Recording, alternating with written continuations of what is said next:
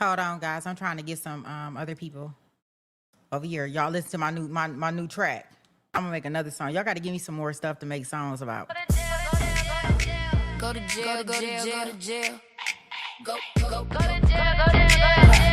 to jail, go to jail, go to jail. Ay, go to jail, go to jail, go to jail, go to jail. Don't collect that 200s, take your ass straight to jail. Gavel hit, case closed, now the truth and set sail. Take it to trial in the building, baby, straight to jail. Pulled up in court, yeah, the facts on deck. No filter, no fluff, we just call what's next. If the lies don't match and the stories derail, pack it on up, baby, straight to jail. Judge on the bench, whole chat going wild. Sweet Pete on the mic like, hold up, that's foul. You be the judge, but the evidence loud. When the verdict come back, we don't do no soft crowd. Go to jail, go to jail, go to jail. Don't collect that 200s, take your ass straight to jail. No pass, go, no spin, no magical fairy tale. Take it to trial, said what? Take your ass straight to jail. Go to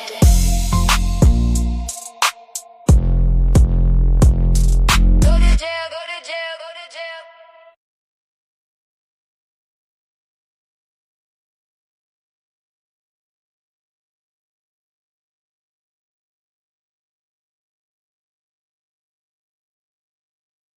Wait.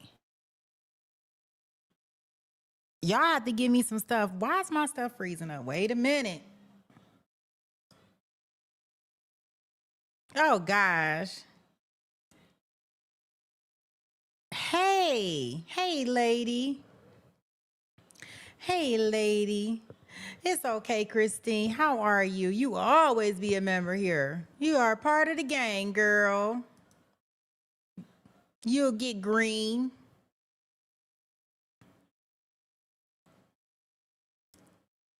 Yo, melting fingers. I know. But I'm trying to get this together. I don't know. Is it freezing on y'all end? Because it seems like it's freezing on my end, and that's probably gonna drive me crazy.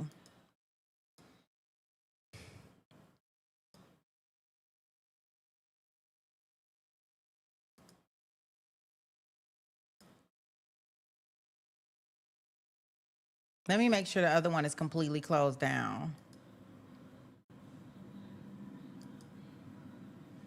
Okay. Maybe that way we can get a better thing. Yes. Please do that thing that our SD is saying. Make sure y'all hit that like button. No, it was freezing on my end. So hopefully we don't have any problems with me trying to, try something different. I'm always trying to try something to get us some, new traffic, new friends, get us out there. And I was looking at the numbers earlier and I'm like, it don't even look like I'm streaming. Like Take It to Trial is not streaming the trial. Like what's going on here? So I'm like, well, maybe I need to stop and start over and see if that helps us.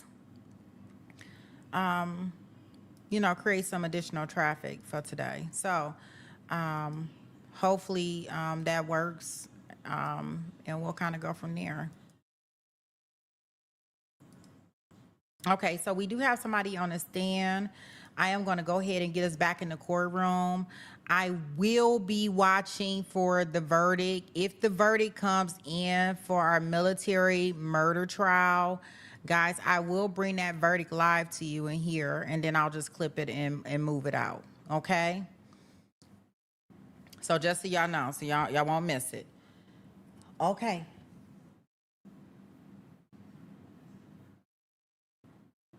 Okay, so here we go, guys. Hopefully the judge not gonna tell them how to do their jobs, because he said he wasn't gonna tell them how to do their jobs. He was gonna refrain from that, but I almost think like he really want to get into this stuff with this attorney. So I hope they, be on their best behavior, but let's see.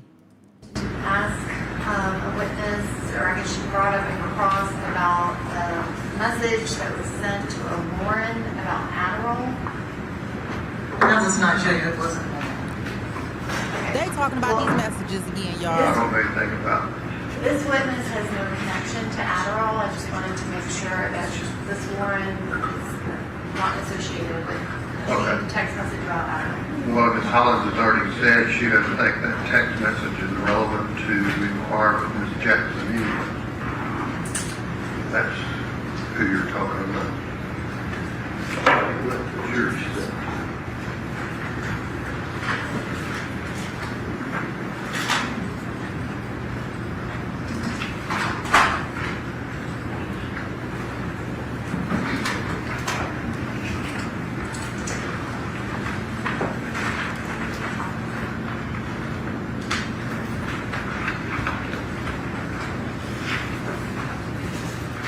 Are you Lauren Weber? Yes, Your Honor. She does.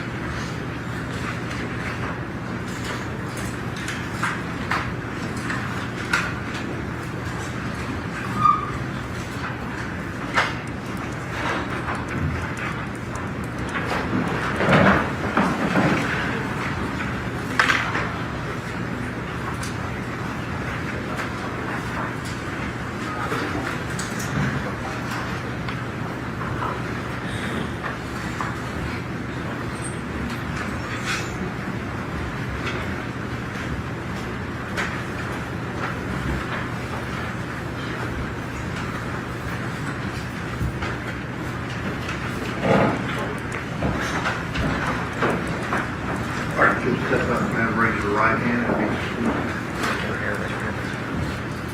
Do you swear the testimony you're about to give each of the truths?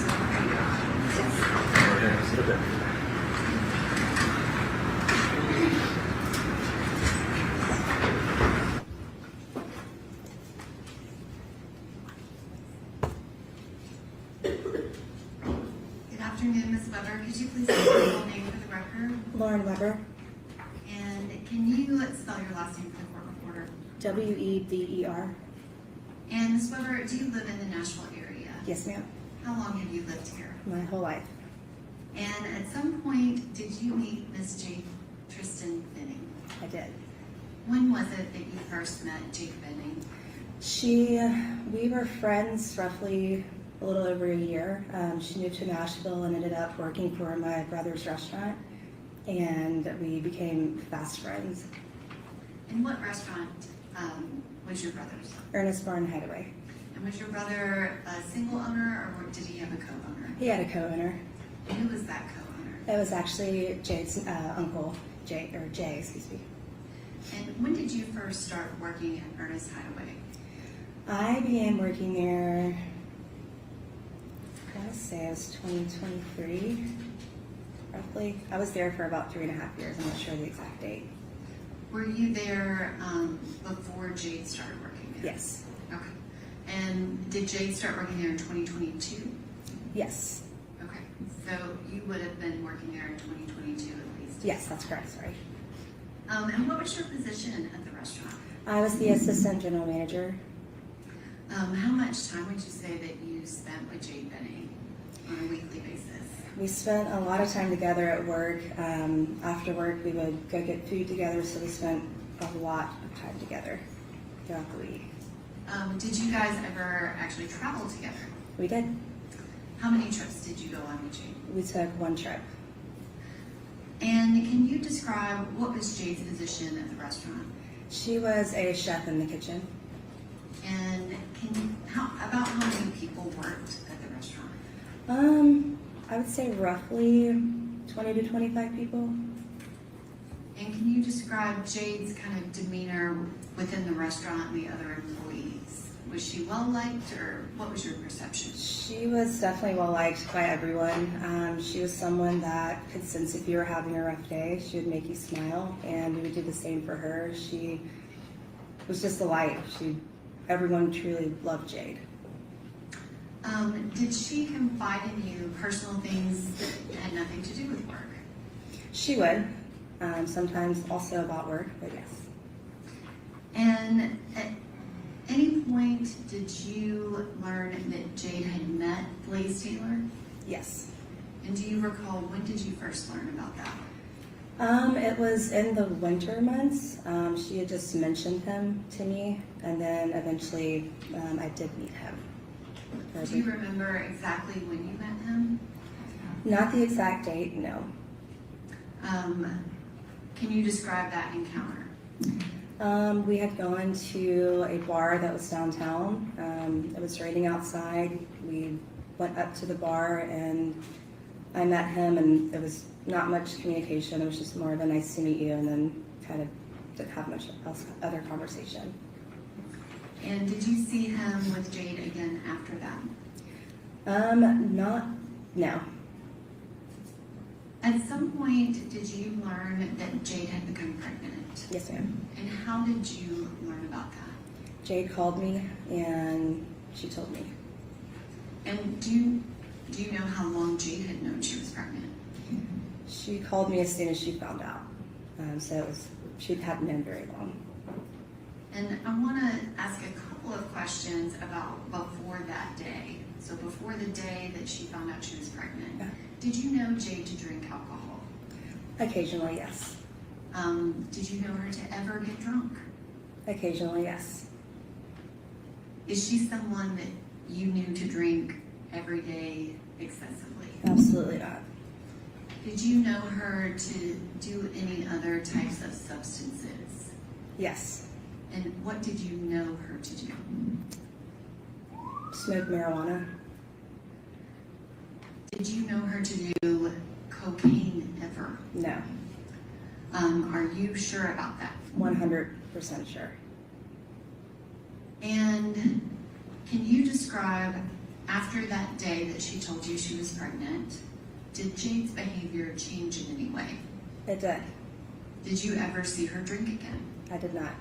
Did you ever see her or even hear about her smoking marijuana again? No, ma'am.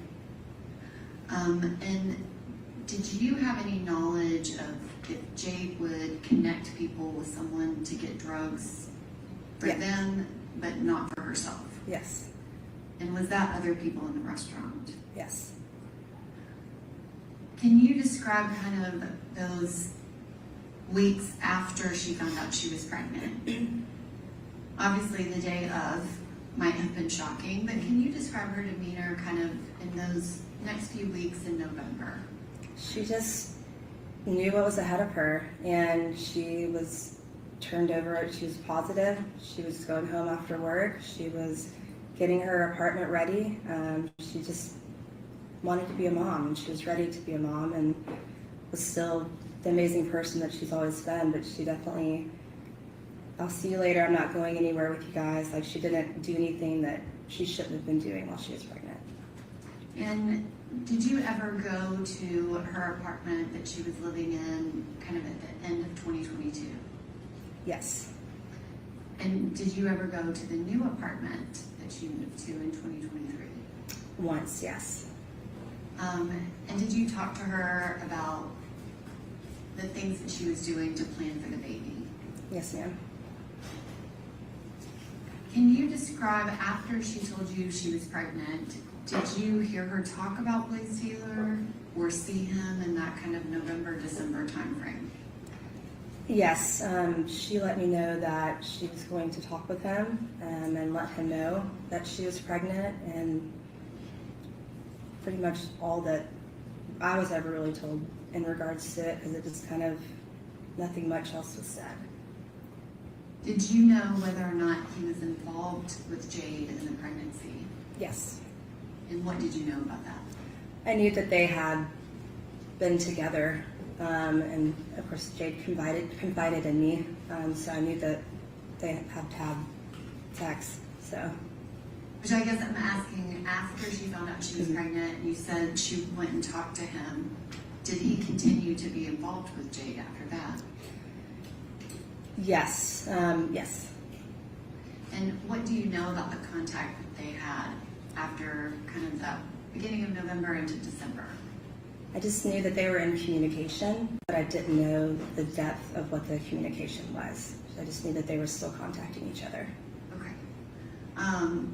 At some point, did you think that he was going to be there raising the baby with her, or what did you think was the plan based off of talking to her? I knew that's what she was hoping for, but I didn't know what was to come.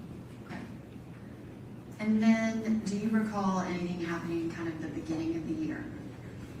January, February? Did everything seem to stay the same to you? Yes. Yeah.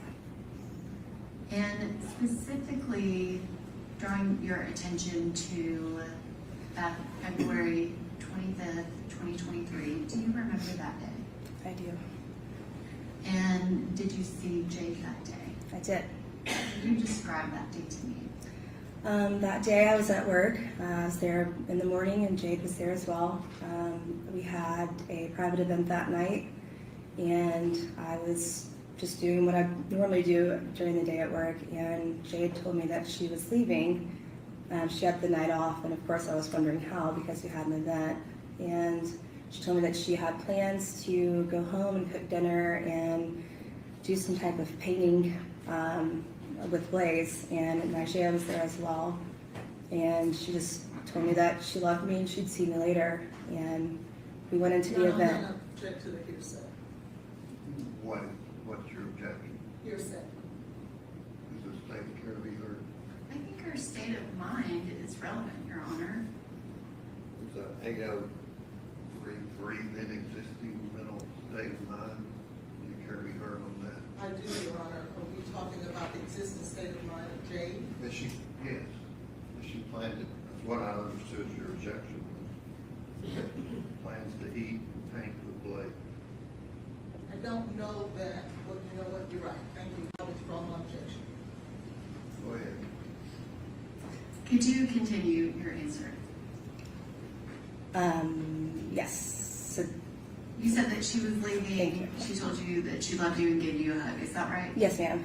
Yes. So then the night went on, and I was busy at work, so I didn't really talk to her once we got into things. But I knew what her plans were for the evening, and I just hoped that she'd having fun, and I'd hope to see her the next day so she could tell me about it. And her mood that day, was it, I guess, normal to you? It was normal, yes. She was happy that something was planned, for them to do together. So she was a little bit happier than normal, yeah. So happier than normal. Yeah. And can you describe what happened that night after Jade left and you were at the restaurant working? Some hours went by, of course, and then I just noticed that one of the owners, Jay, is not around anymore, so I kind of felt like something was going on. And is that Jay Jade's is, uncle? yes, that's correct. So I just kind of had that gut feeling that something had happened. So I spoke with him and he let me know that there was an incident, and I just asked what I could do, what I needed to do, and things went from there. And can you describe what you mean by that, if things went from there? I was panicking, obviously. I called her mom and asked her what I needed to do, and she asked me to go by Jade's apartment because it was left unlocked. So I went there and went inside, got her keys off of the counter, blew out a candle in her room, took pictures, and left. And then went to the hospital just waiting to see what was going on because we had no idea at that point. And when you referred to Jade's mom, were you referring to her mom, Bridget, or her stepmom, Andrea? I spoke to Bridget, and then I gave the keys to her stepmom, Andrea. And I guess, so you went to the apartment. When you got to the apartment, was it locked? No, ma'am. And when you entered, can you describe, what did you see? Did it look normal to you, or what did you think when you got there? Things looked as they would if you were painting and cooking. There was paintings on the table. There was still food sitting out. But something just seemed off to me. It just didn't smell like food was freshly cooked. So it just kind of put, my brain was telling me, just get the keys, you need to leave. It just, I don't know, it just didn't make me feel right being in there. What did it smell like if it didn't smell like food? It just smelled like it was clean. Then normally if someone cooks, you smell the food for at least a couple of days. At least I do when I cook. But yeah, it just didn't smell. It smelled like it was cleaner than it should have been with food just recently being prepared. And you said that you blew out a candle. Yes, ma'am. Where was that candle? It was on her nightstand, right next to her comforter. And did you touch anything other than her keys? I did not. And you said that you took pictures, is that correct? Yes. I'm gonna ask if you have two photographs. No objection, Your Honor. Okay.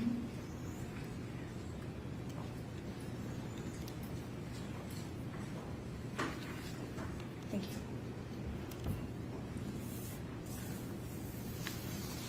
Ms. Weber, do you recognize those two photographs that were handed to you? I do. And are those the two photographs that you took of Jade Benning's apartment? Yes, ma'am. And why did you take those? Something in my heart told me I needed to. I just took them and I don't know why I did it. Just something in my instinct told me I needed to do that. Your Honor, at this time, I would ask that those two photographs be entered as the next numbered exhibit, 13A and B, and then 5A publish those to the jury.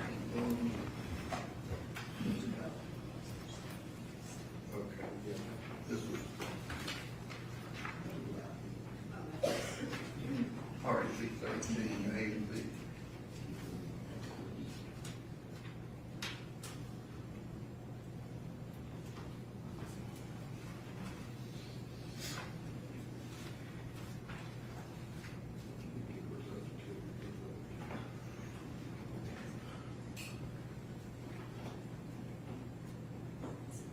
Ms. Weber, do you recognize that photograph?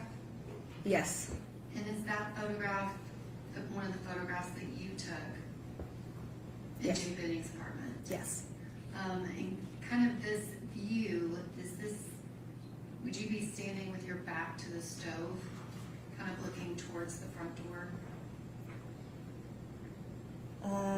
That There's a The- monitor right in front of you. I don't know if you can see it better on that. the door is more towards this side, so I was actually kind of like at an angle. So the living room would have been more towards my back, I believe. So yes.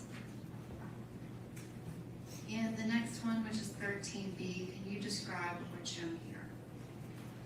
That is the other side of her island, the other painting that was there. And you said you took both of these photographs. Does this image actually have the date and time that you took the photographs? It does. And if you can just read off for the record what Sure. date and time that is. February 25th, 2023, 11:29 p.m.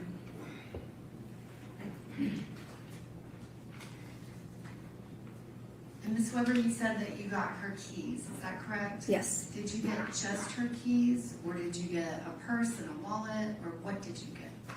It was just her keys. They did have like a little Louis Vuitton thing on it that she had like money and stuff in, but it wasn't a full purse or wallet. Would that have been where her identification was? I believe so, yes. And so you took that one item off the counter and did not touch anything else other than blowing out a candle? That is correct. Did you lock the apartment when you left? We did. And then where did you go after that? We drove to the hospital. And when you got to the hospital, who was there? Nijaiha, Andrea, who is Jade's stepmom, Blaise, and my friend Natalie was with me. That's pretty much all who I remember remotely in front of me at that time. Did Natalie go to the apartment with you? Yes, ma'am. And was she there with you, kind of, were you all together the entire time? We were. And did she touch anything? She did not. Can you describe, had you ever met Nijaiha Jackson before? Yes. And when you saw her at the hospital, can you describe her demeanor? Distraught, upset, just, yeah, sad, confused. And you said that you had met Blaise Taylor once before, is that Yes. correct? Uh-huh. When you saw him at the hospital, can you describe his demeanor? Facing away from us, no emotion, Did he speak to you? no. And kind of going back prior to that specific day, did you know of any plans that Jade Benning was making related to her baby? She was planning her baby shower. I was planning her baby shower. She was getting things together to put a nursery together. She's planning to be a mom. And were you familiar with Jade's birthday? Yes. Did it have significance to you? Yes. And why is that? It's 3 days after mine. And did y'all have any plans for birthdays? We would actually, excuse me, we would celebrate them together. Did y'all have plans to celebrate them together that year in 2023? Yes. And after that February 25th, 2023, did you go to the hospital multiple times between that date and March 6th of 2023? I did.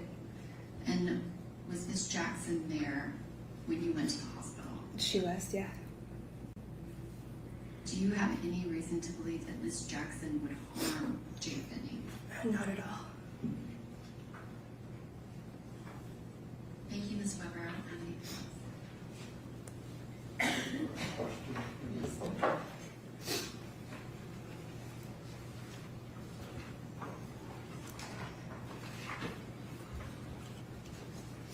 Let's see Stacy's exhibit 1, please. As well as exhibit 10, Andy. Oh, I'm sorry.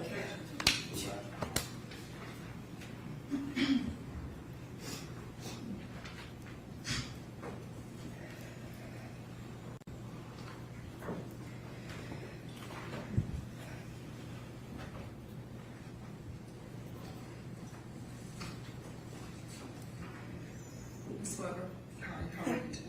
Good, how are you? I'm good, thank you. My name is Letitia Quinones Collins. I'll be asking you a few questions. If at any time you don't understand something, please let me know, okay? Okay. I want to talk with you a little bit, particularly about Mr. Taylor.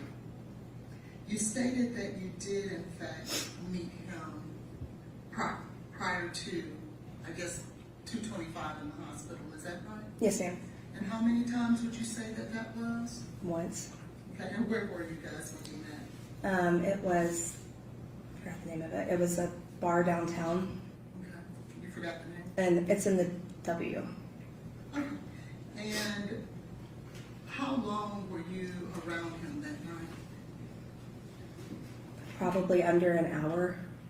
Okay. And did you speak with him? Yes.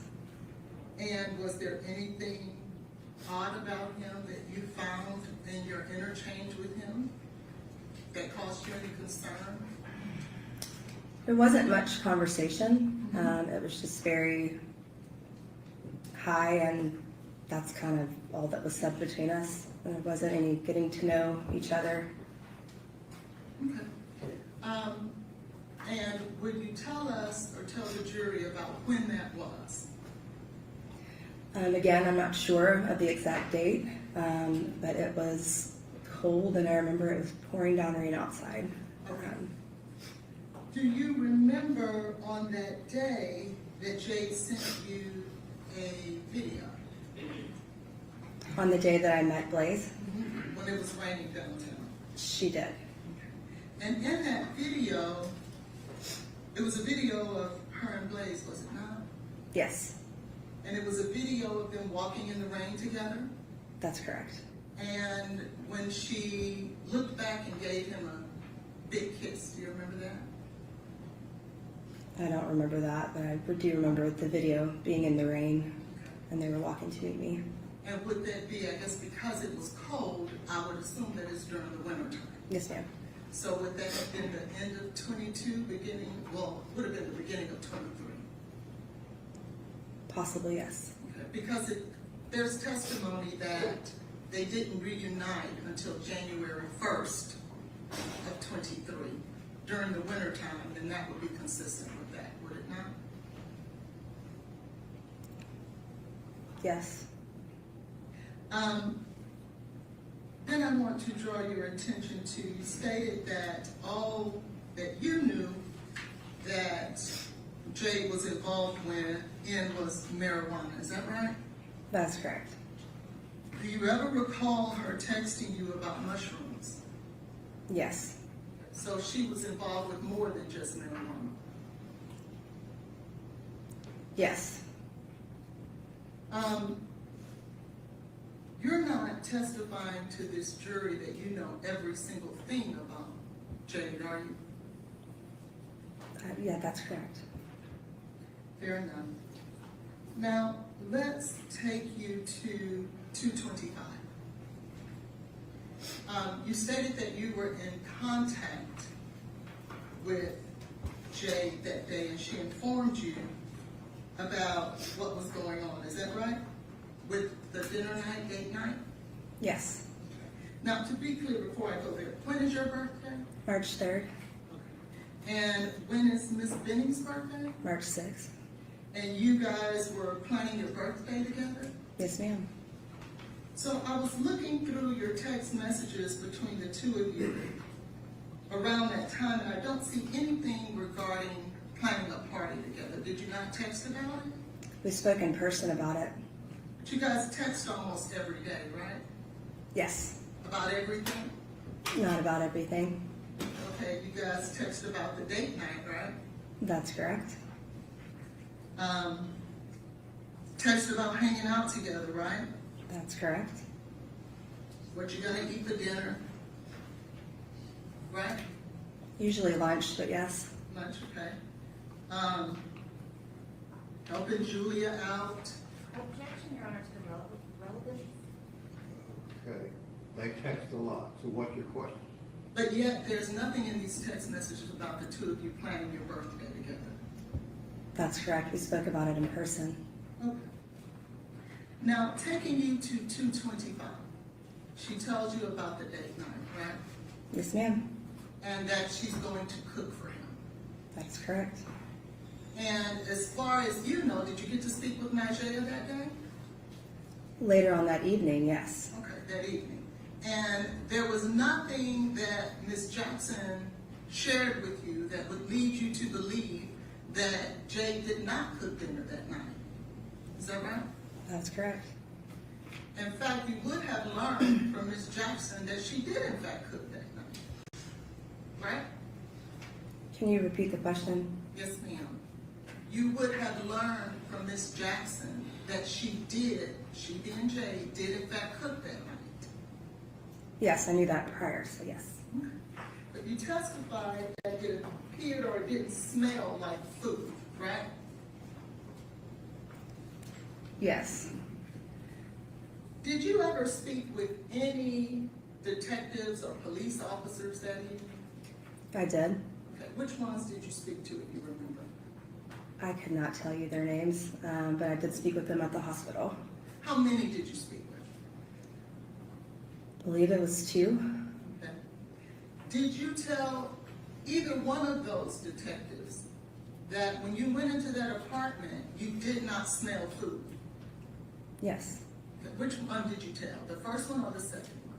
They were sitting next to each other, so I'm not sure which one, but I was speaking to them at the same time. Okay, so the 2 detectives that you spoke with at the same time, you told them that when you went in that apartment, you did not smell food. That is correct. And did you tell them that it smelled like someone had cleaned up? Yes, it smelled like it was clean. Yes, that's correct. And when you say it smelled like it was clean, what does that smell like? That it's been cleaned. Like the cleaning products, normally if you're cooking, I would smell food. Right. So it didn't have that smell when you first walk in that food was just previously made. It smelled like it had been cleaned. Are you telling us that it smelled like Lysol? It smelled like a cleaning product. I'm not sure which one, but it smelled like a cleaning product. Something like Lysol?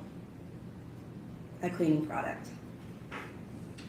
And is your testimony you did in fact share that with the detectives that day? To my knowledge, yes. To your knowledge? Yes. What does that mean? From what I remember, yes, that's the conversation that we had. Well, could it be that, are you now saying you couldn't, maybe you didn't say that? No, that's not what I'm saying. You stated that you went there to pick up what? I went there to lock her apartment, so I had to get the keys off of the counter. Where exactly did you find the keys? They were sitting on the counter in her kitchen. And what else did you go to pick up? Just the keys. Okay. Did you go to pick up anything else? Just the keys. And who asked you to go pick up those keys? Jade's mom, Bridget. And during that time, were you aware of Ms. Jackson's allegations against Blaise? No. So when you went to the apartment, as your testimony, you didn't know anything about the allegations Ms. Jackson was making against Blaise? No. Okay. And what time did you speak with Ms. Burks? That's that's Jade's mother, correct? That's correct. Okay. What time did you speak with Ms.? It was probably 30 to 45 minutes prior to me taking those pictures. So around, I see here. 10:45. I'm sorry, Roughly around 10:45. 10:45? And when you spoke with Ms. Burks, she didn't share with you the allegations that Nijaiha had made? The only thing, no. She did not. When you went in, you said that you were careful not to touch anything else. That's correct. Why not? I knew that if something had happened with Jade, still at the point not knowing, I knew that I should do only what her mom had asked of me, which was to get her keys and lock her apartment. But if at this time you had not heard about any allegations by Nijaiha, why would you feel that it was important to go into one of your very best friend's house and be careful not to touch anything? Because that's not my apartment. I would respect hers just as she would respect mine. So I went in and got what I was supposed to do out of the respect for her family and left. And so then why would you feel that it was odd that it was clean? Did you realize that she had cooked at 7 o'clock earlier that evening? I knew that she had cooked, but I knew we went in there and it just didn't seem right to me. And our minds were on knowing something had happened to Jade. And at that point, we did not know what. Okay. And then, if you were there just to go into the kitchen counter, and can I get you, well, I could use the, It's up.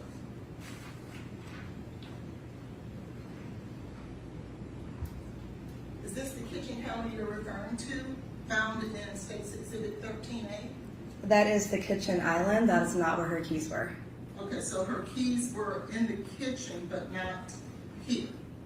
Right, because that's the island. It was on the counter. Okay. And did you, at that time, but it would have been in the kitchen, though? Yes, Okay. And would it have been adjacent to that counter? it would have been next to her stove, which was by the door, so yes, About how many feet would you say that that counter was from that island? a foot or two. So, if it was your intention to respect her apartment and not touch anything that doesn't belong to you, why would you go into her bedroom? I could see directly into it from the kitchen, and I saw a candle burning next to a comforter, so I would wish someone would blow that out for me if I wasn't there. And so did you not smell the candle? No, it was in her bedroom, and it was a red candle, so that, And so it's 11:29 p.m. And if hypothetically that she would have left her apartment around 10 o'clock, it would have been burning for, at the very least, for over an hour and a half. You didn't smell the candle? That's not what I first smelled, no. And you went in, you blew out the candle, and then you left That's correct. and locked the doors Yes, ma'am. without touching anything else. Yes, ma'am. But you knew when you left there, something wasn't right and it smelled clean, correct? That is correct.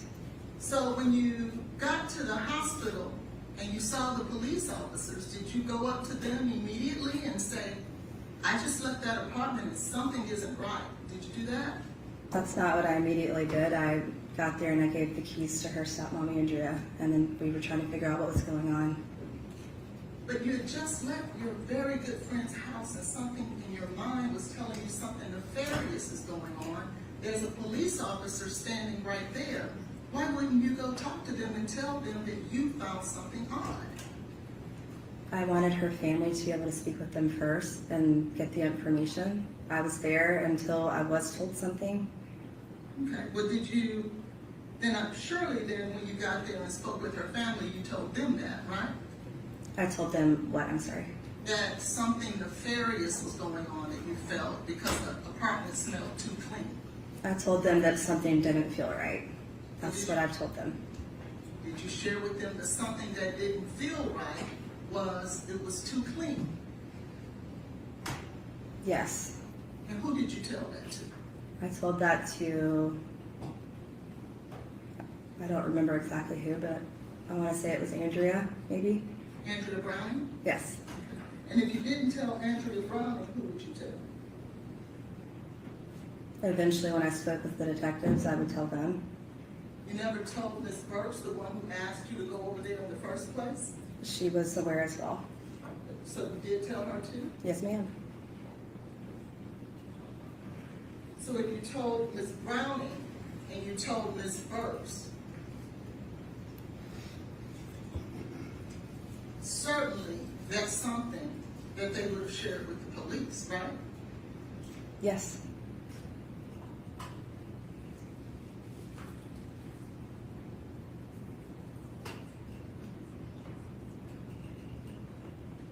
When you were at the hospital, you stated that Blaise, I'm sorry, when you came in, he had his back to you guys, right? That's correct. And not being bothered with you. Is that what it appeared like? He just wasn't speaking. He was sitting away from us with his back. We would come in and his back was to us. Did you go and speak to him? No. And I'm curious, Ms. Weber, if he was away from you with his back to you, how could you tell what his demeanor was? Body language, and he turned around. Oh, so he did turn around. He turned around and looked, but there was no communication between us. So you're saying you were able to tell his demeanor when for the majority of the time, his back was to you, but then he just kind of turned around and looked at you, and then from there you're able to ascertain what his demeanor is? Yes. Did you learn that out of everyone that was aware of what was going on with the medical episode, which would have been Nijaiha, did you learn that? Did I learn? I'm sorry, can you repeat the question? Did you learn that Ms. Jackson was aware of the medical episode as it was going on? Once we got to the hospital and got further into speaking, I was made aware of that after the fact, but not during. Okay, fair enough. Were you made aware afterwards that Mr. Keontae Jones was part of that conversation with Jade? No, No one told you that? I don't know that name. I'm sorry. Would you be surprised to know that the only person who called 911 in reference to Jade's medical episode was Blaise? Did you know that? Yes. You didn't find that odd? I mean, there was a lot odd that evening, but no, I mean, Your Honor, may I ask that the witness be passed State's Exhibit 13A, B, and 1A? You can put them up, or if you want to ask. Take a look at State's Exhibit 13A. That's your screenshot, or is it a screenshot or a photo? It's a screenshot of a photo. Okay. And where's the original photo? You're looking at it. I had to take a screenshot so the date would show. Oh, very good. And that's my point. Your date is showing there, correct? Yes, ma'am. Because you wanted them to know, when I say them, the police officers, this is what time this photo was taken, because I want you to know that I was there and I was there at this time, correct? When you take a photo, the date and time automatically appear, so that wasn't my intentions at that time. I came back to that when I was asked for any information that I had from that evening. Well, I'm only stating that because you just said that you wanted the date to show. That's with the screenshot, yes. Yes. And that's why you took the screenshot. Yes, but that was way after that evening. But yes, you're correct. Okay, very good. So, take a look at State's Exhibit 1A and 1B. There is no time or date taken there, is there? No, that's not a picture I took. No, I know. I'm Okay. just asking you. There is no date or time in this photo, is it? There is not. Whoever took this photo didn't feel the same way you felt in regards to being important as to what date and time this photo was taken. Neither is a date and time on that photo, is there? That's multiple questions. What are you asking? Yeah, what do you? I'll ask again. I'm State's gonna Exhibit, object to Ms. Collins referring to this as a photo. It's a screen capture from the video. oh, That was the witness testimony. It is not a photo. oh, very good. The screen capture from this video doesn't show a date or time, does it? It wouldn't. Okay. Yours didn't either, but you took a screenshot so that it would, right? Once I was asked for the photo, yes, that's correct.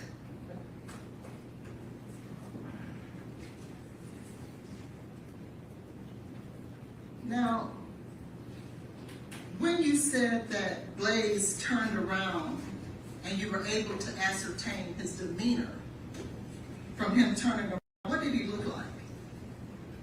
Just sitting there, no emotion, no happiness, sad, no, just there. Did he make a face at you? No, it's just normal face, just with no emotion behind it, Just a blank face? pretty much. Were you aware that the entire time he was in the hospital, he had a mask on? No, You weren't aware of that? no. It would be hard for you to be able to ascertain what his face looks like or demeanor if he had a mask on, wouldn't it? If he had a mask on, yes, that's correct.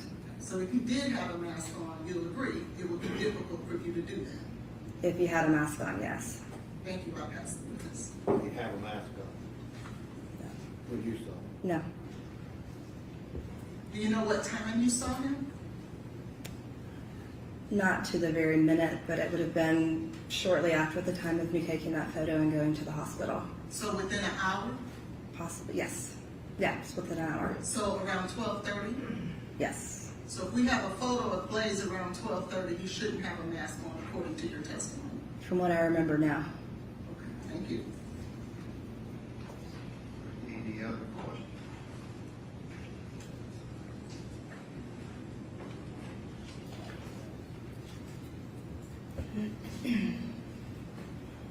I don't have anything else, Your Honor. Okay. Thank you, ma'am. You can step, yes. Who's the next witness? Stephanie Franklin.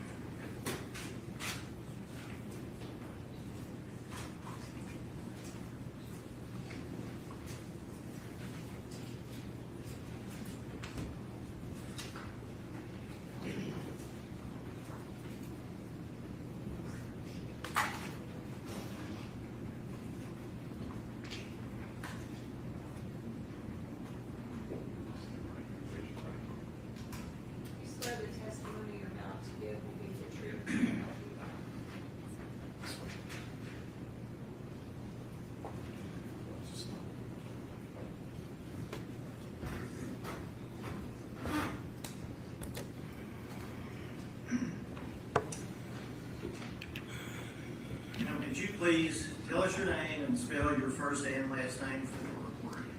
My name is Stephanie Franklin, Stephanie, Franklin, Franklin.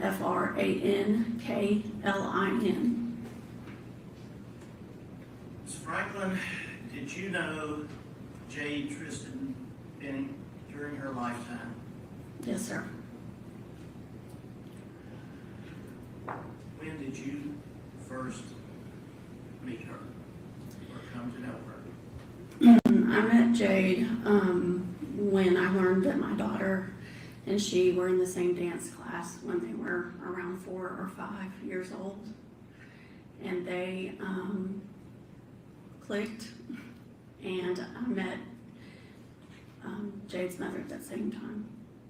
And where was that with respect to at least city and state? In Little Rock, Arkansas. And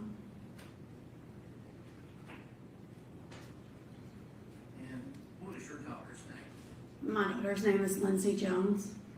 Well, Wallace now, she's married. So initially, your daughter Lindsay and Jade were 4 or 5 years old, dance class. Yes, You sir. can speak your answer. I'm sorry. Yes, sir. And you met, I believe you said, Jade's mother Yes. at that time.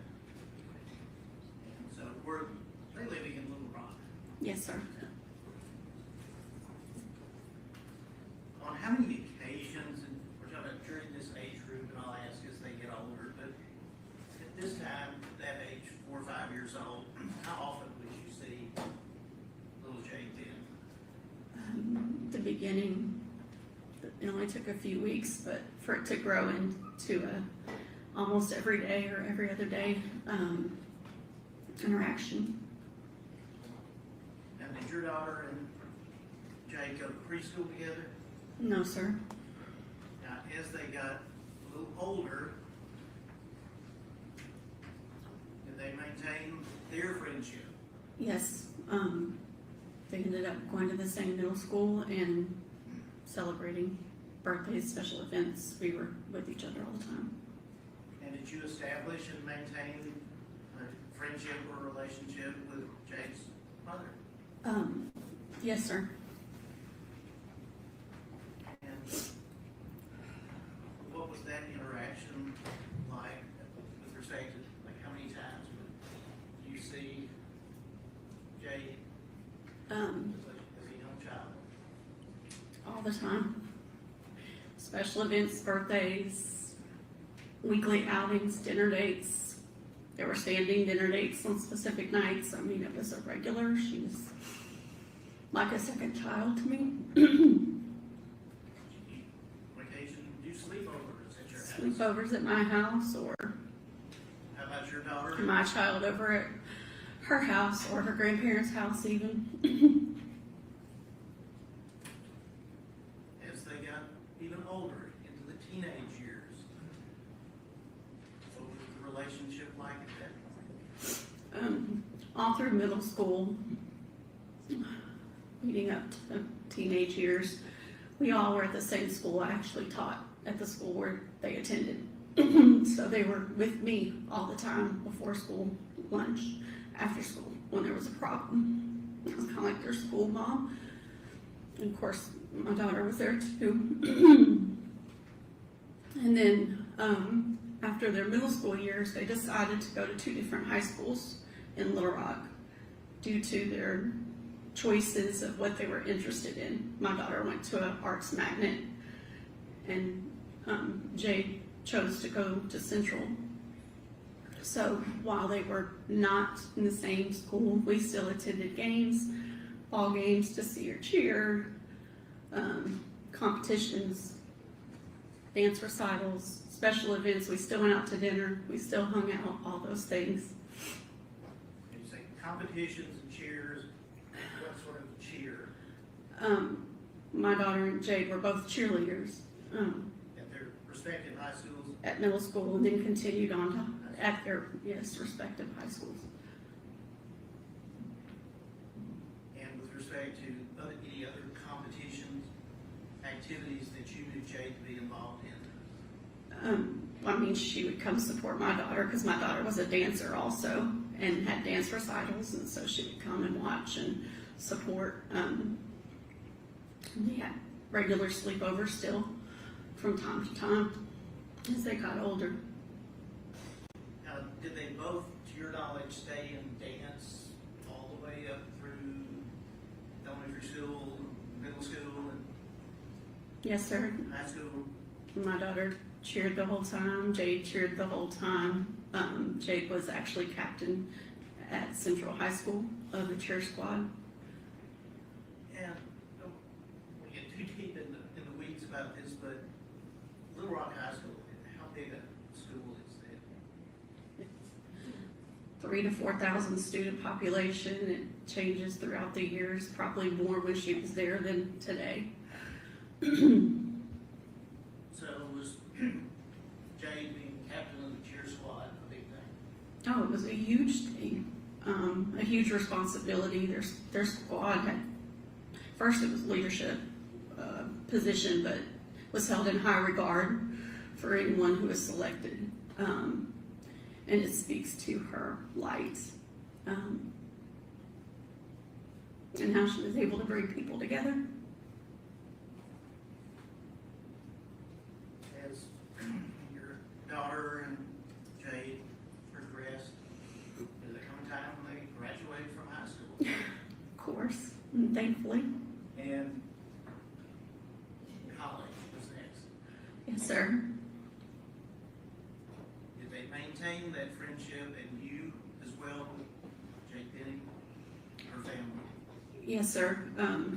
They chose different routes for college as well as young people.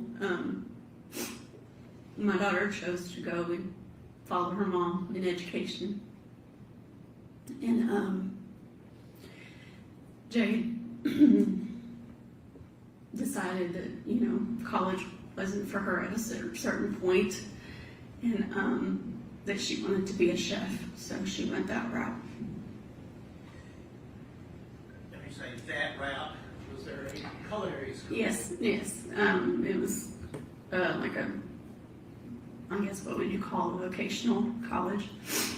And she went to a culinary school and graduated.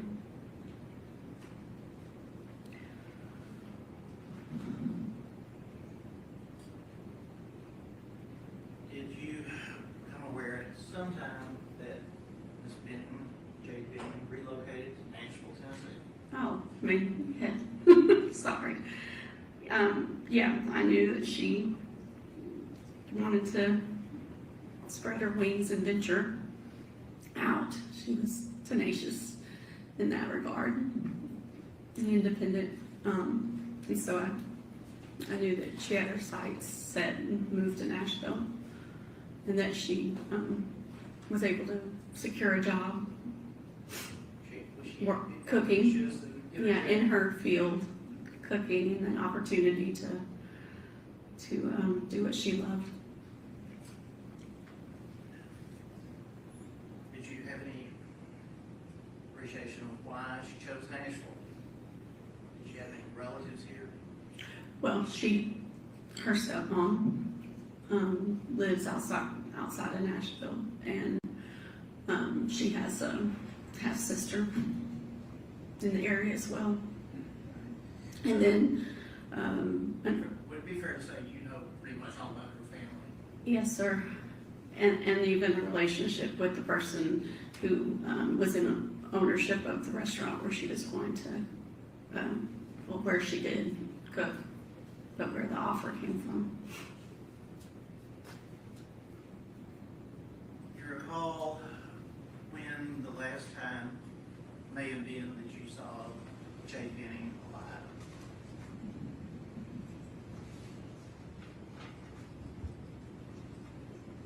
I think it was when we had a dinner back in Little Rock.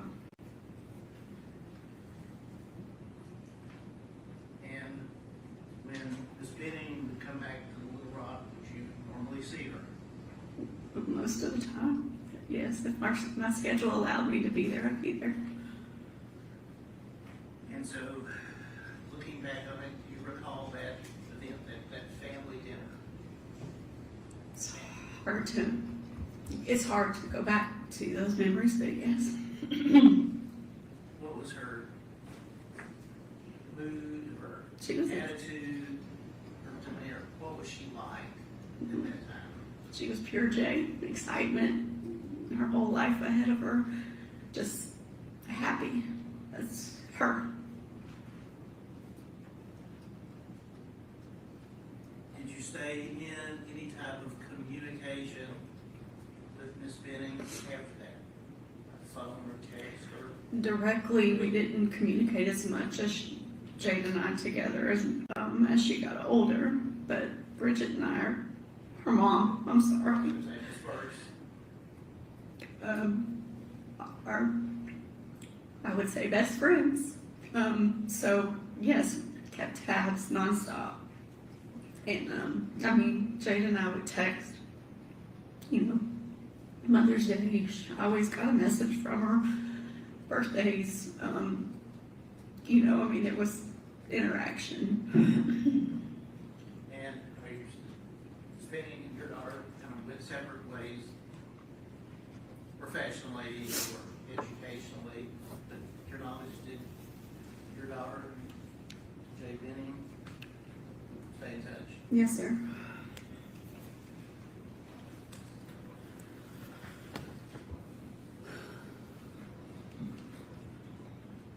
Did you ever have the opportunity to come to Nashville and visit Miss Benning while she was alive here? No, sir.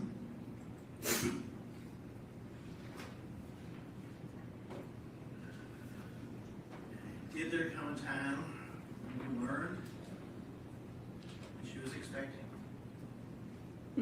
Yes, sir. How did that come about? Her mama confiding in me. Just go back to the, you and her mother being such close friends. Mm-hmm. You recall approximately when that was?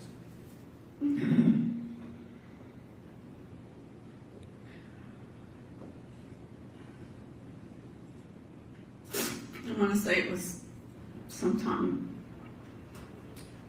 in December. And it may have been toward the end of November, but sometime around that holiday season. And did you share that news with others? No. Bridget and I have a cloak of trust as best friends do, and so she confided in me, and until I had permission, I did not. But Bridget and I talked about it regularly after she told me. So, if you're saying you kept up with the progress of the pregnancy and things that were going on, and were you planning to participate whenever the time came, baby showers, whatever you could do? I mean, of course.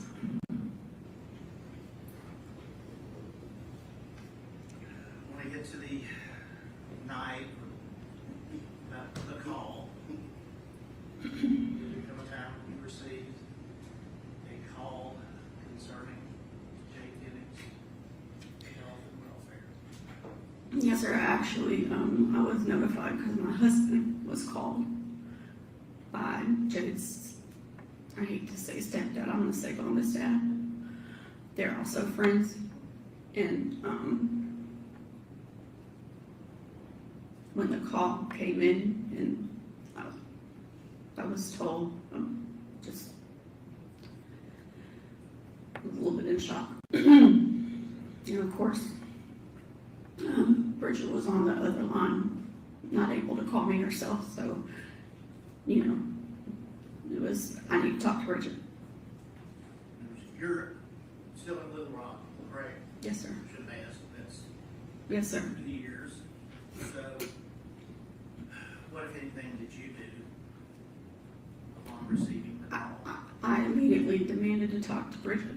And so when I got to talk to Bridget. Of course, she and Lynn were already en route to Nashville. And I told her, I said, I'm coming.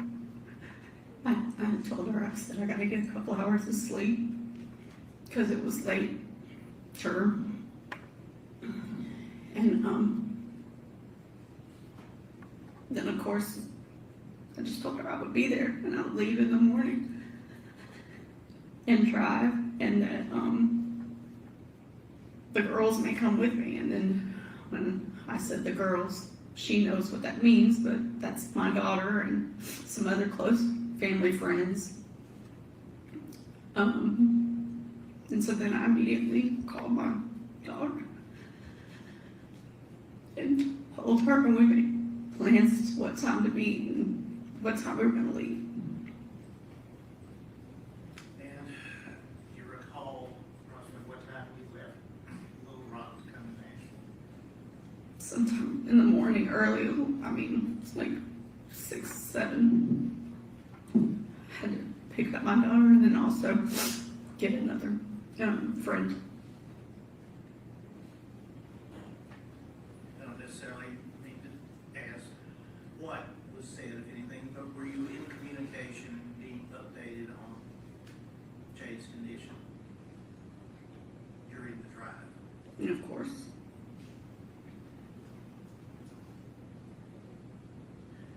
When you arrived here in Nashville, where did you go immediately? I went directly to the hospital. Do you recall approximately what time it may have been when you got there? It was early afternoon. I wouldn't say midday, it was early afternoon.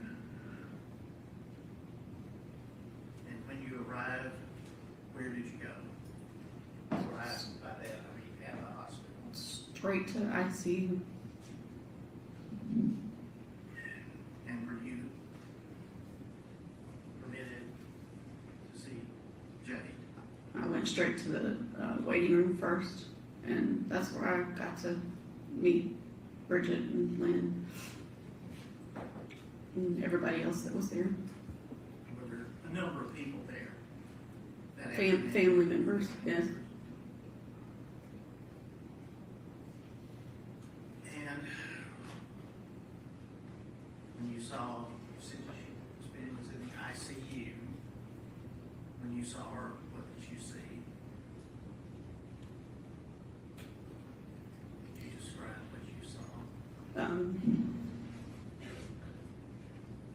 Jade was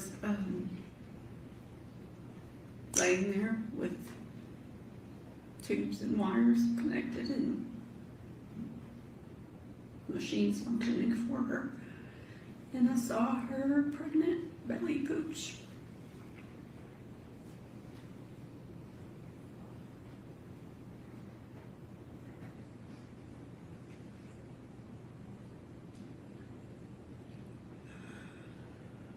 How long did you stay in Nashville?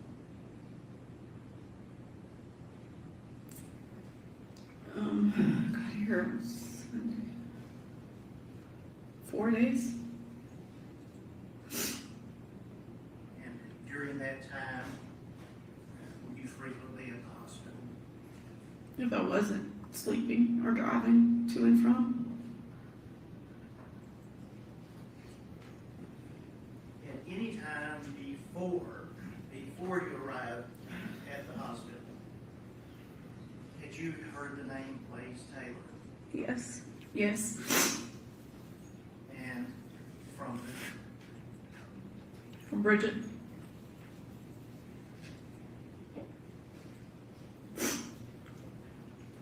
had you ever met anyone by that name? No. Did you meet anyone at the hospital during the days that you were there? Named Blaise Taylor. No. So have you ever seen him or spoken to him? Not in person. Have you spoken? No.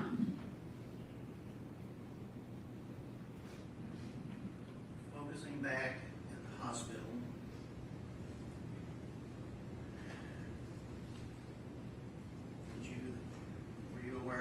police investigation? I became aware. And officers and or detectives at the hospital on and off, or at least that you saw and spoke to there? I never met anyone directly that I recall, but I saw people, and they would pull Bridget and Lynn and Dennis and Andrea.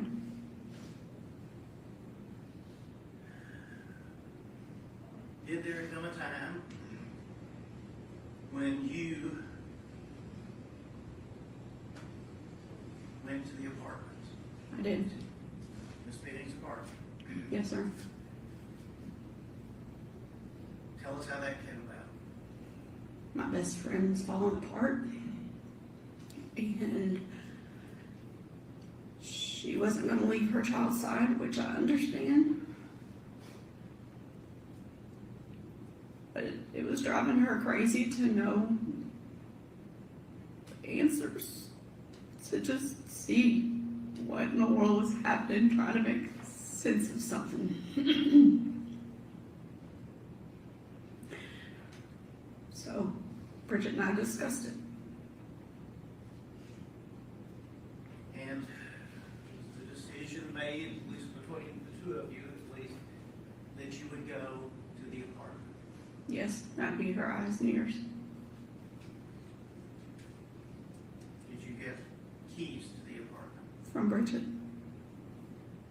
Had you ever been there before? No. I'm not asking if you ever been to Nashville, but so, No, were you given directions or? I was given the address, GPS.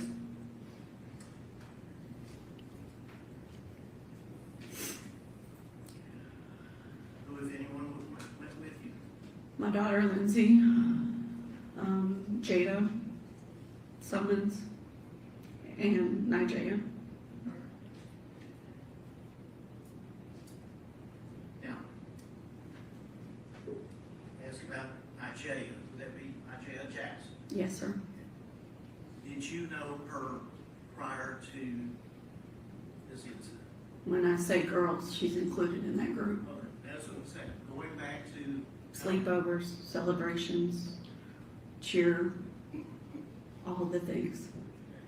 And so, then was she, meaning Miss Jackson, also a part of growing up in Yes, sir. the Little Rock?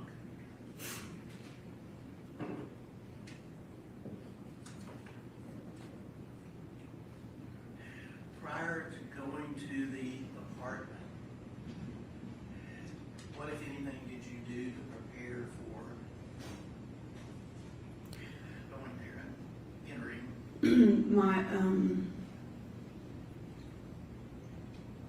My son is a police officer in Little Rock, and Let me just, without going into this, did you get some suggestions from him? yeah, of course, And I did called. you follow those suggestions? I called him and told him what I was getting ready to do, and then I had to do it for Bridget. And so I asked him, Well, I know, so what did you do to prepare? I called my son and I told him what I was getting ready to do and asked him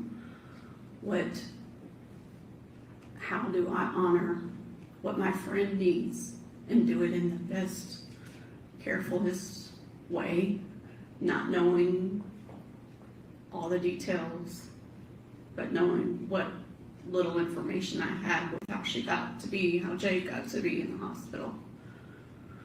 And that he told me I, And did you follow those instructions or advice? yes, the ones he gave me. Did you procure any hand protection? I did. Tell us about that. He told me you need to have gloved hands, you need to not touch anything, try not to touch anything you don't have to touch to gain entrance. And you need to record and take pictures or still shots of anything that you feel needs to be documented for Bridget to see. And then get out. don't stay there.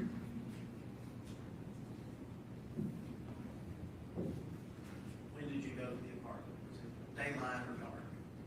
It was around dusk on the day that I got there. And would that have been the 26th? Yes, sir. And you told us who went with you, so,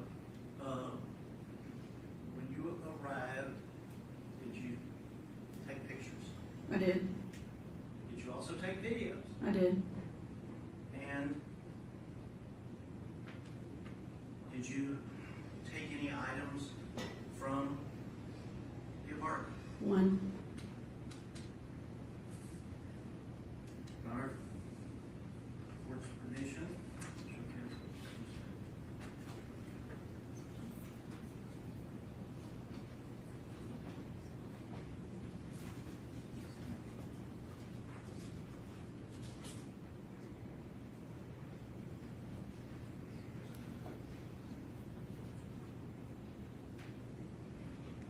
I'm going to ask these to be passed to the witness.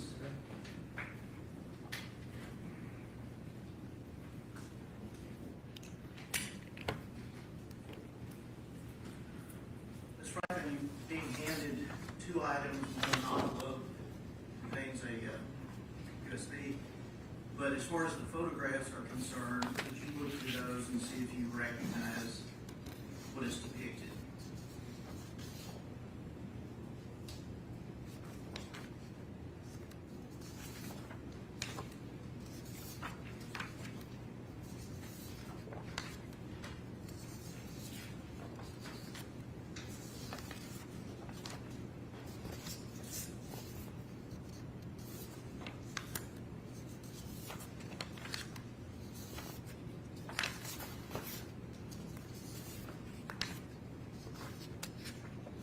Yes, sir. And open the envelope and be sure it does have.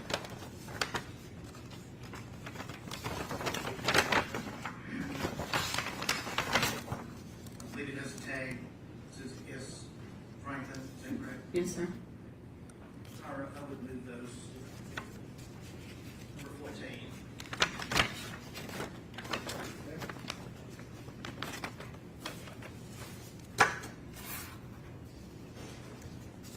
Ms. Franklin, which were done first? Photographs or the videos? Or were they video and photograph, video and photograph, or how was the process done? Room by room, area by area, video and photographs together in the same areas. And what did you use to capture both the video and the photographs? My personal phone. Cell phones. All right.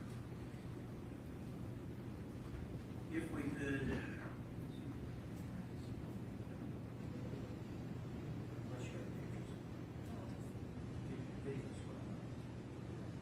Now, Ms. Franklin, you've had an opportunity to review these, is that correct? Yes, sir. And we have muted each of the videos because what was said is really not between you and Jade and Nijaiha is not relevant. So, as we play these one by one, since there will be no audio, can you narrate, tell us what we're seeing? Yes. Video number 1. This is, And we can't stop, obviously. as soon as you walk in the apartment and open the door, you're in the kitchen. And so this is immediately entering the door, panning the kitchen area. This is the countertop. I knew that, I knew Jade had a at-home date set, and I knew that because she loves to cook, you see food over on the stove area and the counter, and then the result of their kind of paint at home. So to be fair to say that Activity. there were things, some things you expected to see, is that correct? Correct. And then that's Jada and Nijaiha. Again, it's muted, but were you having conversations? Of course. And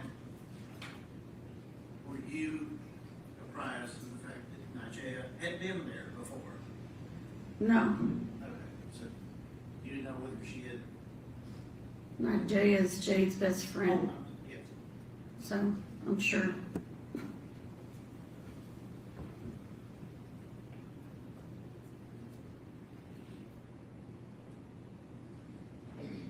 Now we're moving to video number 2.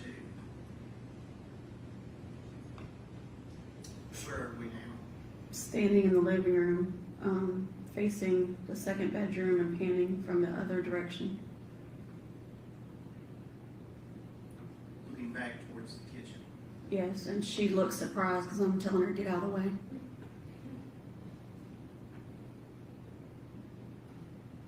That's my daughter that you saw a glimpse.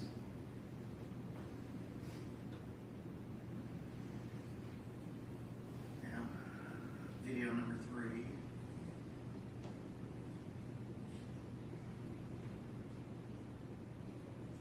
What are we?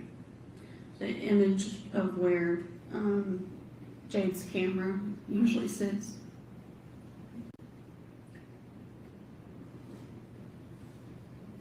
Or is expected to be sitting. I believe if you touch the screen on the thing that's down there, you can make a circle. So, kind of where the camera usually sits, could you circle that area? So, no camera there, correct? Correct. Correct.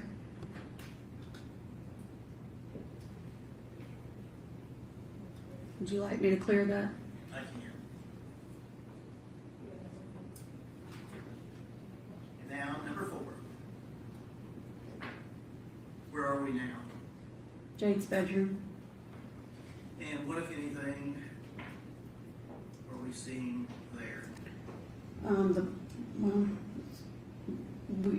You're seeing a scan of her bedroom, but there's also the camera right there. And if we can pause it right there and do the same, could you circle?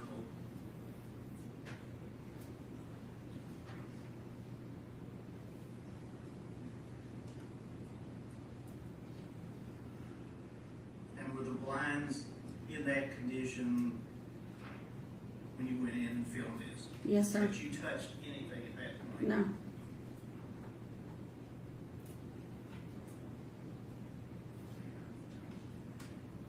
Right, and now, lastly, video number 5. It's panning from the other direction of the other side of the room.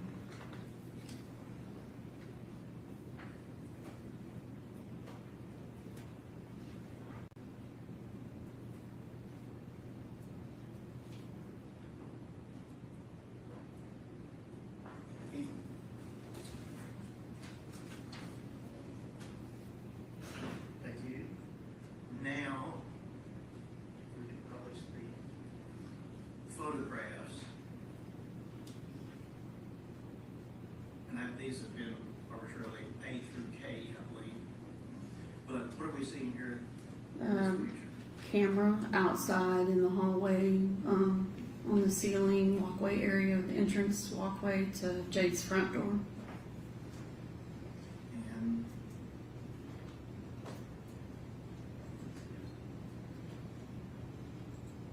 what about this? Jade's art. No more handwriting. And a third. Presuming that's Blaise's. Now, we had a picture of the refrigerator. Well, the refrigerator was in the video, but Yes, sir. open the door and this is the picture of the interior of the refrigerator that was in the video. Yes, sir. And did you remove any items or replace any items there that weren't there to start with? No, just opened it. What is this a photograph open trash can at the end of the bar in the kitchen. Do you recall what may have been in it?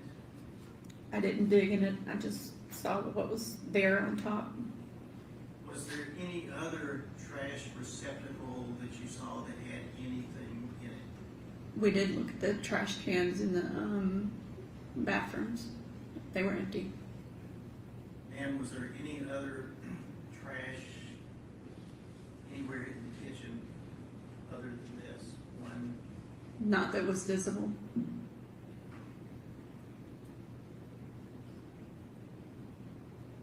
And the next photograph, what are we seeing here? And again, if you could tell us what it is. So the camera on the ledge in Jade's bedroom, facing out. Okay. And does it appear to be plugged in? Yes, sir. And is this another view of the camera? This one showing the lens facing? Yes, sir.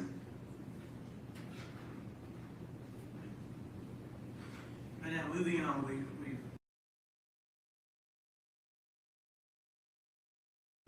Just real quick, did y'all just see that in the window? That's the first thing that I've seen that may be potentially foul play. I'm rewinded just in case you guys missed it. And I wonder how this is gonna go. Y'all see this camera is facing outside towards the window. Did he turn that camera? Was that camera always supposed to be like that? I don't see what sense it makes to be facing outside the window versus to inside the house. But in the same token, I don't know, why would she have a camera right there in her bedroom?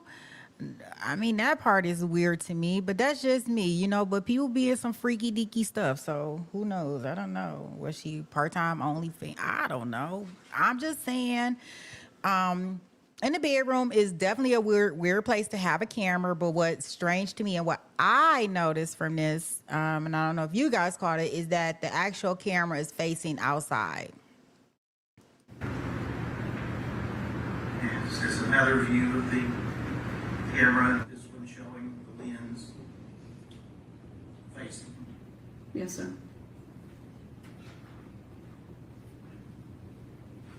Right now, moving on, we saw the video of the bed room. Was there anything about the bed that attracted your attention? Yes. On the bedspread, it appeared to be throw up or vomit. And in looking at it, did it appear to be of any particular color? Pink.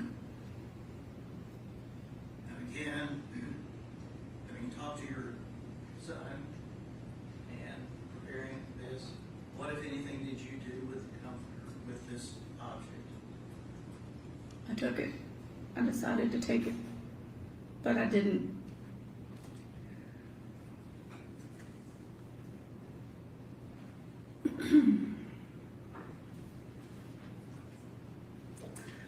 I decided to take it with this. This is, next picture is just a more close up.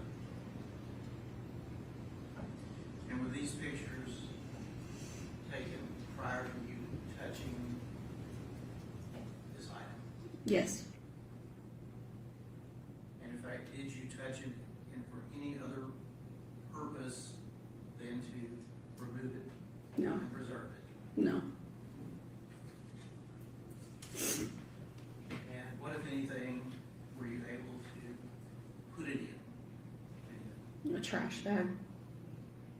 I told them to get a trash bag. And was it one that was already there at the apartment? Mhm. Now, this next photograph of the vehicle with license plate. Are you familiar with that vehicle? Yeah. And whose vehicle is that? Oh, I'm sorry. Bridget and Lynn's. Now, we talked about you removing the comforter. You recall whether or not there was any other item you took along with it? No, I just And how did you go about? folded it within itself and stuffed it in the bag with my gloved hand and tied the bag off in the apartment. And last, talking about a trash bag and. That's it. pack it up. That's, yes, sir. So.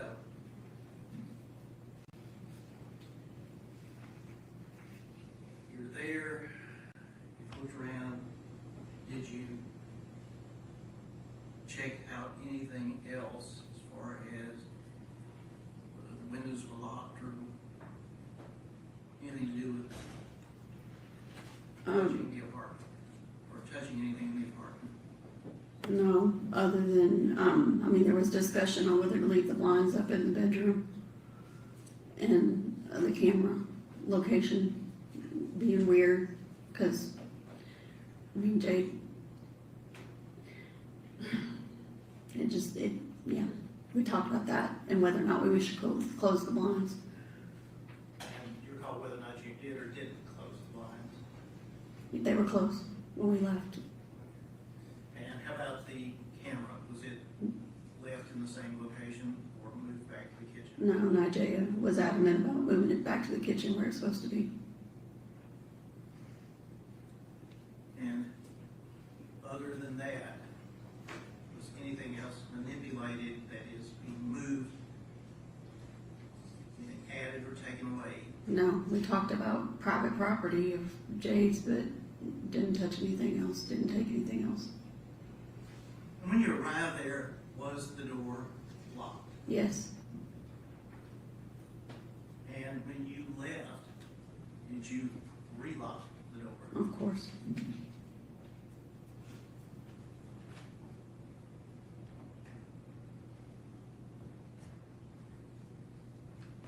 Yes, the question is, why did you take it upon yourself to essentially do police work? Because Bridget was hurting and Bridget wanted answers, and Bridget and I were both pissed. Excuse my French. We were angry. Didn't seem like anybody was doing anything. It didn't seem like things were moving. Pace was too slow. There was no answers. Why do you have a child on life support? No answers. Was this any attempt on your part to interfere with the investigation? No, I would never. As far as packaging the item that we see here in the trunk of this person's vehicle, what did you do with it when you left the apartment? Called, told her I was headed back. What I had, meet me at the car, because I'm gonna give it directly to Jade's parents. Did you give them keys back to you? Yes. They met me at the car. Now, as far as the exterior of the apartment complex, did you do anything with respect to looking around there, or Yeah. Tried to see if there was any trash or anything that was obviously in the dumpster, but I'm not digging in dumpsters, and they were huge. Then there was a neighbor out walking their dog, and I asked her if she knew Jade, so? and she explained, and our conversation led to the fact of ambulances there the night before, and she didn't know her. I gave her my number.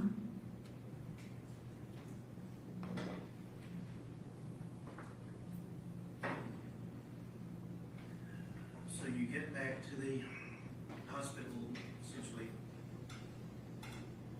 as far as the evidence is concerned, it's still in the bag, the last time you saw it, correct? Correct. And as the days went on,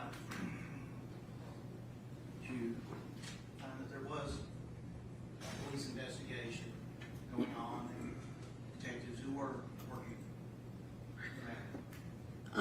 Yes, I knew that finally there were people talking to Bridget and Lynn. And listening.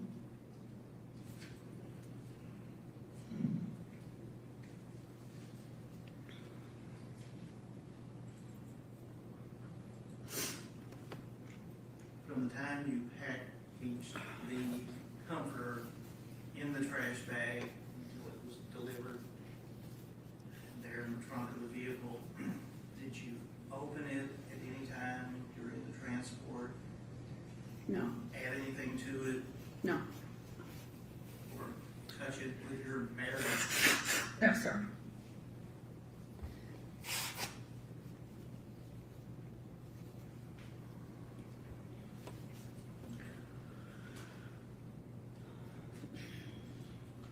I know you testified that you had on gloves, rubber gloves or latex. I'm not a medical professional, but yeah, I was gonna say, blue gloves from the hospital. from the hospital. And when you packaged up the comforter, did you feel through the things any moisture or whether the area that we've seen highlighted? No, but I mean, that's one of the things I noticed when it looked like vomit, is there seemed to be a moisture ring several inches outside where the vomit was. And I'm a mom, seen lots of vomit, cleaned up vomit. And I'm an educator, so seen it there too. Teacher, And you know, that looks like there was moisture added at some point or an attempt to wipe it or something.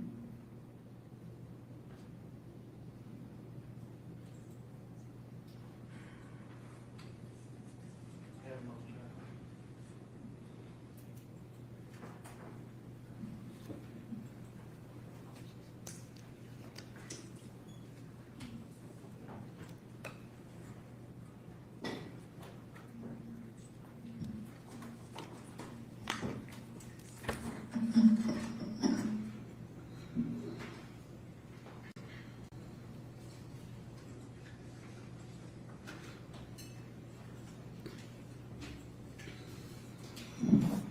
That's my question. Question on behalf of Mr. Taylor.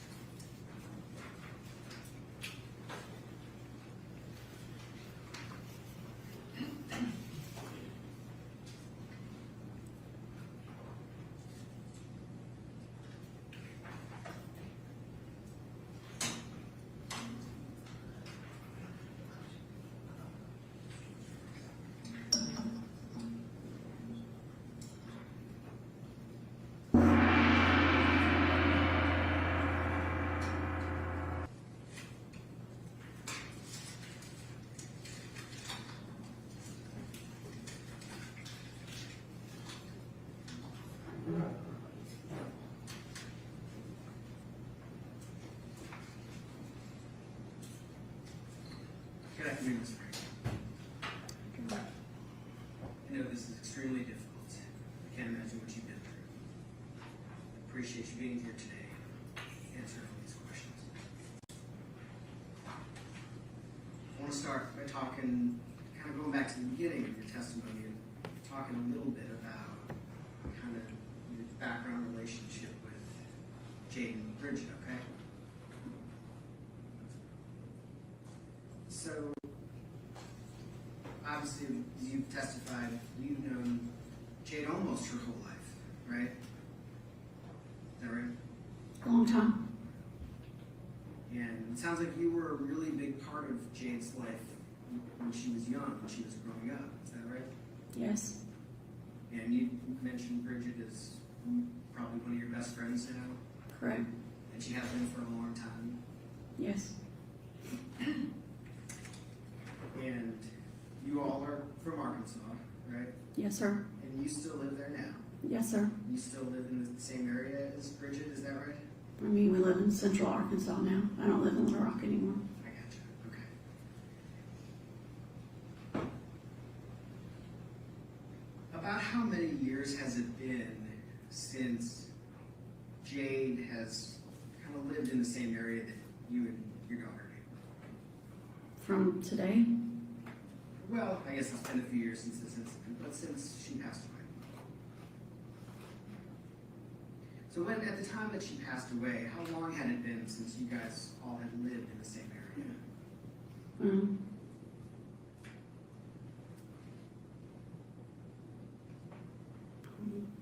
probably 3 to 4. So kind of like the college time? Yes, sir. Okay. Which makes sense with what you were describing, that your kids both went away to college and you stayed in contact, but as naturally happens, you know, you're not as in daily touch, right? Correct. And at the time, in 2022, 2023, when Jade was living in Nashville, this is kind of, is it fair to say this is the time in your life, in her life, that you were describing where you're talking to her at Mother's Day or birthday or maybe a big holiday, is that right? Correct. But not necessarily like every week or even every couple weeks. Correct. So you're still keeping up with what's going on because your families are close, but you and Jade are not in daily contact, is that right? Correct. So you're not, you yourself at least, are not sort of, you don't have personal knowledge of what's going on in Jade's day-to-day life. Is that fair? I have snippets because of Bridget. Sure. I get that. But you and Jade are, she's not filling you in personally what's going on in her day-to-day life. No, she's not. So she's not calling you saying, oh, I went on this date, it was great, and that sort of thing. No. And you don't have personal knowledge of, you know, some of these lifestyle kind of things, like is she drinking or doing drugs, or how well she's doing, or she's totally clean. Like, you don't know personally how she's doing, right? I know she's well, I got you. happy. Yeah, because when you talk to her, she seems like she's doing great, right? When I talk to Bridget on a daily basis, yes. When you're talking to Bridget, and Bridget's talking to Jade, so it's coming second, third hand, right? Yes, sir. But you're not there kind of involved in her daily social life, right? I'm not in Nashville, no.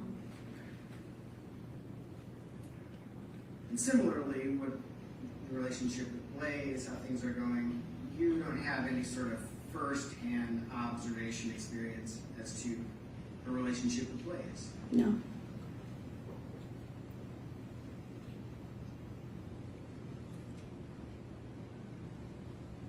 In terms of this situation, February 25th, 2023, you found out pretty quickly, is that right?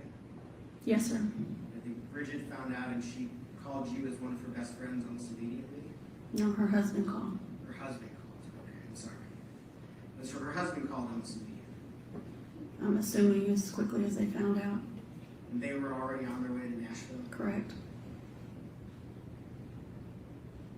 The information that you received very quickly from her husband, were you, and I don't need to know the exact details, but were you kind of filled in on what people were saying about what happened, what Nijaiha Jackson was saying about what happened? Were you told all that information? I was told that there was a phone call. I was told that something happened to Jade. And there was a phone call that Bridget received from Nijaiha, hysterical. And Nijaiha shared that. I don't need to know what Nijaiha said exactly, but just that she was making some allegations about Mr. Taylor. Nijaiha was reporting what she said, Okay. what she saw, Bridget what occurred. was telling you that Nijaiha was telling her some things about it, right? Yes, Right from the get-go. Nijaiha shared. Okay, you don't want her to get into it, or you do? This is, I'm sorry, let me clarify that. I'll ask the question a better way. In that very initial phone call, was it your understanding that somebody was saying Mr. Taylor was the reason that Jay was in the hospital? That's a trick question. I didn't mean it to be a trick question. I'm not trying to trick you, I promise. I just want to know kind of, His name was mentioned, yes. okay.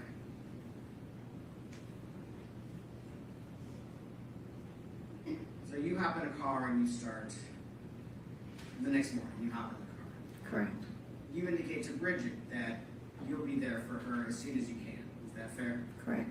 I want to get it right. I want to make sure that I'm accurate about what I'm understanding. What's your question? I'm sorry. I'm trying to be. What is your question? Approximately how long is it from Little Rock to Nashville? 5 to 7 hours, depending on traffic. So you arrived about midday on the 26th? I arrived a little bit after lunch, kind of early afternoon. Okay. And tell me again who you drove with. I know your daughter, and who is the other person? Jada Summons. Jada Summons. And how old is Jada Summons? Wear gloves, take pictures, don't stay long. I did not note that you said your son advised you to collect evidence. Is that correct? Could you ask the question directly? Did your son ask you to collect anything No. while you were there? No, So your son did not advise you to collect evidence while you were there. he did not say those words. Okay.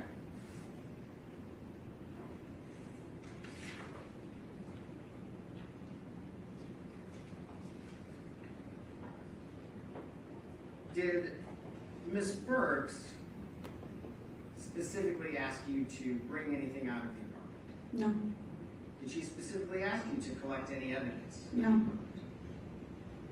Did she specifically ask you to move anything? no.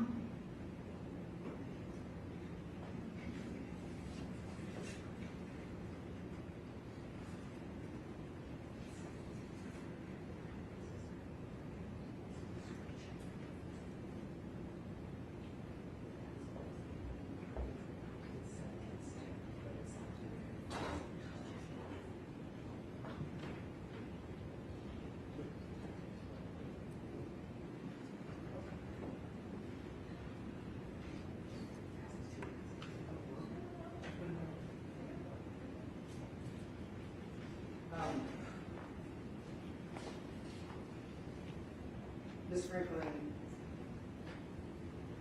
Mrs. Franklin. Mrs. Franklin,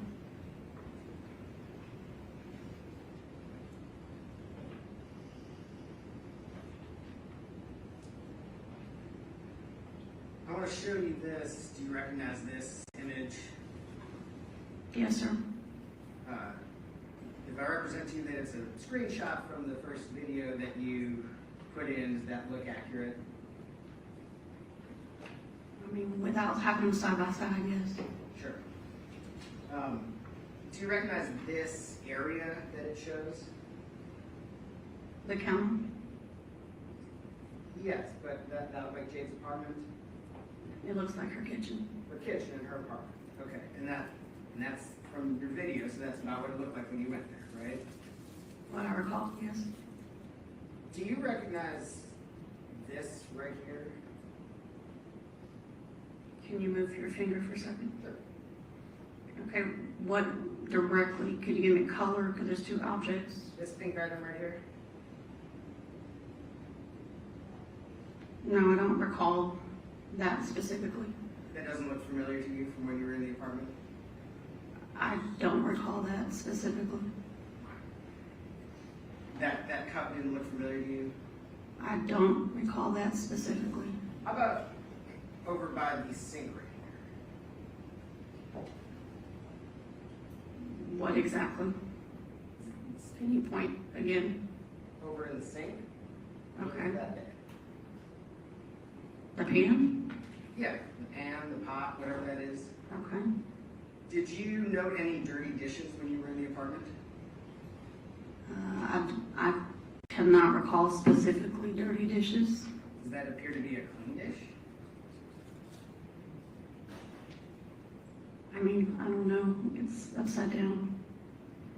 Did you note any unusual smells when you were in the apartment? Not that I remember.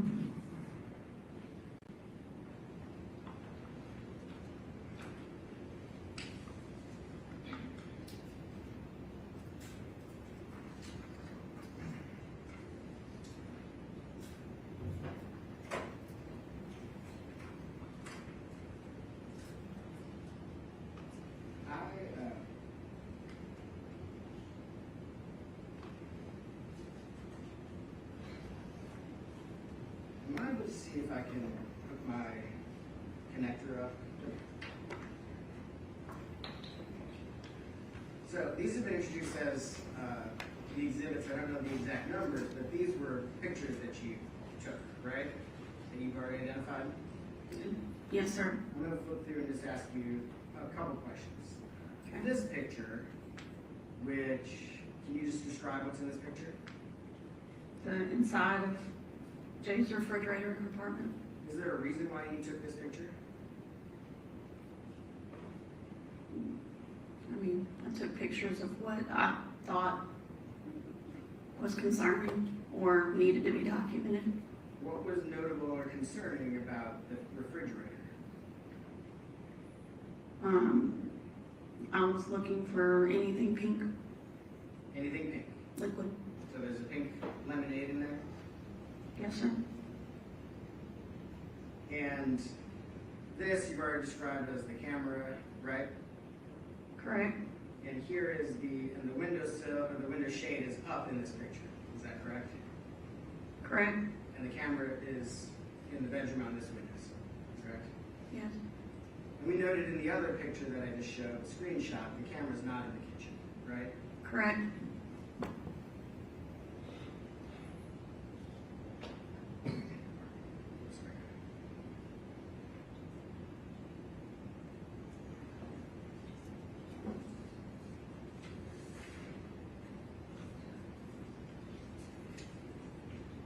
Did you note a gun in the apartment? I'm sorry. Did you see a gun in the apartment?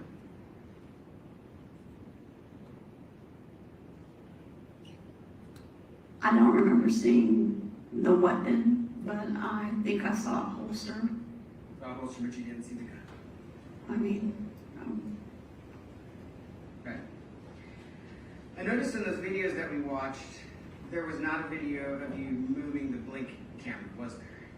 I'm sorry, can you repeat? There was not a video of you moving the blink camera, was there? No. A video? Yes. No. And there was not a video of you packaging up the comforter, was there?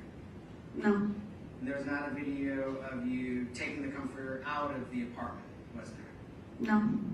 And there was not a picture of a washcloth? No. Did you also package up a washcloth? Not that I recall. You did not remove a washcloth? Not that I recall. You didn't take any pictures of a washcloth? Not that I recall.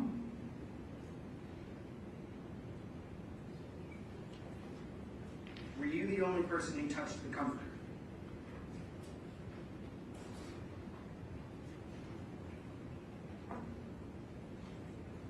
I think so, yes. Nobody else helped you fold it up and put it in the garbage bag? I mean, I can't testify to remembering if anyone touched the comforter. That's not part of the videos that you took while you were there, right? No. Did you bring the garbage bag with you? Yes. Did you have to go to the store to buy the garbage bag? No. You had it with you already. No. Where did the garbage bag come from? I don't know because I didn't leave the bedroom. I said, get the garbage bag. So it's possible that came from Jade's apartment? Yeah, I mean, we didn't bring one with us. That I'm aware, no one had a garbage bag with them when we arrived. Oh, I'm sorry, I misheard you. You didn't bring a garbage bag with you? No. Okay.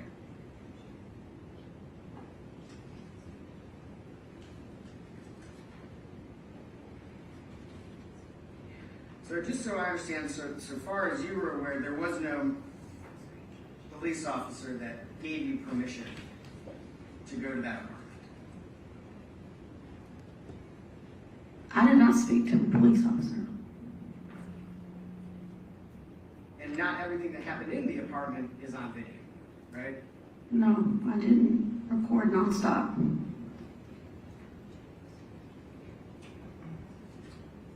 Thank you. You need to redirect.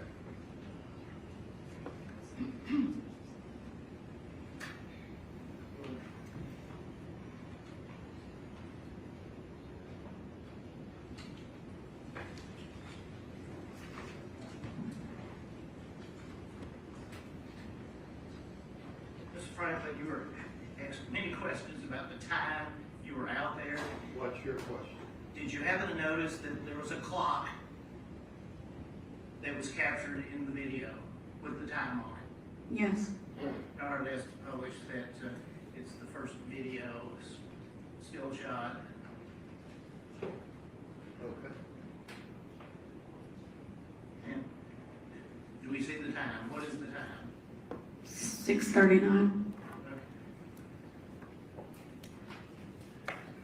Counsel asked you a number of questions about your relationship. You testified about Ms. Burks, Bridget, and when you learned that Jade was pregnant, was she supposed to tell you that?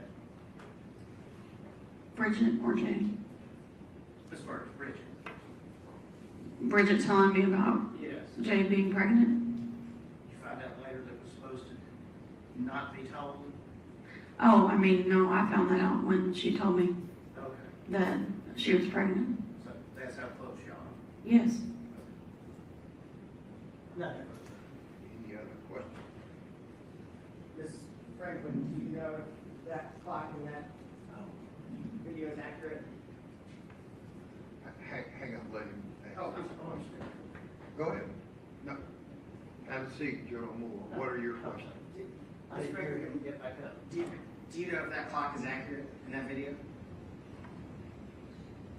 I'm assuming so. Have you ever been to Ms. Benning's apartment before? No. So you don't know if it's accurate, do you? No. Thank you. Did you have other questions?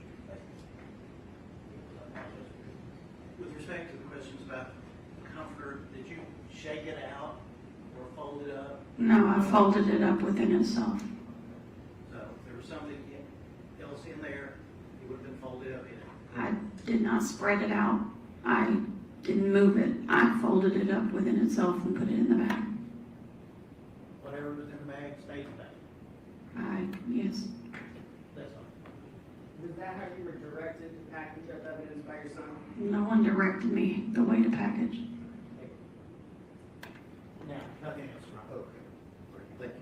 You can step down and have a seat.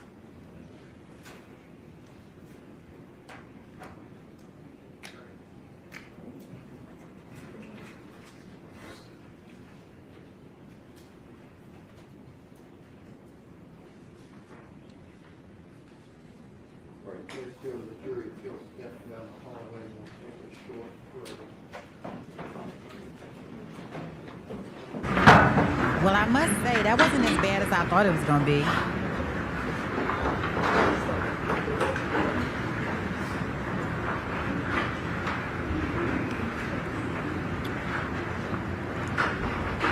She was on the stand for almost an hour.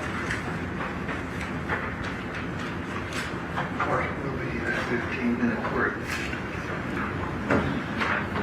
I'm going to buy my thing.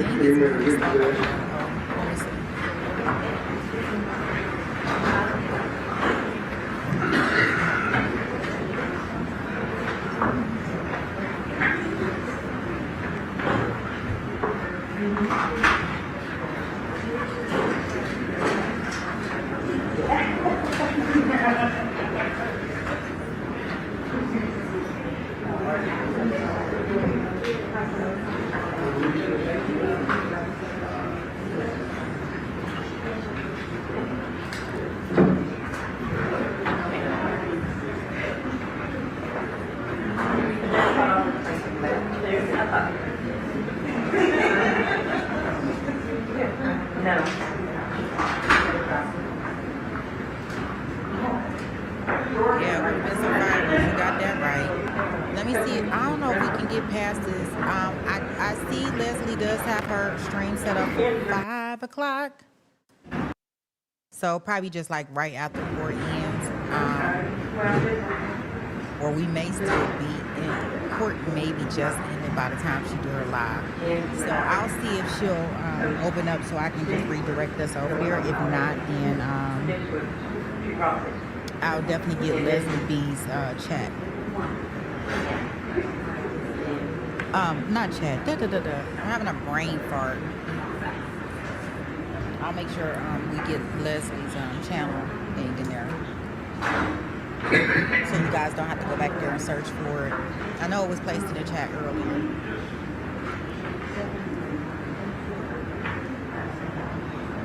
Yeah, I hope they bring in Miss Jackson because I don't know what else we could talk about. Like, I don't want to talk about nothing else now. Let's get to it. Ain't nothing to it but to do it.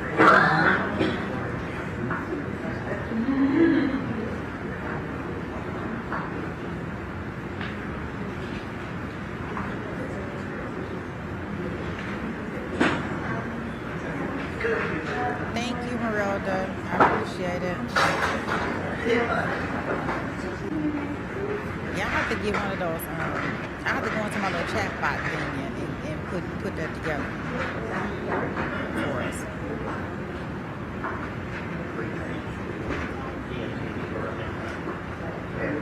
So it can be a command. I almost think I got a command for like Lisa. I think I did. I can't remember.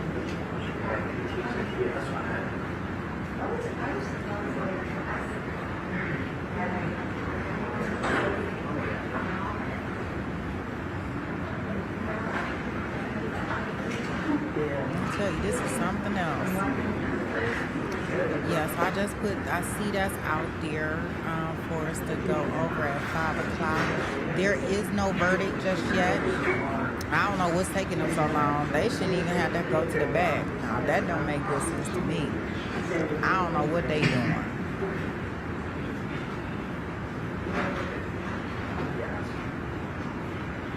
I'm not that loud? You can't hear me over the courtroom feed? Like, I got my mouth all on the mic, Victor.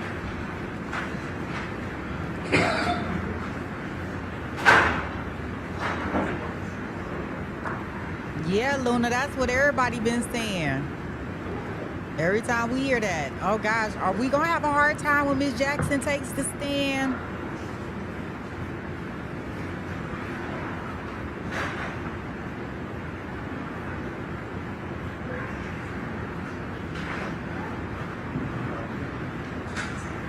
Oh, it's much softer than the feed. Okay, let me see. Wait a minute. What about now?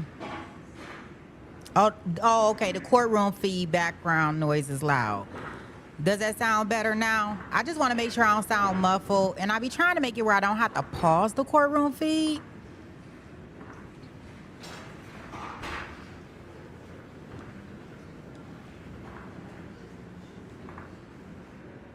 Okay, I turned the volume down for the courtroom feed.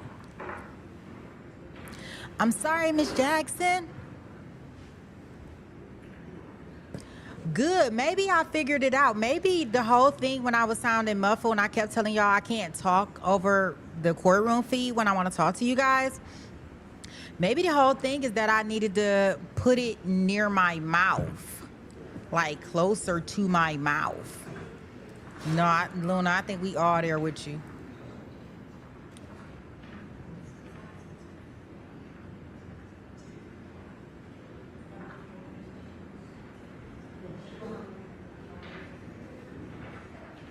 I'm starting to think that was half my problem. It would be nice if the verdict came in right now. I don't know what they back there thinking about.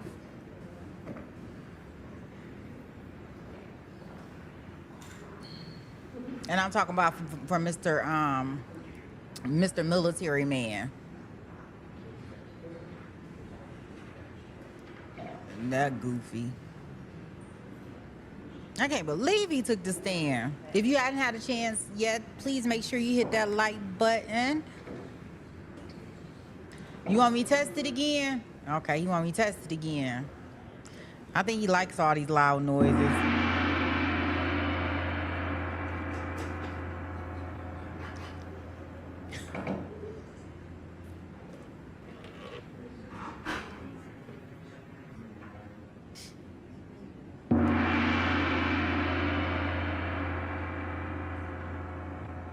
I can barely hear it. It must be coming in my other headphone. I can barely hear the gong.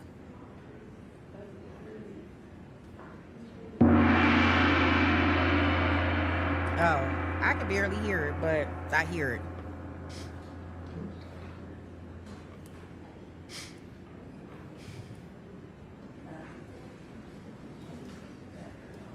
Yeah, so this is not a DP case, guys. This is going to be a LWAP. For those that missed it earlier, just want to refresh everybody in regards to our jury.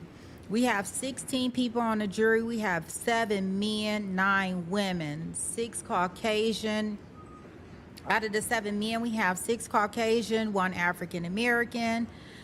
With the women, we have 9 women, 5 are Caucasian, 4 are African American. I think she said the ranges of their ages was like 20s to, I want to say 50s. Don't quote me on that. We'll find out more.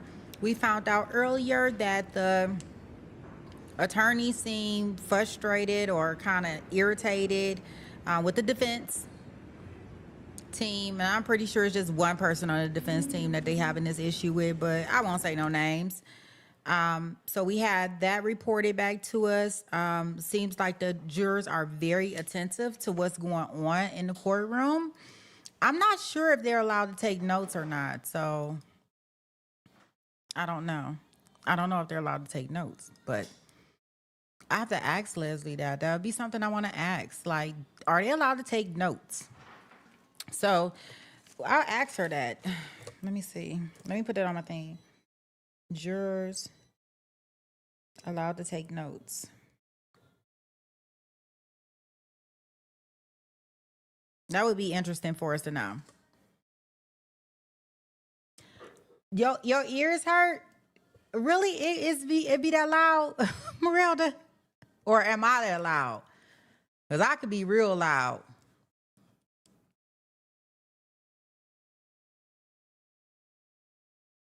They are. Thank you so much. Shrapnel. Thank you so much. So they are allowed to take notes. Awesome. Well, that's one question I don't have to ask.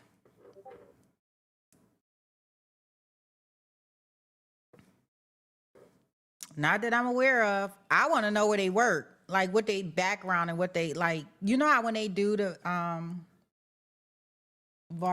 is it Vardir? You say they loud. Yeah, I want to, like when they do like their background and, has anybody in your family been convicted of a felon? What do you feel in regards to people that don't want kids? I wonder what questions they ask during the voir dire process?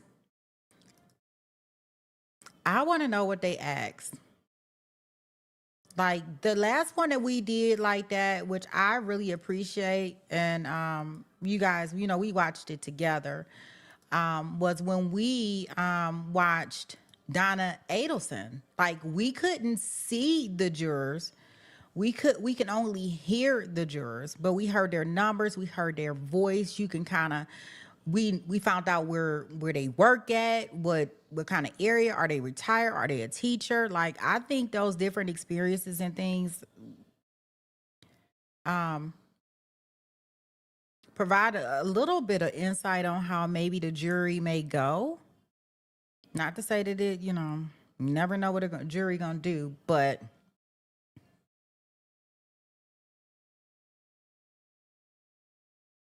yeah, the more we get to know, the merrier. Like I want to know.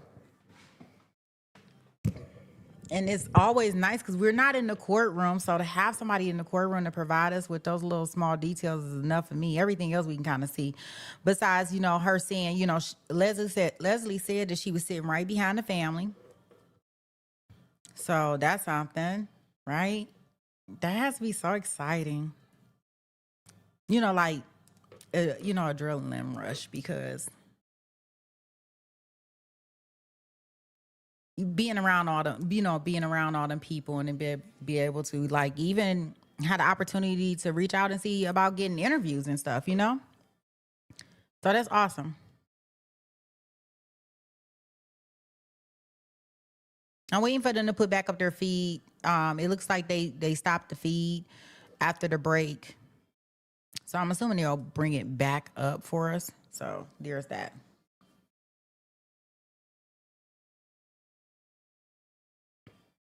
Yeah, we'll kind of find out.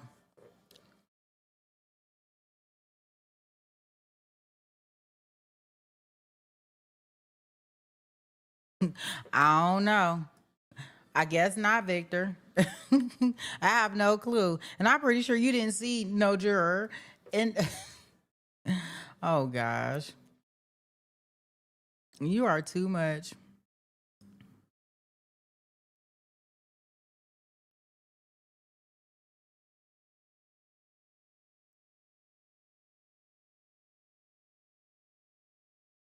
Let me see here.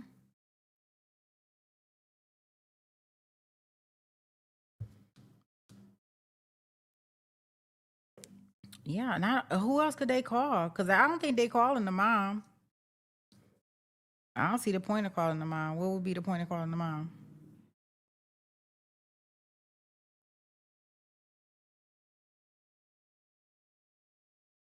Oh, thank you, Luna.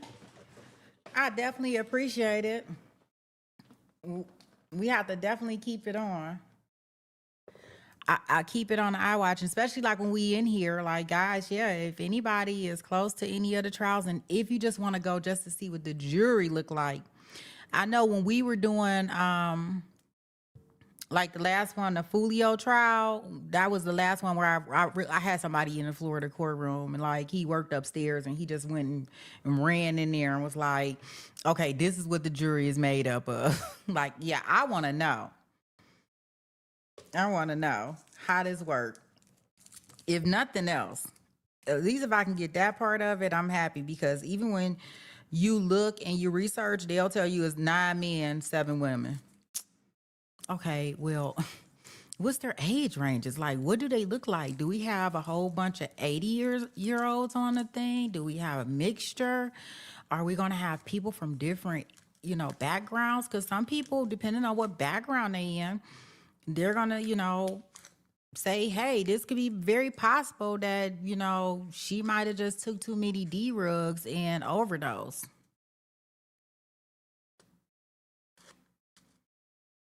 You need a big case in San Diego? I don't, yeah. I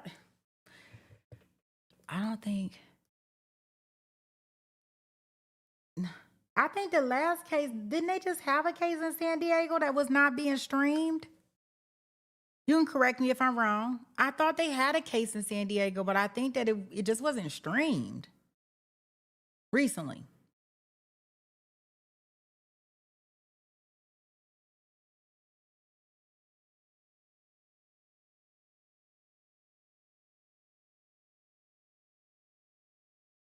Yeah, okay. Not streaming. I thought somebody said that there was a case going on. There, Stan got it. Yeah, it's not being streamed, but yeah, I knew it was some kind of case over there that just happened. You say it's still going on? Wow. I don't even know. What did he do for it to be in week 5?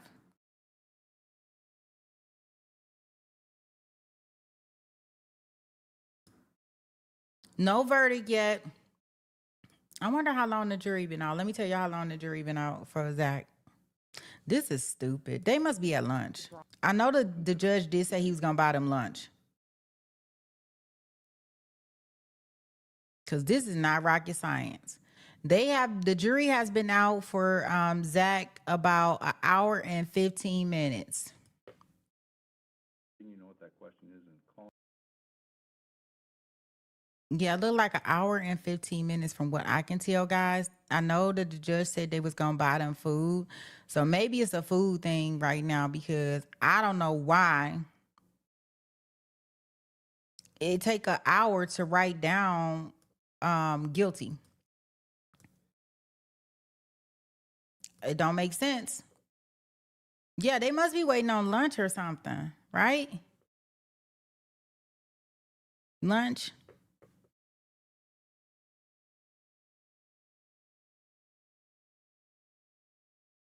Yeah, I think they just wanted to get the free lunch. Let me tell you what cases that I did see that's coming up for us.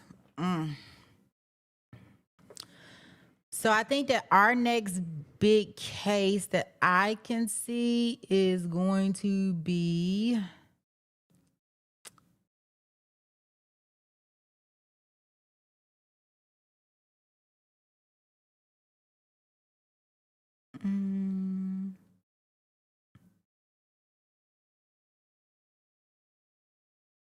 I don't know. It looked like it's going to be Courtney.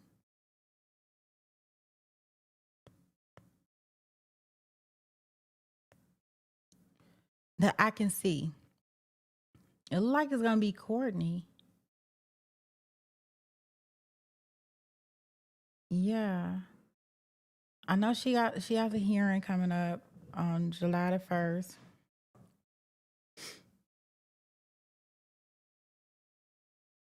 Yeah, I think it's going to be Courtney.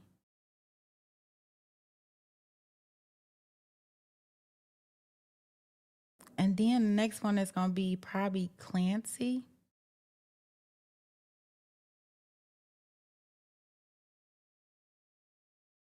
And then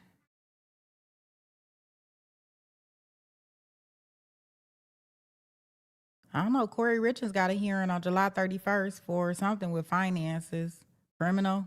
I guess I don't know. She got a hearing on July 31st. She got another hearing, another date on the calendar for August 3rd. So they must be doing something with her. I guess the financial part they must be doing something criminally with that. Then our next big trial that I can really see, we got Josie Dykeman. Her sentencing is going to be August the 7th.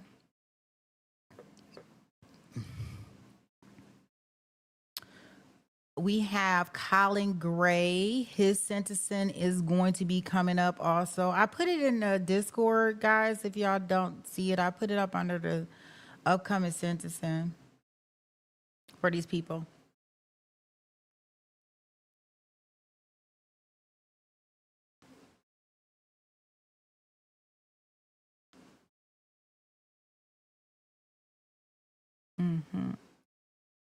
Let's see. Let me check and see where they're at.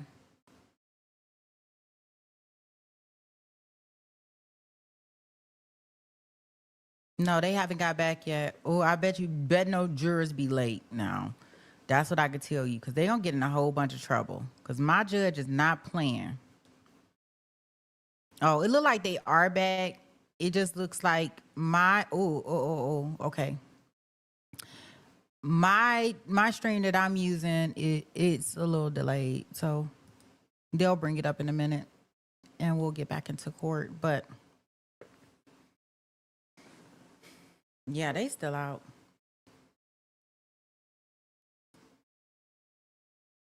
Oh, let me go back to looking at this list of trials.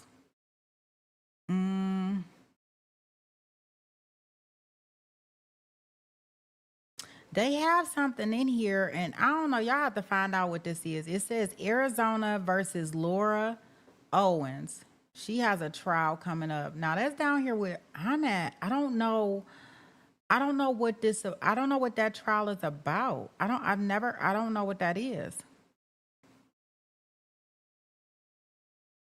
I have to find out what that is. Indiana versus Kiera Brickett. Y'all know what that one is? Let me look that one up. That look like that might be something. Let me see. Who in Indiana? Let's see.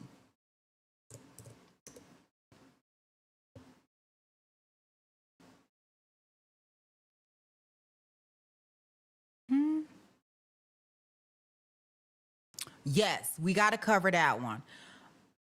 Okay, so anybody that's in here from Indiana, I wonder if she gonna really go all the way to trial with this one. Oh man, oh man. This one gonna be a sad one.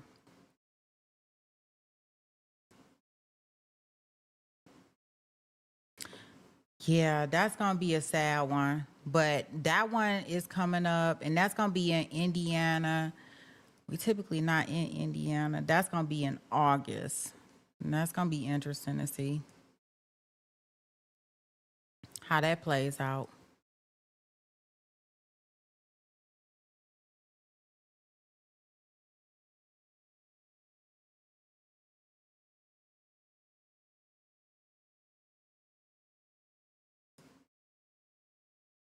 Y'all had an earthquake?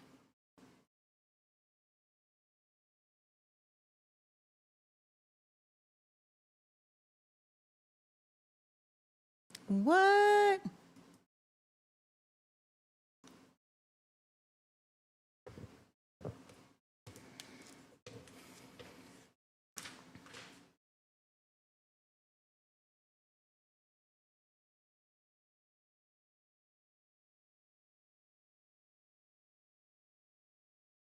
No, Susie said she ain't felt no earthquake.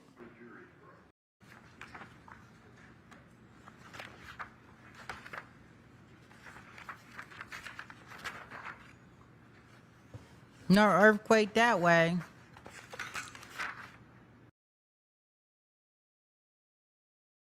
It must have been a light one.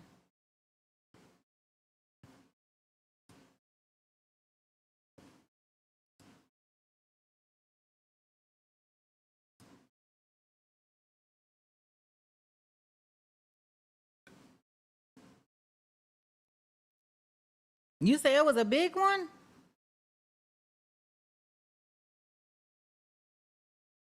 Really?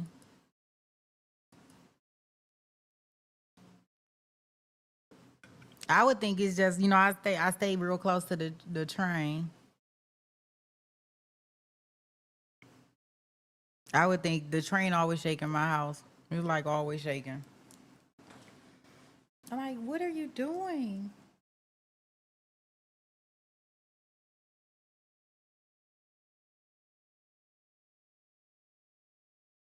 Oh, she go to trial next month in Arizona.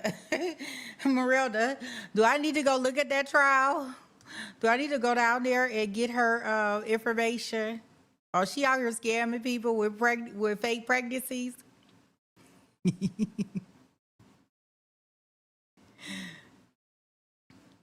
Is that what she doing? Oh gosh. Said it's not so. We have to find out some information about that one. Oh my goodness.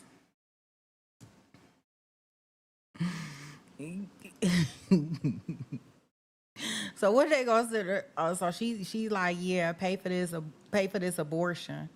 Give me that $800 so I can pay for this abortion, and she never was pregnant. Is that what the case is about? She out here being a serial pregnancy scammer. I wonder how much time you can get for that, for men not being smart enough to know when they being scammed. Is that really her fault or their fault? It is.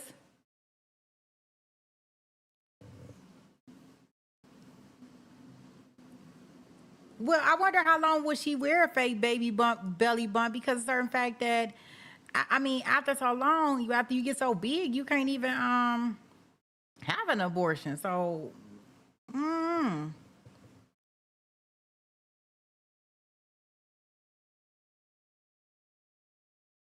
wow, really, Luna? Oh, wow.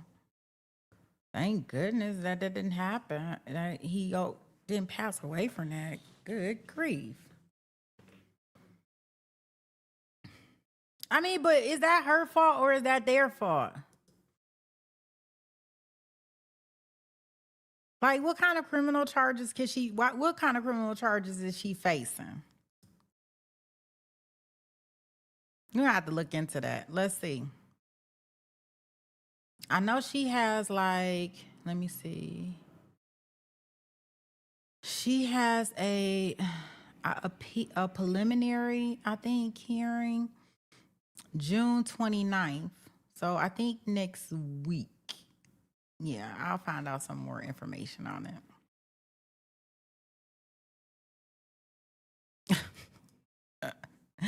That is too much. Like, I want to blame the men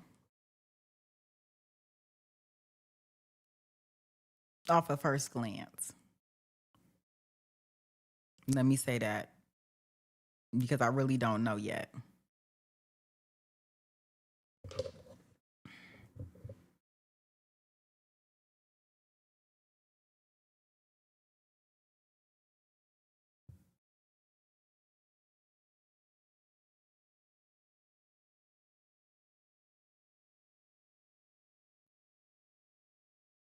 It was 8 miles deep.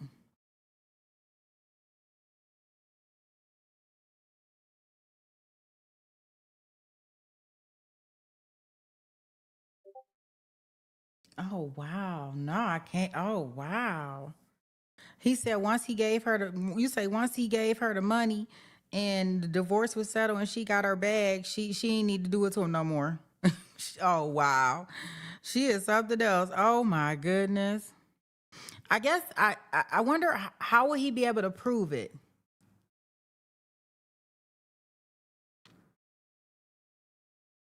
Okay, thank you, Marilda.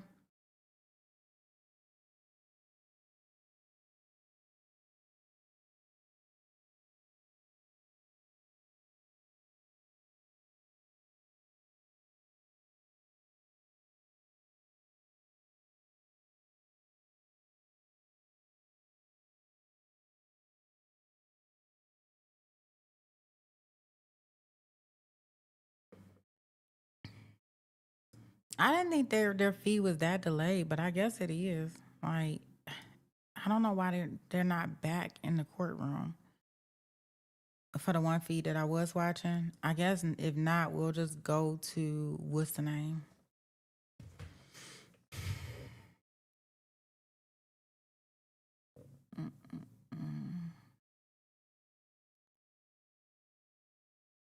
Yeah, we gotta go here because they taking a long time and Miss Jackson up here, I believe.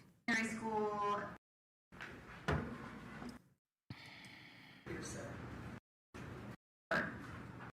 Hold on, here I come, guys. I don't know why they did that like that.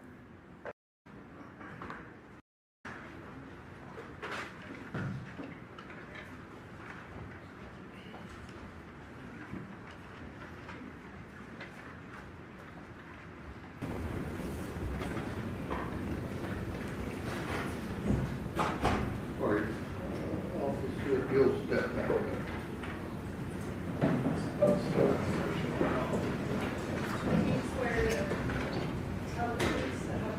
It is.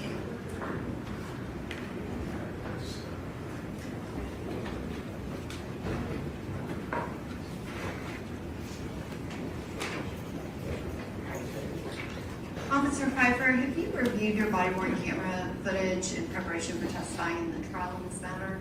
I did. And specifically, did you speak to Ms. Lauren Weber that night of February 25th of 2023? I did. And when you spoke with her, did she specifically tell you that she had been at the apartment and that it had been cleaned? She did. Thank you. Questions on behalf of Mr. Taylor?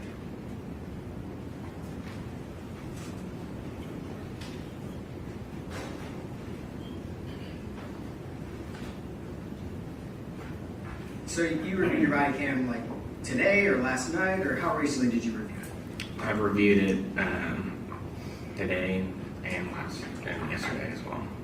So Miss Weber told you on the body cam that the apartment had been cleaned. Yes. She didn't indicate anything about the smell, She stated that he had cleaned the apartment. that he had cleaned the apartment. Correct. That's what she stated to you. Correct. Okay? Any other questions? All right, thank you. All right, who's the next witness? The next witness is Miss Nijaiha Jackson.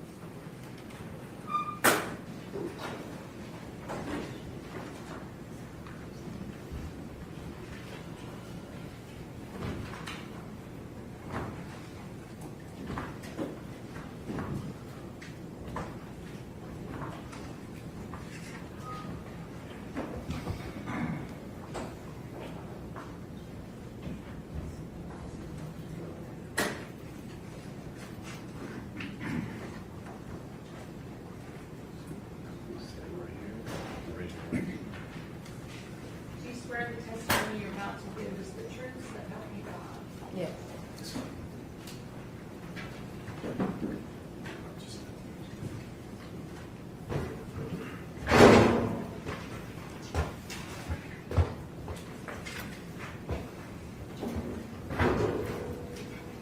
Good afternoon, Ms. Jackson. Could you please state your full name for the record? Nijaiha Jackson. And could you spell your first name and your middle name for the court reporter? Nijaiha, middle name Deshay, Deshay. And where are you originally from, Ms. Jackson? Little Rock, Arkansas. And when you lived in Little Rock, Arkansas, at some point in your life, did you meet Miss Jade Benning? I did. And how old were you when you met Jade Benning? I was about 6 years old. Can you describe your friendship with Jade Benning? My friendship with Jade Benning was a friendship that I pray everyone gets to experience. Jade was my sister. She was a very loyal person, a very dependable person, and a friend that I never imagined to not have anymore. How long did you, I mean, you knew her since you were 6, but did you guys go to school together? Yes, we went to middle school, high school, and a little bit of college. And during that time, did you stay very close best friends? Yes. At some point, did y'all not live in the same place in Arkansas? Yes, we did not. There was a point when I lived in Fayetteville and she lived in Conway, Arkansas. Did you maintain that close friendship even when you didn't live in the same town? Yes. And can you describe Jade kind of growing up? What type of person was she? Jade was a very outgoing, charismatic, go with the flow type of girl. A girl that never met a stranger. She didn't care your socioeconomic background. She didn't care your gender, your race. She would meet anyone and become their friend the same day. And growing up with her, did you guys have a type of friendship where you shared even kind of secrets, stuff that you would tell other people? Yes. And in college, or I guess high school, did she play any sports? She was a cheerleader. Did you play any sports? I was a cheerleader. Was it a competition cheerleader squad? Yes, we did both competitive cheer and high school cheer. And when y'all were graduating from high school, what happened after that? What happened with you? I moved to Fayetteville to go to the University of Arkansas, and Jade went to University of Central Arkansas in Conway. And did she stay at that school? She did not. What did Jade end up doing before completing her degree that she started? She went to Brightwater Culinary School. And where is that culinary school at? In Bentonville, Arkansas. And was that something that she had talked to you about wanting to do? Yes, she did.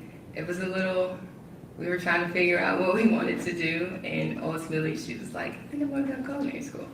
I was like, okay. And after she was in culinary school, when did you finish with your degree? In 2020. And what did you do after you graduated? I moved back to Little Rock, and I was a dental assistant. And what was your degree in? Biology. And after that time, I guess you worked as a dental assistant. Did you decide to go back to school? I did.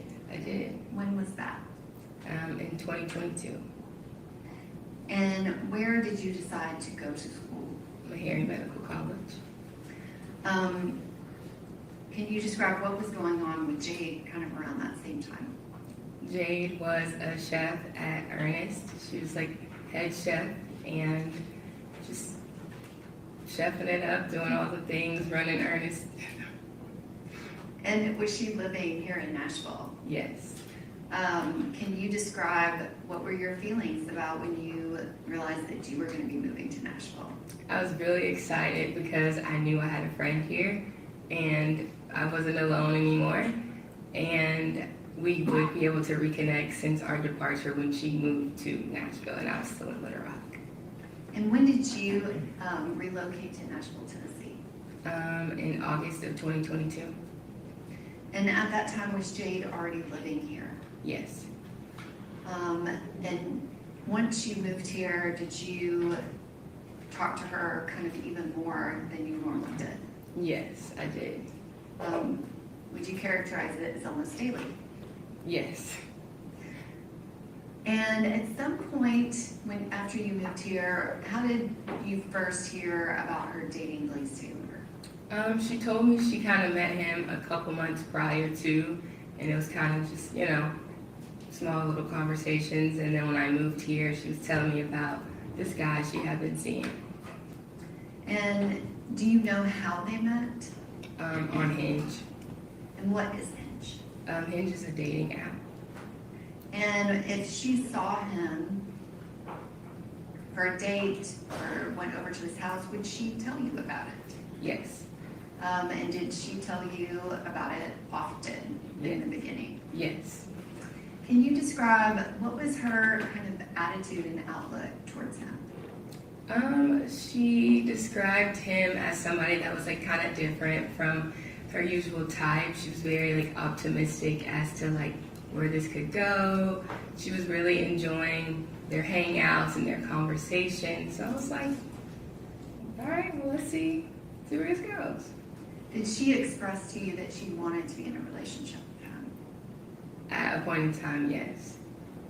And at some point before she found out she was pregnant, so before that, did something happen that kind of changed that positive, optimistic outlook about the possible future with Mr. Taylor? You said before she found out she was pregnant? There were a couple of incidents at his home with a previous girl. Objection, Your Honor. May we approach? Okay.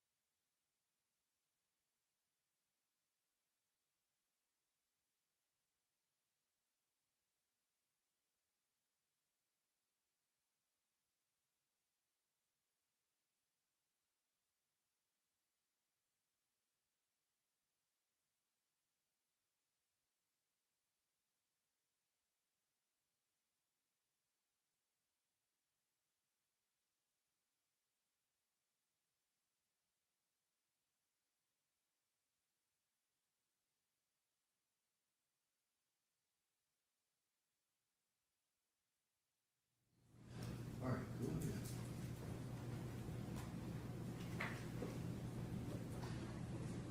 Ms. Jackson, without getting into the details of the incident, did something happen where she wasn't as optimistic? Yes. And then can you describe that time frame when she found out she was pregnant? How did you find out about that? She texted me and told me that she needed to talk to me, and she then FaceTimed me and she was showing me the maybe like 4 pregnancy tests that were positive. And are those home pregnancy tests? Yes, ma'am. And was that something that she had planned? No.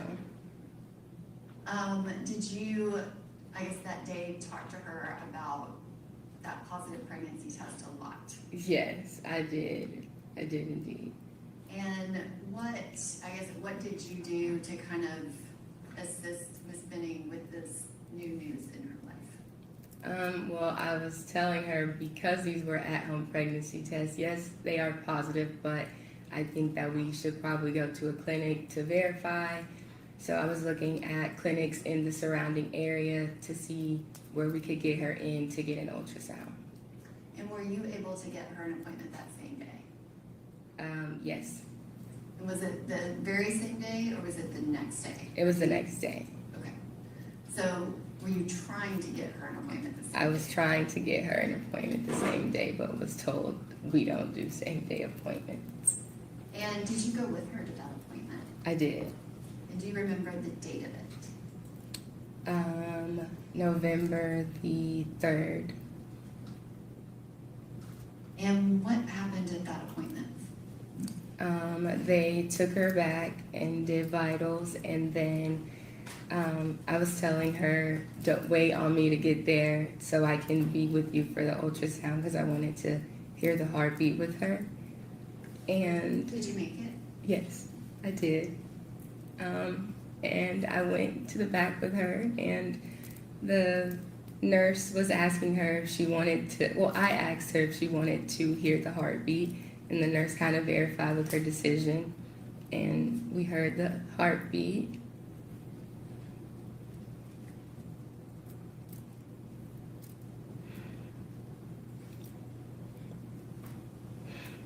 And they were measuring like the baby size and confirming like how many weeks she was.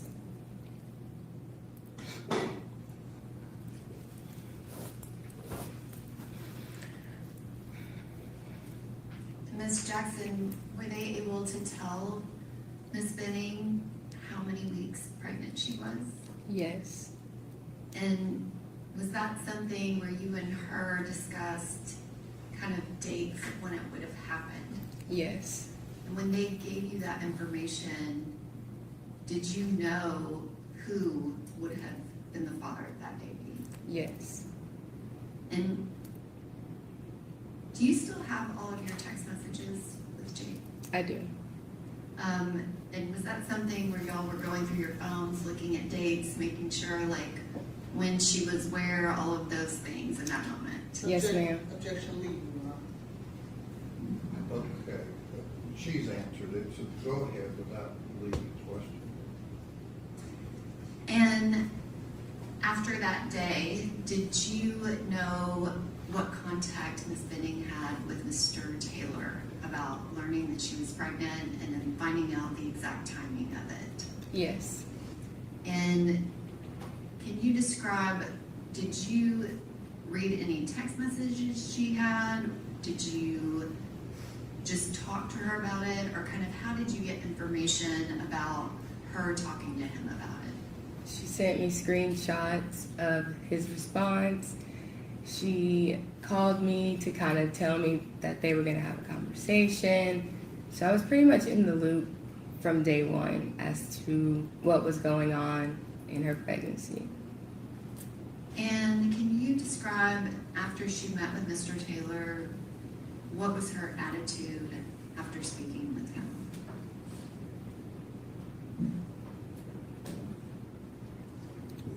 She was very upset, very disappointed. Obviously it wasn't planned, but I think the response that he gave her was not what she was not necessarily looking for, but hoping for, just in terms of a conversation. It seemed more so like he was just not really interested. Objection going into a hearsay response. No way she could know that without Jade's Okay. She was not stating his words, Your Honor, which would be hearsay. She was She describing. described Ms. Benning. I mean, here, so go ahead.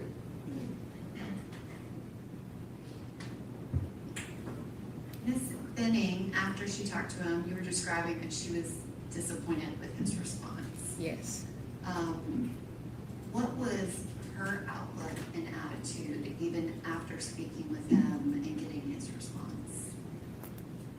I feel like Jade was still very hopeful.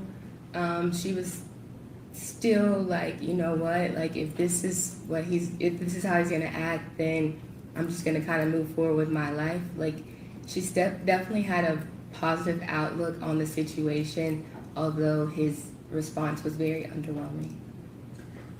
Did you have any involvement in the last message that Ms. Benning sent Mr. Taylor I did. in November? And Yes. can you describe She was pretty much like, she sent me a text that she was gonna send him, basically saying how she was feeling towards the situation, and she sent it to me, and I edited a little bit to kind of be more forward and for her to say what it was that she really wanted to say, and just kind of get her feelings out there regardless of what he was gonna say or not. And did she share with you kind of proof that she sent that message to him? Yes. And did he respond? I don't remember. Okay. Would that have been close in time to that November 3rd appointment? Yes. After she sent that message, are you aware if they talked afterwards in November? Yes. And were they talking like on a regular basis, or what do you know about the communication that they had after she sent that text? The communication between the two of them was very one-sided. Based on the responses that I read, it kind of was in terms of Blaise not really wanting Jade to do certain things, and not like saying he was trying to persuade her not to have the baby, but his response was not in a collaborative effort with wanting to raise the child with her. And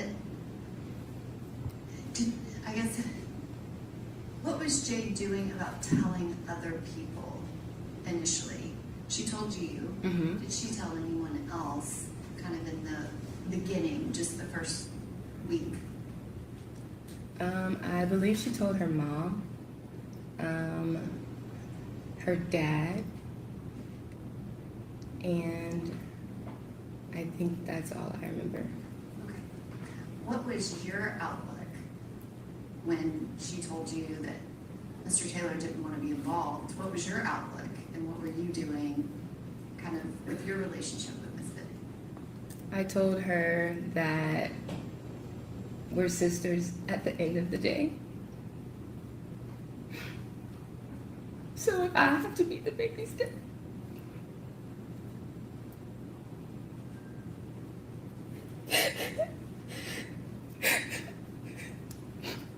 I was like, we will get through this together. I always reassured her that she's never alone.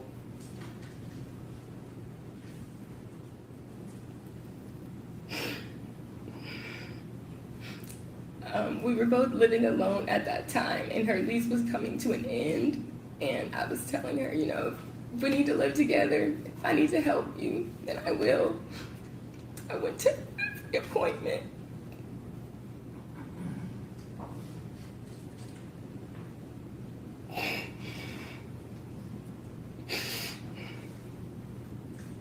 Did you guys end up getting a place together, or what ended up happening?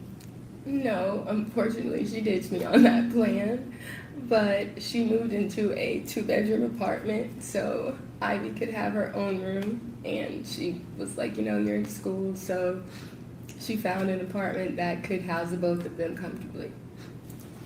And during that time, kind of after mid-November and December and through the holiday, was Miss Benning planning things for that new apartment and moving? Yes. Did she share a lot of that information with you by text message, video calls, and phone calls? Yes. And then, can you describe, did y'all see each other over Christmas? We did not. And when the kind of new year began in January, can you describe what happened? She got word from Blaise, and he reached out to her wanting to talk to her, and she was very like optimistic about what was going to be said, and that is kind of the basis of that whenever the January 1st came around. And was there a break of time where she had not communicated with him at all? Yes. And was that at least 5 to 6 weeks? Yes. And you said she was hopeful Do you know if she met with him and saw him? She did. And did she see him every day, or can you kind of describe what information did you have about the contact that they had with each other? From my understanding and from what I was told, like it wasn't every single day, but they were definitely back in communication. Not normal as it was before she found out she was pregnant, but it appeared to be kind of heading in a direction of which, okay, like where we going with this? And she was very like optimistic of the fact that maybe he might actually be coming back around. And did you try to support her? I did. Did you actually want her to, I guess not want her to get back with Mr. Taylor, but were you a little apprehensive? A little, but I feel like because it made her happy, that ultimately, like, that made me happy for her. And did she tell you kind of every time that she saw him after they started talking again in January? Yes. And did she give you specific details about that in messages and on phone calls and things like that?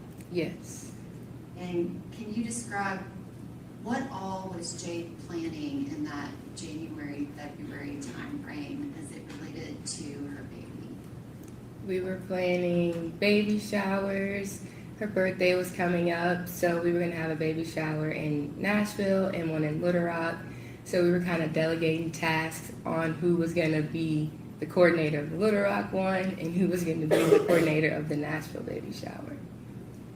And were there appointments related to her pregnancy that happened in February? Yes. Which I want to back up a little bit. You talked about going to that November 3rd very first appointment with her. Mm-hmm. Did you go to another appointment with her kind of in the beginning, before the end of the year? Yes. And was that the November 16th appointment? Yes. So January, February, you're planning baby showers. Do you remember when she got her new apartment? Yes. And specifically, I guess technically it was a condo, but was it a 2-bedroom versus a 1-bedroom? 2-bedroom. And was she planning things for the baby's room? Yes. Do you remember when she found out if she was having a boy or a girl? Yes. And what did she find out? She was having a girl. Did you discuss with Ms. Benning names and things like that? Yes. Were you able to go to that appointment with her? The February 2nd one, I was not. And during that time when she went to the appointment, found that out, was she talking to you about kind of what was going on with her and Mr. Taylor? Yes.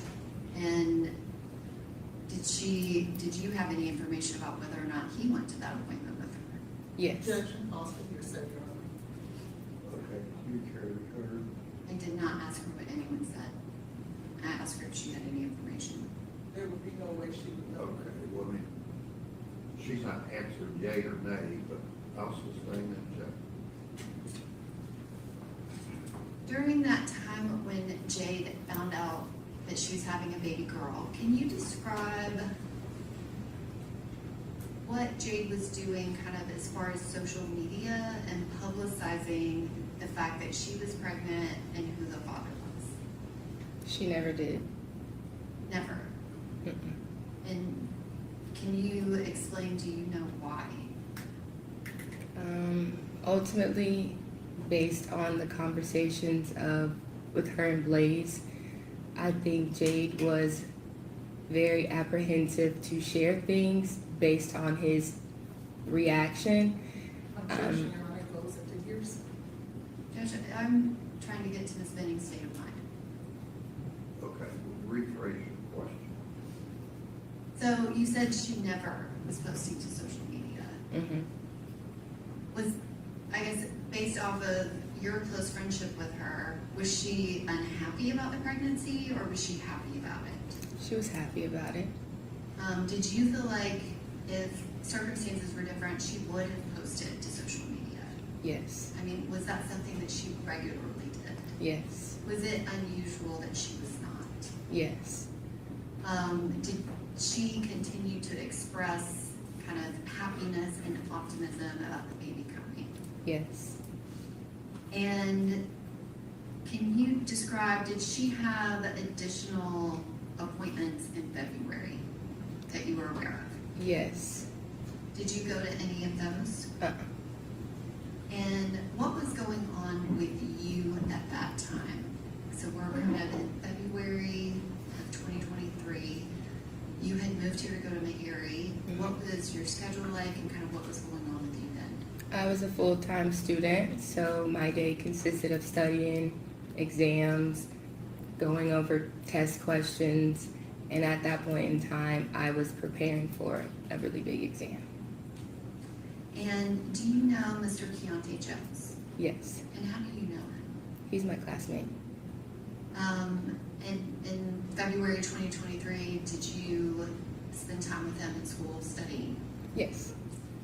Kind of going to that time frame of that Saturday, February 25th, had you been at Jade's apartment earlier that week? Yes. And can you describe why you were there and what happened? I went so she could straighten my hair, and she was showing me around her apartment and just kind of showing me where she was gonna put things. We went into the baby's room and she was showing me the things that she had ordered from or got from Facebook Marketplace. The ultrasound was kind of out. It was just giving all things girl mom preparing for a baby. And you said that Ms. Benning wasn't posting to social media. Would she send messages to you and her other close friends? Yes. And did you receive a lot of pictures from Ms. Benning? I did. I guess, can you describe them? What type of pregnancy pictures did she typically send you? She would send pictures at the gym, holding her belly. She would send pictures of her at home, videos, and she was kind of almost like documenting it. Like, she would say how many weeks she was in a couple of videos, and she would like rub on her belly and was just like loving on her.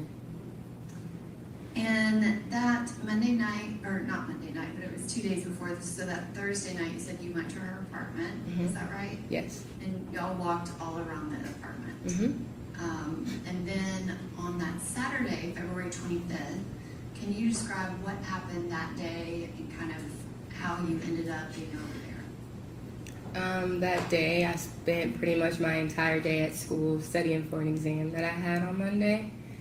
We were just there pretty much until like maybe 6:37, and Jade and I were texting, and she asked me if I had paint, and I was like, no, I don't. I was like, what are you doing with the paint? And she was telling me how she was gonna do a paint night with her and Blaise since they weren't able to hang out the weekend before. And she was saying that she was gonna cook dinner, and she asked me what she should cook, and I told her she should make chicken Alfredo. And Is there a reason you suggested that? personally, it's my favorite. And if she's gonna be cooking for somebody, I was like, you should, cook your best meal. And at some point, I guess, how did you end up going over there? It was a very spontaneous whim for me to go there. I was just hanging out with some friends after we were studying in front of campus, and they had ordered food that I didn't want. And so I was like, oh, I'll just go eat at Jade, like just get food from Jade's house. So I called her and I was like, hey, like, what y'all doing? I was like, I'm about to come by and get some food. And she was like, okay. And then I told her that Keontae was gonna come with me. And that's how I ended up over there. And were you planning on going over there and sitting down to eat, or what was the plan? I just planned on picking it up and leaving, saying hi and bye. I didn't plan on dining in with them. And on that February 25th of 2023, had you ever met Blaise Taylor? Not in person. And describe kind of how that happened. You were with Keontae, Mm-hmm. and y'all had been at school. Yes. Did you go straight to Jade's? Mm-hmm. And what did you do when you got there? When we got there, we said hi, and Jade started like packing up the food, and she like put the foil on it, put it in a bag, and kind of set it off to the side. And we were just like chit chatting about what they were gonna paint, and we talked about like going to a concert, and we were laughing at the fact that I didn't know how to play spades.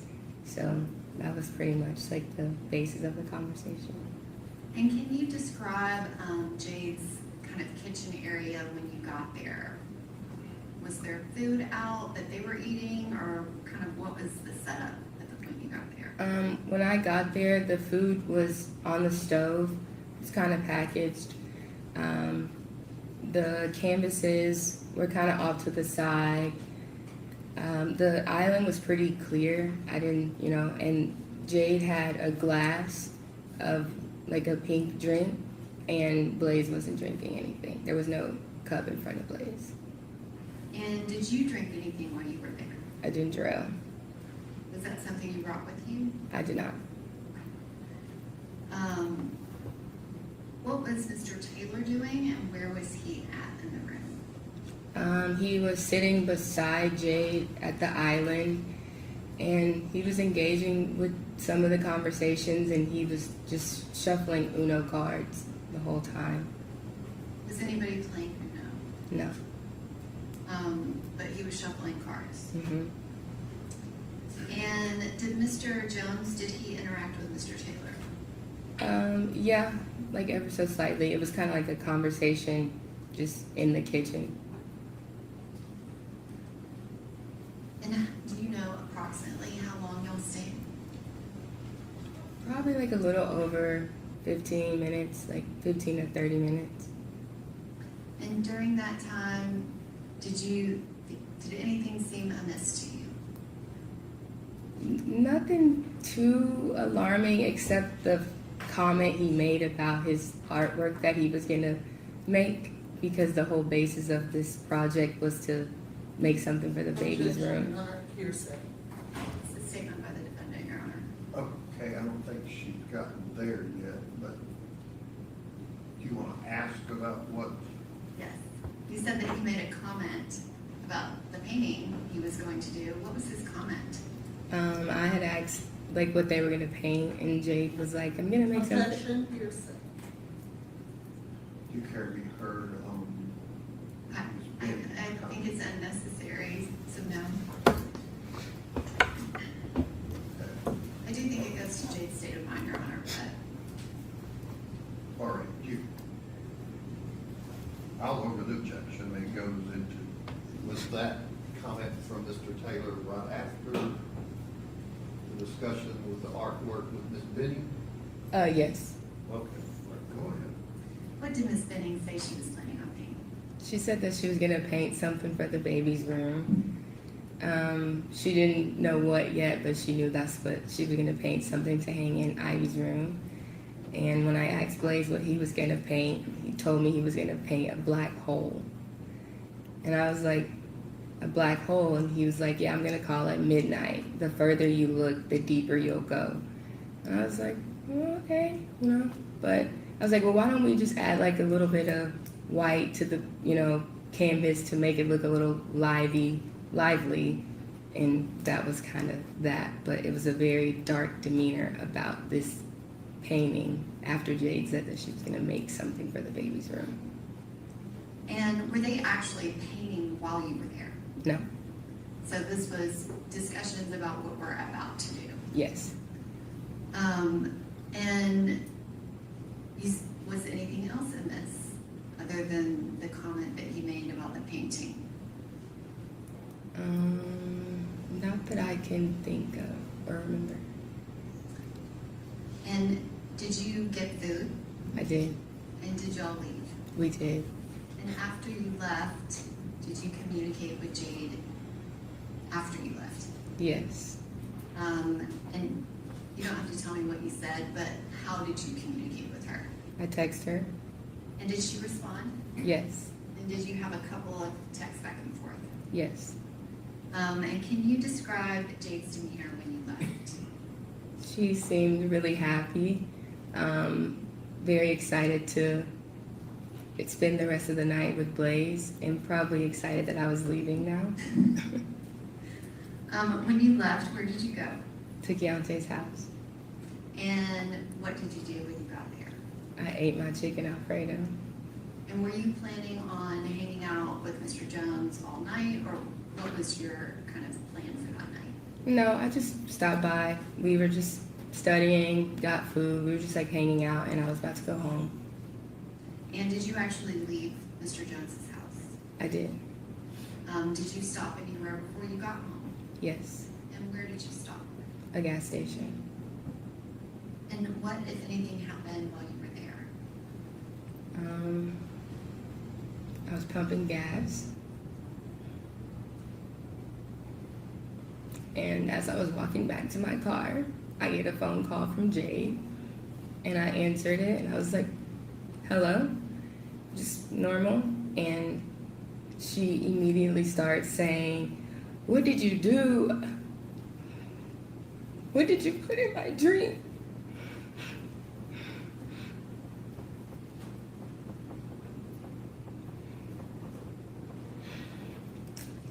Then I heard her say, Blaise, you're scaring me. And he was like, you're scaring me.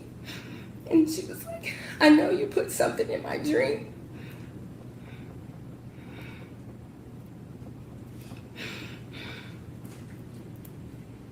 She's like, I knew my drink tasted funny. And she was asking him to empty his pockets. And she was like, let me see what's in your pockets. Let me see. And he was like, I don't have anything. So this whole time I'm like, Jay, like trying to get a response from her.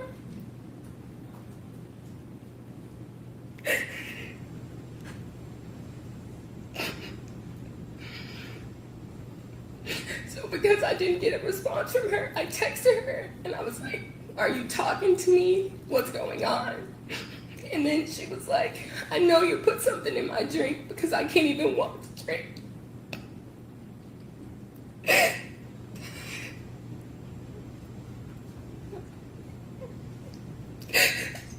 She was saying that she couldn't feel her legs. And then she said it again. And she was like, you put something in my drink. You did this so something could happen to me. All right, give it just a moment. You need Kleenex. I want everybody to be on cue, number one, but then let you calm down.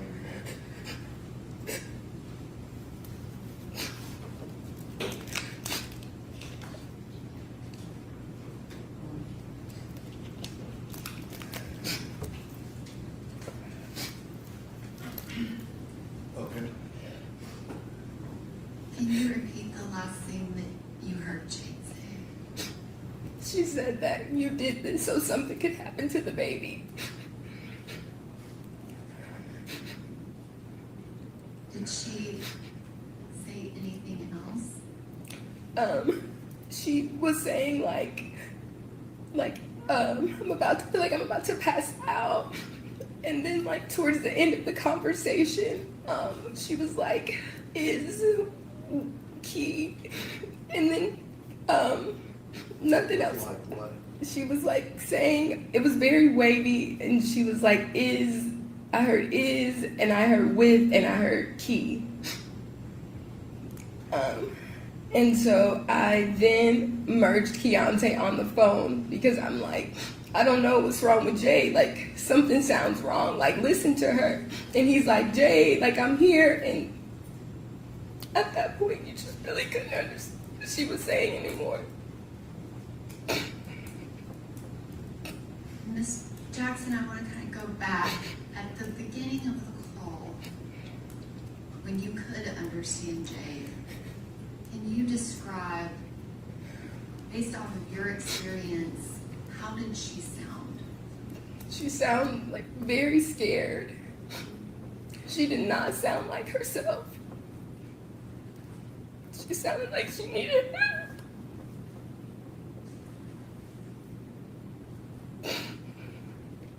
Did you say she sounded like she needed help. Yes.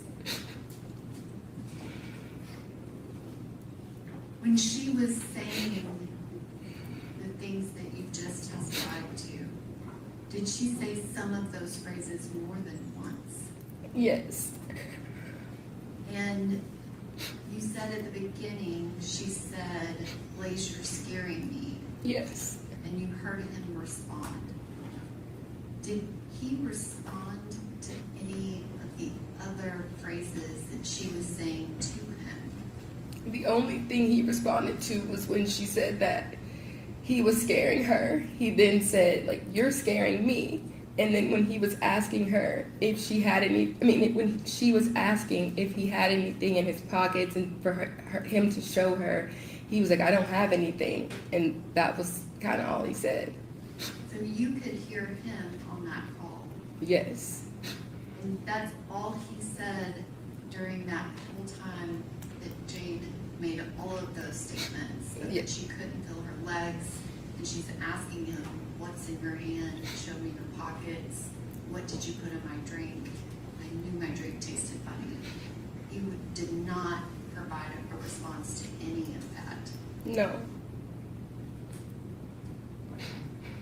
And can you describe that call is a 6 minute and 9 second call? Kind of at what point, is it just at the end, those last few words that you really couldn't understand her? Yes.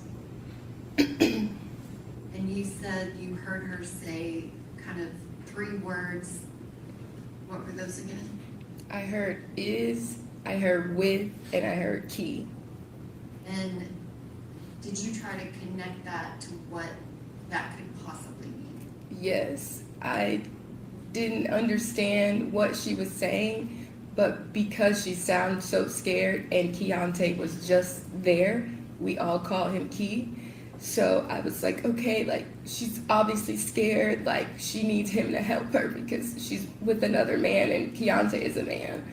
So when I added him on the phone, he's talking to her and... Is she responding at all? No. At any time did you think that Jade Benning was saying those phrases to you? No. And you heard Mr. Taylor respond and you heard her say to Blaise, you're scaring me. Yes. How did that call end? The phone hung up. Did you hang up? No. At any point did Mr. Taylor say anything to you? No. And what did you do after that line got cut? I called back. Did you call back more than once? Yes. At some point, and you're calling back Ms. Benning's phone, is that correct? Correct. Did you have Blaise Taylor's phone to call him? No. At some point, was her phone answered? Yes. And who answered it when you called back? Blaise. And can you describe what was said in that phone call? I answered the phone, and well, he answered the phone, and I was like, Blaise, like, what's going on? What's going on? Like, FaceTime me. Like, let me see her. And he doesn't FaceTime me, but he tells me that he's about to call 911. Did you ask him several times to FaceTime you? Yes. And you said that you asked him what was going on. Did he answer you? He just kept saying, I don't know. I don't know. Do you remember him saying anything else on that call? There was a point where he asked me if she had an EpiPen. Did that make any sense to you? Not at all. Did Jade have any allergies? Not to my knowledge. And at that moment, can you describe, do you know what's actually going on with Jade? No. So what do you do? after Blaise tells me that he's calling 911, he's like, I gotta go, like I'm calling 911, the phone disconnects again. That was not on me. And then I called Jade's mother. And Ms. Jackson, do you remember, was Keontae Jones on that second call? Do you remember that specifically? And when I say second call, the call where you called her and Blaise Taylor answered. Yes. And do you remember if Keontae said anything to him or if he said anything back? He was asking him, what did he do? And you said that call got disconnected, but not by you. Yes. And then you immediately called Jade Benning's mother. Yes. And were you still at the gas station or what were you doing? I was on the interstate trying to get to Jade's apartment. And did you make it to Jade's apartment? Yes. And can you describe when you got there, what was going on? When I pulled up, the ambulance was already outside.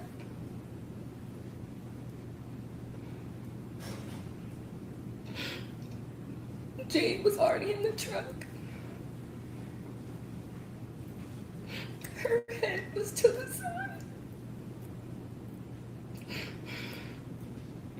And they were doing CPR. So I'm still on the phone with Bridget at this point, and I'm trying to give her something, but I can't see her face. She's just really pale.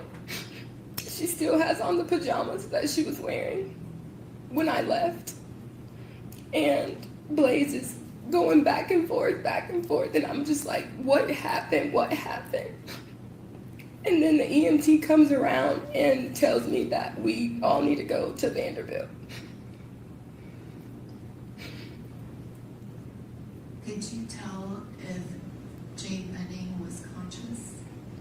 No. Did she look conscious? No.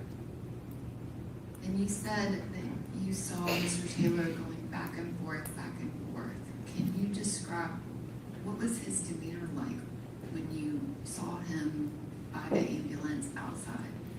It was just like very anxious, kind of panicky, but he couldn't answer. He couldn't tell me what was going on, what was said. Like, I had no idea what he even called 911 and said at this point in time. And when they tell us to leave, then we both leave and meet them at the ER. So he didn't tell you anything that happened? No. After you left? No. And do you drive to the ER? Yes. Do you see him again? Yes. And can you describe that? I see him again in the parking lot when we get to the ER, and when we walk into checking in at the hospital. Again, I'm still on the phone with Jade's mom, and we go to the check-in, and they're asking, who are we here to see? I say Jade Benning, and they ask what's her date of birth. But they were asking our relation to the patient, and I said that's my best friend, and he told them that this was his girlfriend, and I had never heard that before. And so at this point, I'm very, very confused. I'm still trying to process and understand what I just heard on the phone. So then they asked for the patient's birthday, and since this is your girlfriend, tell her Jade's birthday. And he couldn't tell them her birthday. So I then provided that information for them. Did he tell them anything about what happened? The check-in? Yes. No.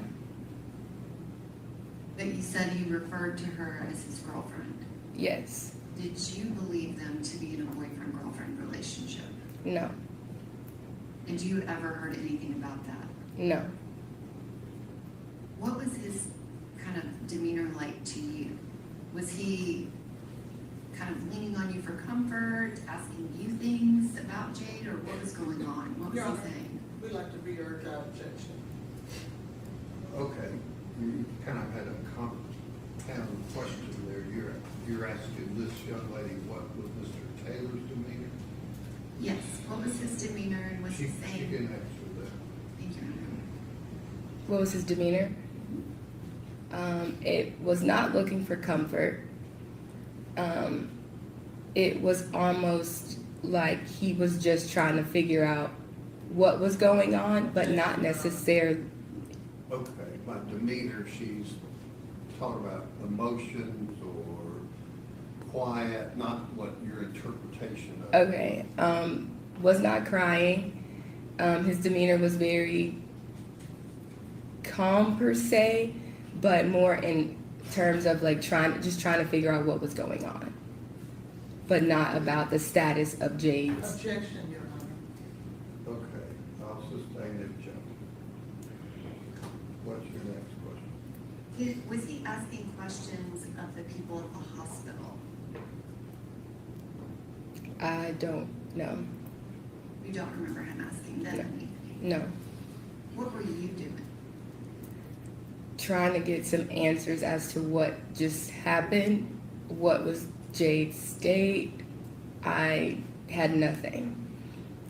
So I was in the room, we were in a room in the hospital, and I was just trying to figure out what was going on. Did you provide the hospital staff with identifying information about Jade? Yes. Did they ask you questions about her? Yes. And did you provide them with information about kind of her pregnancy and things like that? Yes. And you said that you were in a room with Mr. Taylor. Mm-hmm. Was there anybody else in that room? Not at that time. And did you speak to him again? Yes. And kind of what were you saying and what was his response? I was asking him what was going on, like what happened. He kind of wasn't really giving me anything.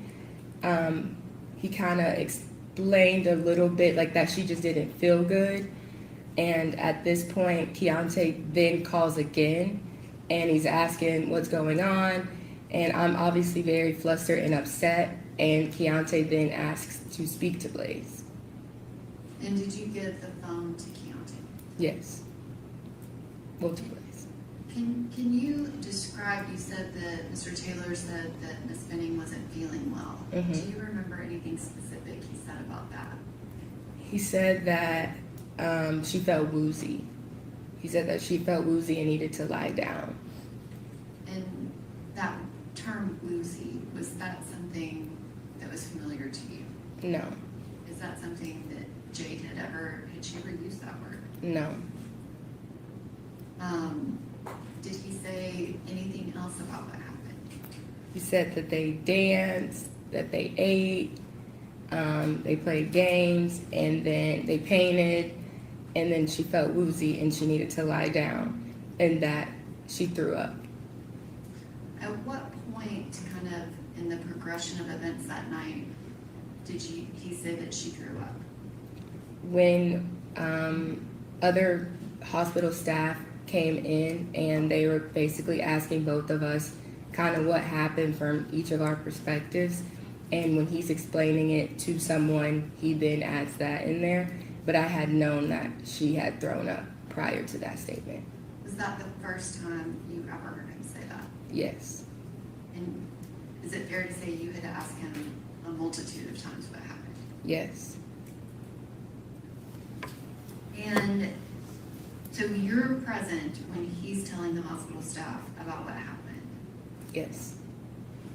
Does he ever tell them what you heard Jade say to him on that phone call? No. At some point, did you tell him? I did. And was he there when you told him? Yes. What, if anything, did he say when you told them what Jade said to you? He started talking over me and then says, "You act like you care about her more than I do, and that's the mother of my child." Can you explain what did that statement mean to you based off of what you knew? Can you ask that one more time? That statement, was that a normal statement or an unusual statement? Your Unusual. Honor, I'm gonna object. She's already stated she doesn't know Mr. Taylor. This was the first time she met him. Okay. Do you want to rephrase your question? Because I don't know that I understood that. Had you ever heard him say that before? No. Did you find that to be, I guess, can you describe, what did you think when he said that? Objection irrelevant. Care to be heard on the relevance? Yes, Your Honor, I think the context of their relationship, his state of mind, I think that it's relevant But to you're asking an her answer. to interpret that. I'll sustain the objection. What did you do at that point? At that point, I tried to stay away from him as much as I could because that upset me. Why did it upset you? Because she's my best friend, and that didn't matter about the relationship. Like, we should be focusing on her health and the baby's health, not about who was closer to her in that moment. Did you tell multiple people at the hospital about what Jade said on that phone call to him? Yes. And at some point, did police officers arrive? Yes. And did you speak with them? Yes. And did you speak with multiple officers? Yes. Did you tell them about the phone call? Yes. And at some point, did a detective show up? Yes. And did you meet with him? Yes. And was that separate from Mr. Taylor? Yes. And did you give him a statement about everything that Jade said to you, to him on that call that you heard? Yes. And at some point that night, did you leave the hospital? Yes. And can you describe, when did you do that? Maybe around like 2 a.m. And what, if anything, did you do? I left and went home and was trying to make sense of what I just heard. At any point, did you see Mr. Keontae Jones again that night? Yes. And can you describe that? He picked me up. I was telling him that I just felt uncomfortable because at this point it was just Blaise and I and a couple of other people, and I just didn't want to be there anymore.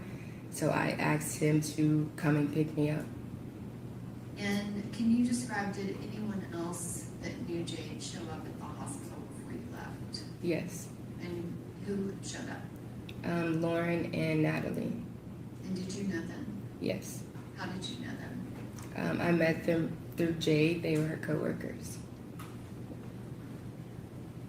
At some point, did you go back to Jade's apartment? Yes. And when did you do that? Maybe like a day or so after.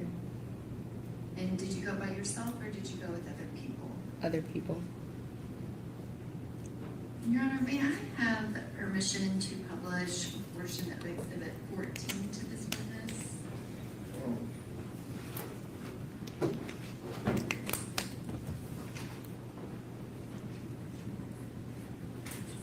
Off of your computer? Yes, Or sir. okay.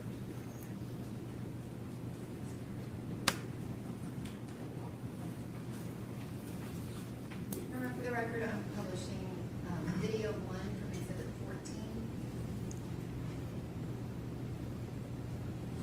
Mr. Jackson, do you recognize what's shown in this video? Yes. And what is that? Jade's kitchen, and it's the dinner that she made that night. And do you remember why y'all were videoing this? Because I was very adamant on going to her apartment because I had just seen her an hour prior to this phone call, so I wanted to see if there was something happened, if there was any sign of struggle, or kind of what happened here.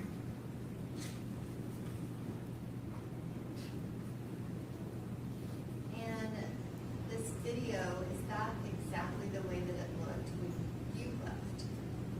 No.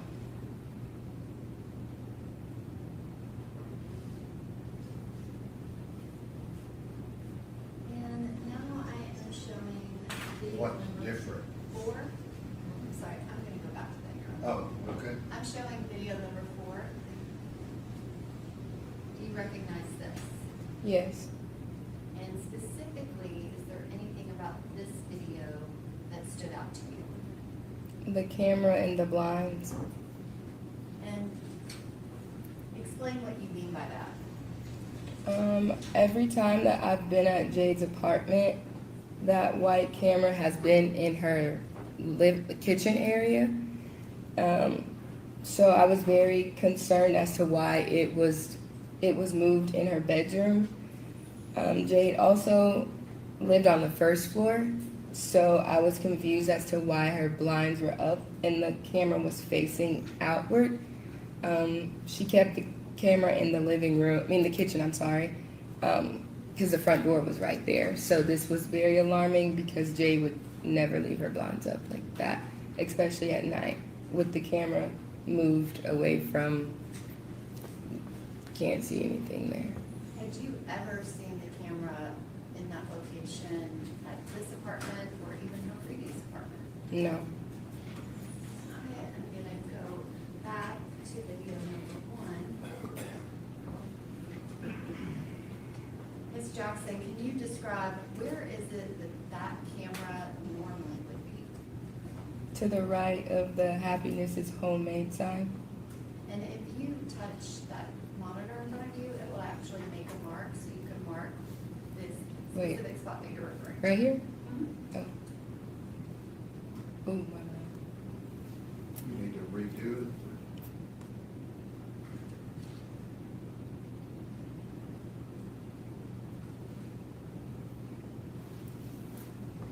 Is that where it was when you had been there earlier? Yes. And so when you were there earlier that night, the camera was right there. Mm-hmm. And then when you came back, it was in the bedroom. Yes. Can you describe what, if anything, did you do related to that camera and the blinds that we just saw in her bedroom? I moved the camera back to where it was, and I put the blinds back down. So you moved the camera and put it back Where? in that spot, right by the stove. Yes. And why did you do that? Because I was not sure if Blaise had an extra key or not. He did help her move in, and it was supposed to be in front of the door in case if something happened, you could see. And so I put it back there because I was not sure if he were to have come back or not. Did you have any idea if that camera was connected and recording? I was under the impression that it was. And I want to show you now what is video 5 and exhibit 14. Can you describe what, if anything, did you notice about this area of Miss Benning's bedroom? I noticed the staining on her comforter and that her covers were kind of messed up from the bottom half and not the foot of the bed and not the head of the bed. Was that generally how she would leave her bedroom? No. And you were referring to that stain, Yes. and you've already testified that at some point at the hospital, Mr. Taylor said she threw up. Yes. When you saw that stain, does that look like throw up to you? Not necessarily to me. I don't know what that looks Your like. Honor, I'm gonna object as she is not a medical professional to determine. Okay, she said she's not sure what that was. Was that something that stood out to you, Yes, and why? because Jade wouldn't have her comforter dirty, and Blaise had already told me that she threw up. Did you do anything to try to locate evidence of throw up? Yes, I looked in the trash can, I looked in the washer and dryer, any nook and cranny around her apartment to see where this throw up was. And did you find any evidence of it? No. Can you describe the pictures kind of that were taken of the trash can? Were you there when all of that was done? Yes. Your Honor, I would like to show this witness the photograph from Exhibit 14. All right. This is the fourth photograph, which I believe is 14. I don't know if it's labeled as a collective exhibit, but it would be 14D if we were doing it that way. Ms. Jackson, did anything stand out to you about this picture? I did think that the pink lemonade did stand out to me because that was the color of the drink that she was drinking when I was there the first time. And the fifth picture, can you describe what's shown here? It looks like food that wasn't eaten, like left over on the plate or something. Did that stand out to you as being unusual? No.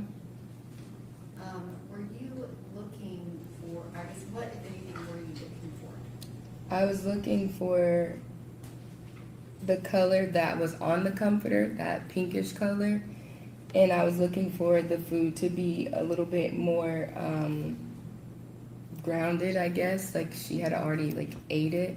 So I was looking for food that was not in whole pieces, like I see here. So when you saw that, you were checking to see if that was throw up? Yes, And what was your determination? it was not. Did you find any evidence outside of what was on that comforter? No, not that I recall.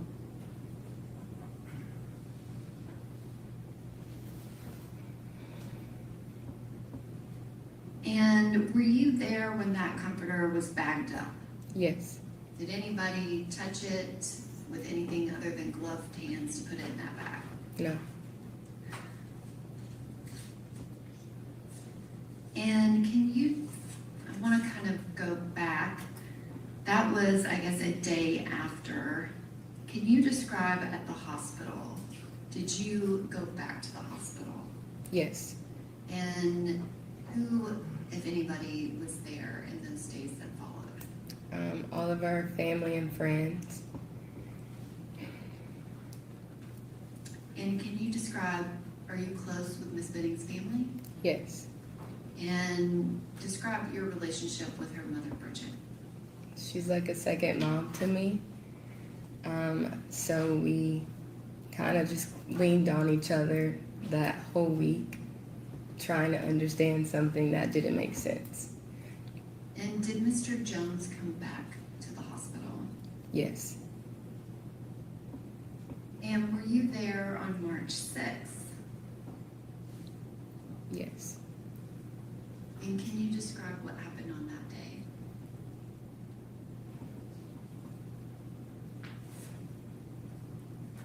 I went to Dollar Tree.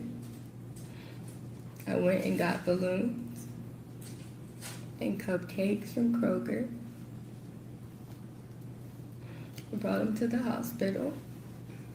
And we all sang happy birthday because that was Jade's, would have been her 25th birthday.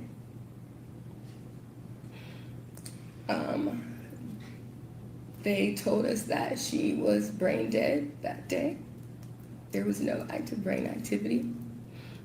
And ultimately, Jade died on her, what would have been her 25th birthday.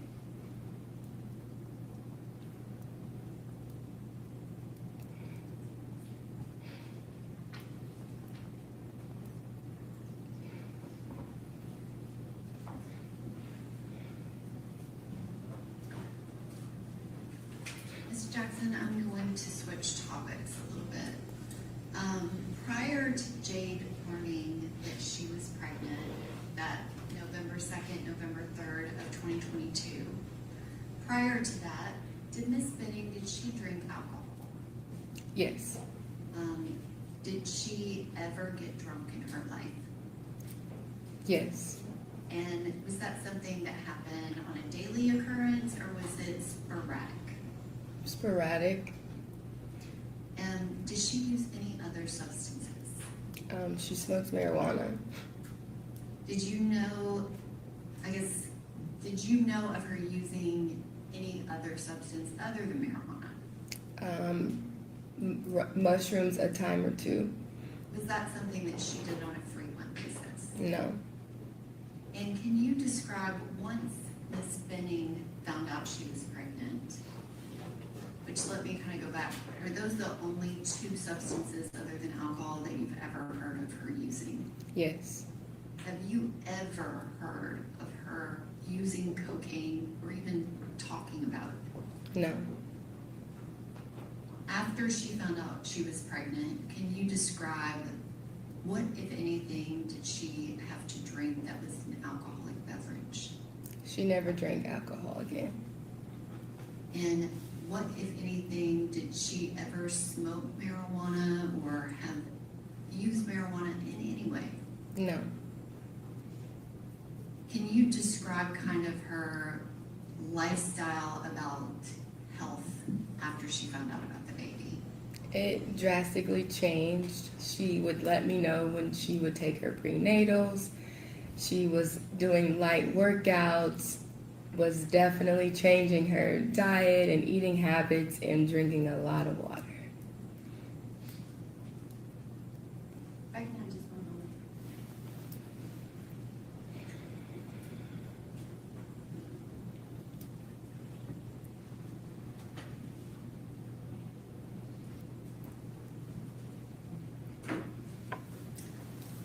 Thank you, Ms. Jackson. I don't have any other questions. Questions on behalf of Mr. Taylor? Yes, Your Honor. It's going to be pretty lengthy.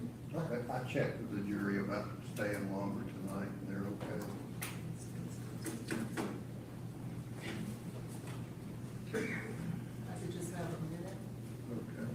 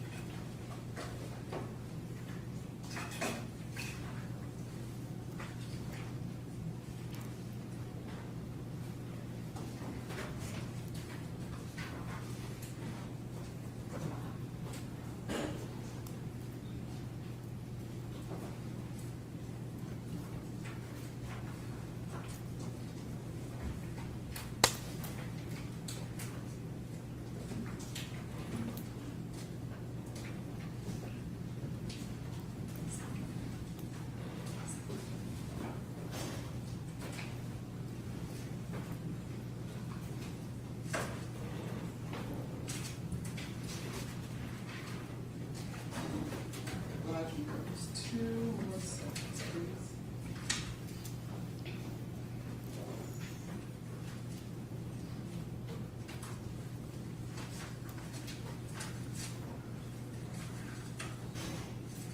Ms. Jackson, my name is Letitia Quinones-Holmes, and I'll be asking you a few questions.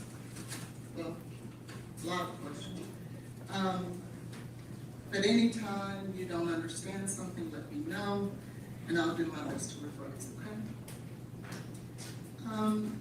You said you met Jade when you were 6 years old. You guys at some point went to the same middle school and high school, right? You were very close. Correct. And You guys also went off to college. Was it the same college that you went to? Or different colleges but at the same time? We went to the same college at one point and a different college at another. Because she left and went to culinary school. Mm-hmm. Is that right? And the culinary school was with? Bentonville. Now, are you both from Little Rock, Arkansas? We are.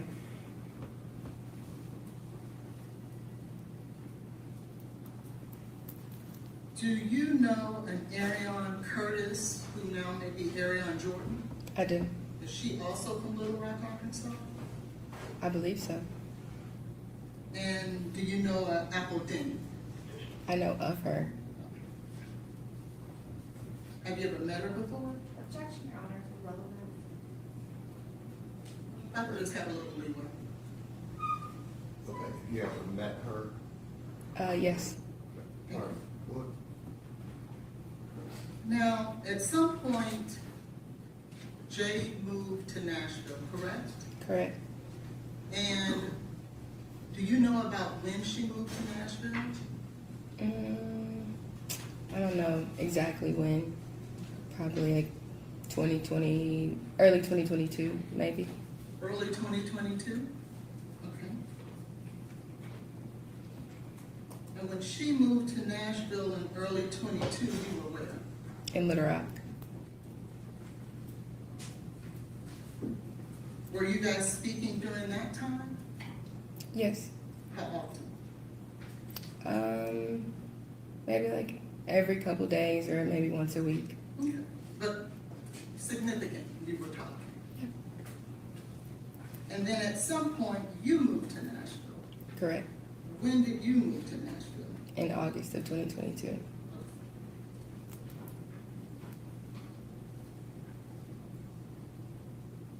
And so,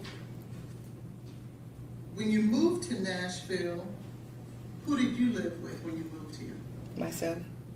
And you came here to go to McCarran? Mahara, yes. Not Henry, I'm sorry.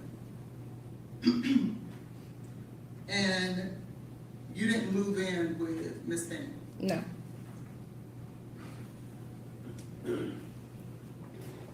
Now, when you moved here, how often did the two of you get together? It would just depends on when our schedules would align. Okay. So what would that be? Maybe once a week, twice a week. So once or twice a week? Maybe, yes. And what are some of the things that the two of you would do when you got together? Objection, Your Honor, to the relevance. Your Honor, this witness testified that the basis of a lot of her testimony today. okay, what would y'all do when you hung out? Go eat dinner, go walk, just all kinds of fun stuff that best friends would do. And would you smoke marijuana together? Yes. Objection, Your Honor, to the relevance. All right, it's been mentioned, so she's answered it. Go ahead. Thank you. Would you drink together? Yes. And would she opt, or at least at some point, would she suggest that you do mushrooms together? No, No? she didn't suggest. Did she ask you to do mushrooms with her? Maybe, I don't recall. Now, would a text message between you and Jade help refresh your memory? Yes. Yes, sir.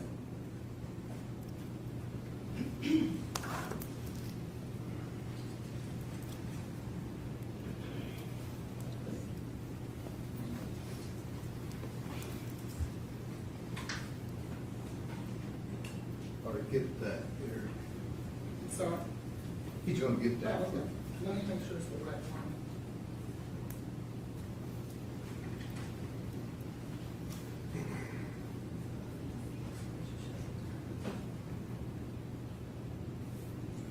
This is it. I have a copy.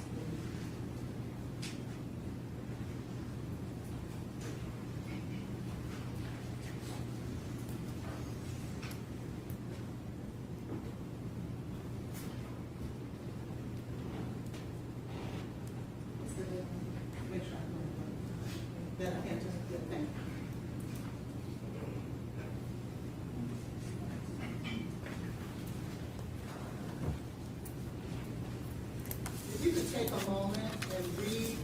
those first 3 texts to yourself and let me know when you're done. Or maybe go down 4 texts.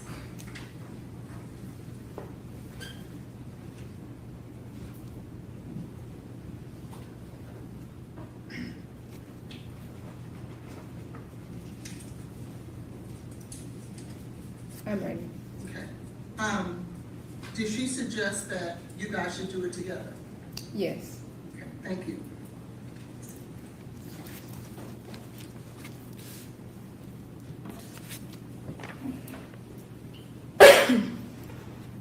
Now, you would oftentimes, would you not, reach out to Ms. Benning and ask her to help you secure drugs, wouldn't you? Marijuana. Adderall as well, correct? Mm-hmm. Okay, so more than marijuana. Okay. Yes. And you did that more than Objection, once. Your Honor, to the relevance of the approach. Okay.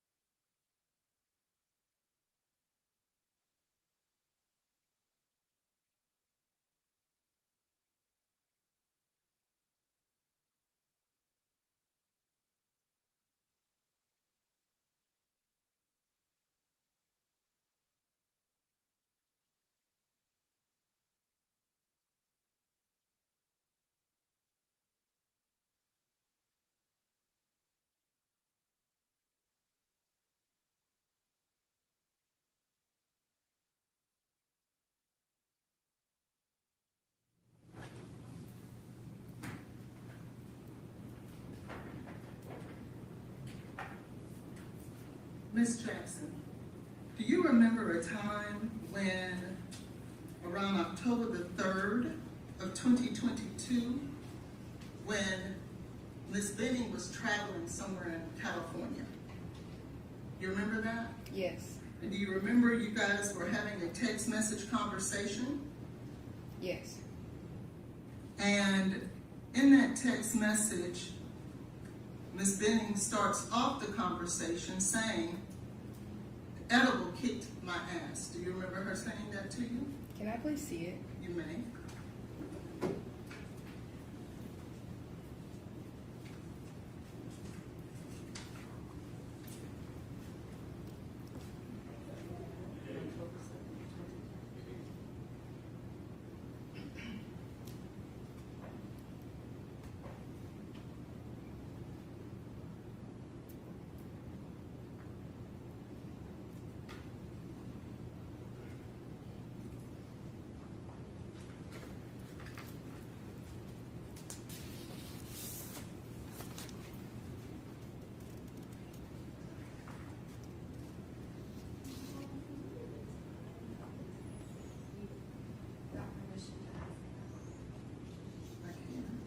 Okay, what's your question? Do you see there where on October the 3rd of 2022, Ms. Benning says to you, "Edibles kicked my ass." Do you see that? Yes. Do you see that later, the next text message she sends says, "Smoking, edibles, and tequila. Laugh my ass off." Do you see that? Yes. And do you see where your next text to her is, "Weed or some other shit"? Yes. What is some other shit that she could be smoking, Miss Jackson? Mushrooms. Because you can smoke mushrooms? I didn't say smoke. I said or some other shit. Well, you said weed or some other shit, right? Yes. What's the other shit? Mushrooms. Okay. You get. So when you were referring to weed, because you hear above it, it says smoking, but it doesn't say what she's smoking, right? Mm-hmm. It says smoking, and then you respond, weed or some other shit. Mm-hmm. And your response is she was going to smoke mushrooms. I didn't say smoke mushrooms, but I was asking her, was that what she talking about? Okay. And did Ms. Benning, in your closeness with her, ever share with you when the last time that she had her period? I don't recall. You know. Uh, Would you have learned that the last time she had her period was September the 12th? Is that a question? Yes. Yeah, I mean, you're putting words into her mouth. I thought you asked, did you know, and she said no. She said she didn't recall. She said she didn't know. As close as you were, did you know that she didn't have her period in October? We don't just discuss our periods like all the time, so no. So when you were on direct examination, Ms. Jackson, you talked about that this was your sister and you discussed everything. Isn't that what you said? We do. But you don't discuss your periods. I did not. Now, but didn't you, isn't it true that you and Ms. Benning was trying to calculate who was the father of this child? Mm-hmm. You wouldn't discuss the last time she had her period if you're trying to calculate when was the last time who was the father of the child? I don't recall talking about a period. Well, how would you figure out who was the father? Objection, Your Honor, she's answered this question. Right, well, she's I'm asking objecting to another the question. relevance of the line of questioning. When the witness What's your says she next doesn't question? know. How can you discuss and try to determine who's the father of the child if you don't discuss when was the last time she had her period?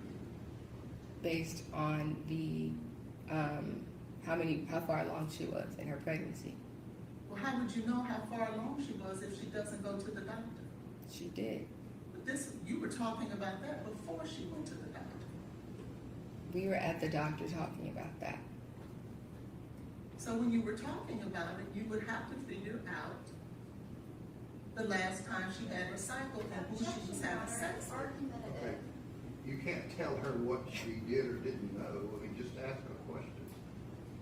Now, was there not a time that Ms. Benning would infuse the food that she cooked with marijuana? Objection, Your Honor, to relevance. We've already had that discussion with other witnesses, so did you know anything about that? I did. You said you did know? Mhm. And she would do that, would she not? She has before. Thank you. Now, when you were discussing who the father was of this baby, there was another gentleman that was in the running. Was that true? Yes. And who was that? His name was Des.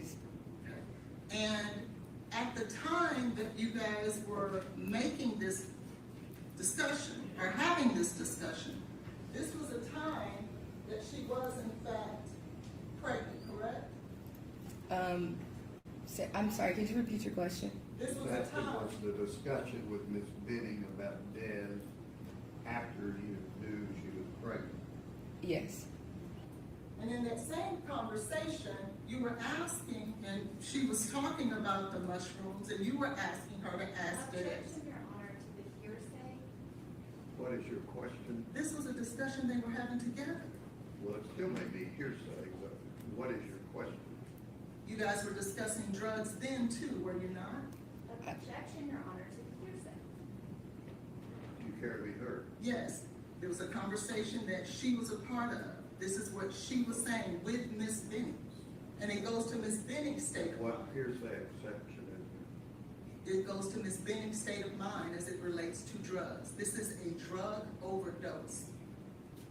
Mr. Taylor has to be able to put on a defensive theory.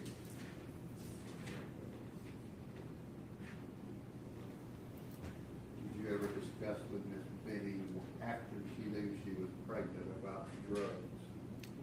I'm not sure. I don't know. Would it assist you if I was to allow you to look at text messages? Sure.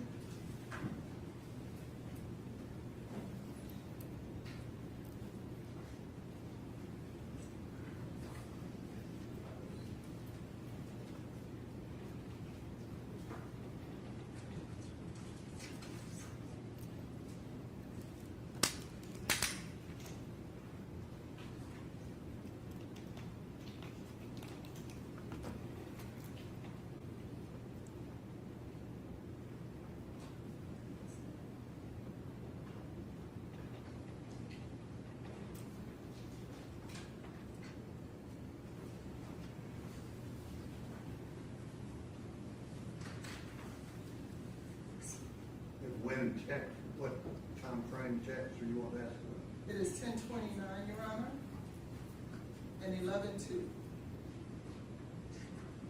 Sorry. I'm sorry, I did come. The 10:29. Let me just give you. See if there's multiple copies of that. Yes. I'm gonna give you a copy of all of them so you can have them ahead of time.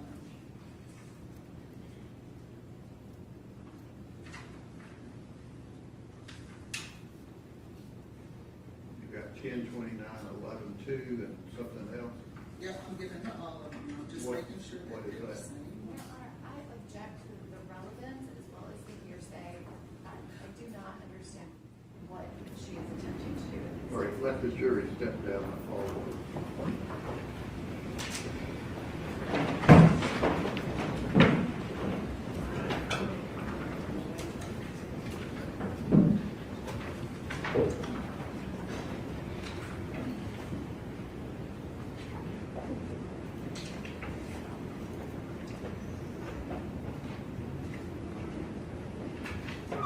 It's 10:29, you both copies of it.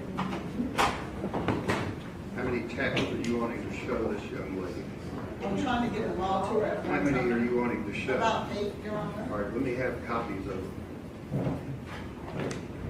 Let me have copies of them.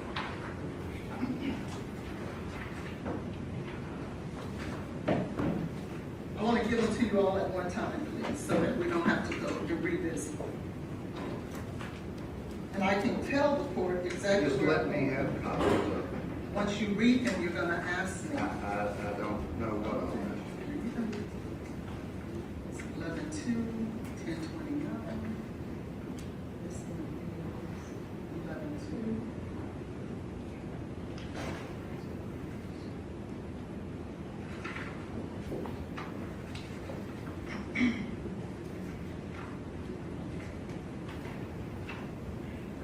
There's another one for 11:2.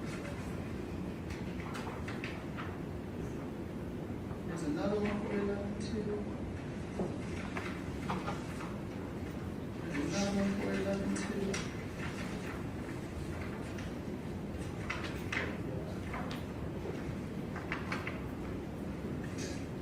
Or you're giving me all the metadata and everything? Yes, else? I am. I don't even see the one starts off need or,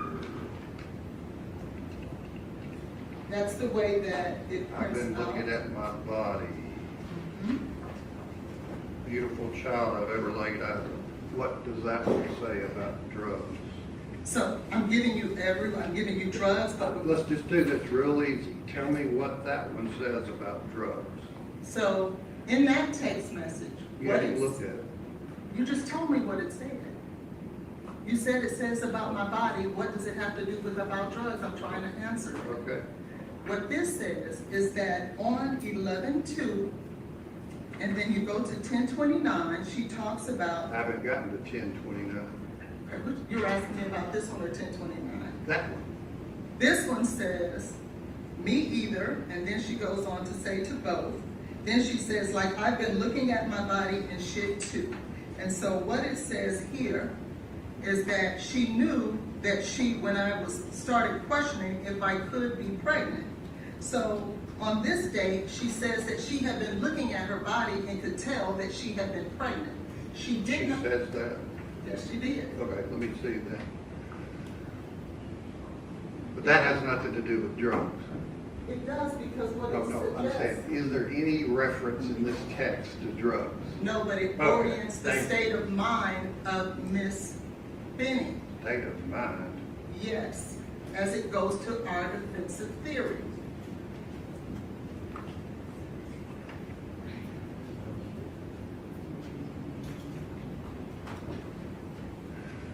Does the state have decent copies of what the messages are back and forth?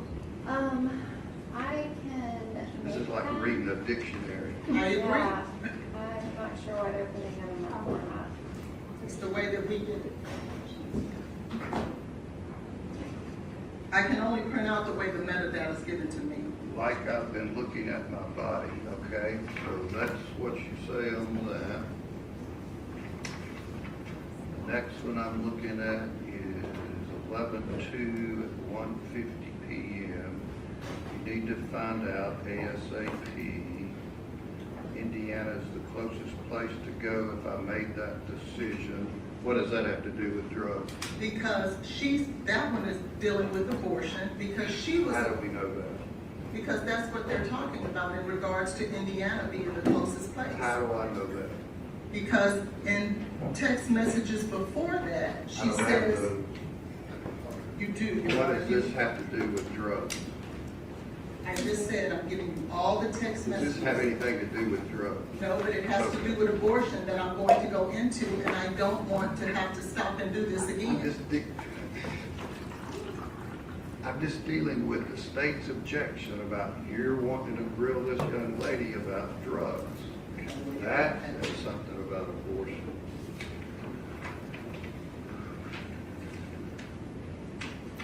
It's weird, been like you've been drinking. What does this have to do with drugs? It has to do with alcohol. She was found to have cocaethylene in her system. But that is something from,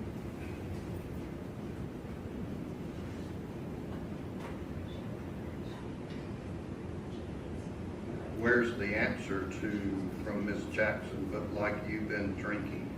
Ms. Jackson just testified that she is Where's very... the answer of this from the text? It doesn't have to be an answer. That's her statement to Ms. Benning. Objection to the hearsay. It's not hearsay. She's right here. I can ask her if How she about said Ms. it. Benning's statements are hearsay? That's not Ms. Benning's statement. If I can at least allow me to explain to the court what it is that I'm trying to do, why I provided you with all the text messages that you asked for. Okay. Well, some of them I didn't ask for. Finished up cleaning, wanna come smoke and have a bottle of wine when I get off. That's from Ms. Jackson. That's 10:29. So you wanna ask Ms. Jackson if Ms. Benning came over and had a bottle of wine? I do. And smoked. Where does it say smoke? Do you want to smoke and have a bottle of wine? Wanna come, S-P-O-K-E. You think that's a misspelling? Can I see it?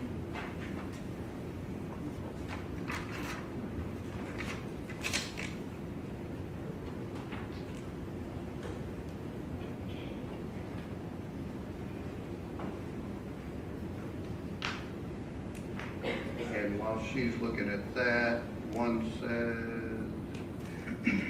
I'll be done in like an hour. You're not going to the party. I was going to, but my body is just really exhausted. I think I'd rather chill tonight. What is that? What's the relevancy of that? That one has to do with, as I stated before, that she was already telling by her body that she was pregnant. But yet she was doing drugs around this time, if you orient it with the other text message of 10:29 that I gave you. All right, maybe I hadn't got that. This is 11:2.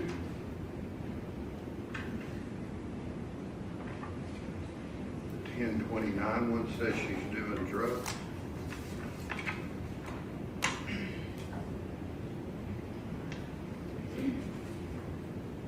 Excuse me. Can I have a copy of these No, texts? hang on just a moment. Do you have the 10:29 one? You just have that one, Your Honor. Okay. It says, I'll be done in an hour. This is 10.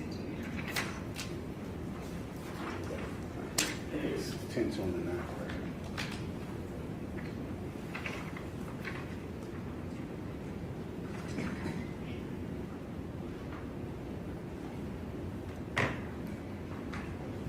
Okay, and after you looked at this, is that a typo on your part? Probably, yes. Okay, so you would say you're texting Ms. Benning about wanting to smoke and have a bottle of wine? On 10:29, yes. Did she come over and do that? I don't remember. All right, we can do that. That. You've already asked about that.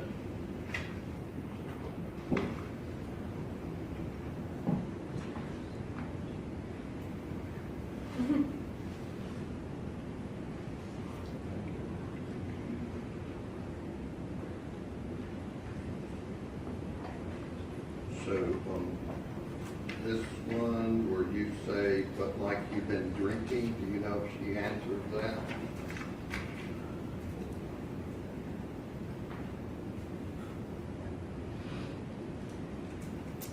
If I may, Your Honor, that's Ms. Jackson's observation of Ms. Benning. In a text? Yes, in a How's text. she observing her in a text? She is finding out that she was pregnant. Ms. Jackson's response is like, you've been drinking. I don't see that one. I don't see that. Yeah, it's hard to. And if she feels like that's not what it means, that's what she could tell the jury.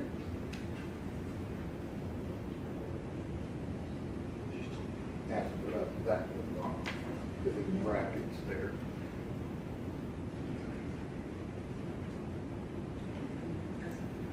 You know what that's about? The conversation is incomplete. Like, I can't really make I don't know. And then this is, I'm excited in a way. I'll be more okay when I know for sure it's his.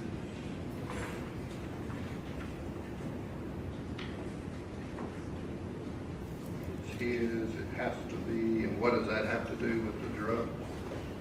That's in regards to Mr. Taylor. Like I said, I was giving you everything so that we didn't have to go through this again. Okay, so this is relevant in terms of going back, finding out who the father is. Correct. And this shows that they're just discussing it. They're discussing it, but it's relevant because it goes to Mr. Taylor's state of mind that he would try to harm a child that could possibly not even be his. My client, Mr. Taylor, the one who's on the murder. How do these checks have anything to do with him? Because he's asked for a paternity test. My question is, you've asked about discussions with who's the father and things like that. So you're wanting this text to add to that how? Because it says she will be more excited once she determines it's his. So that means she didn't even know if it was his at the time. All right. And then, does the state care to be heard about whether, do you, Miss Jackson, know what you're referencing? Indiana is the closest place to go if I made that decision? The conversation, I don't remember the whole conversation. It is in part, so I can't give you an answer. You don't know what Indiana may have been? We were talking about her being pregnant. Were there any discussions between you and Miss Benning about her getting an abortion? Not necessarily that being her decision, no. What does that mean? She never said she wanted an abortion. I just Do you told know her if Indiana has anything to do with that? if she were to have made that decision, but that decision was not what she made. Okay.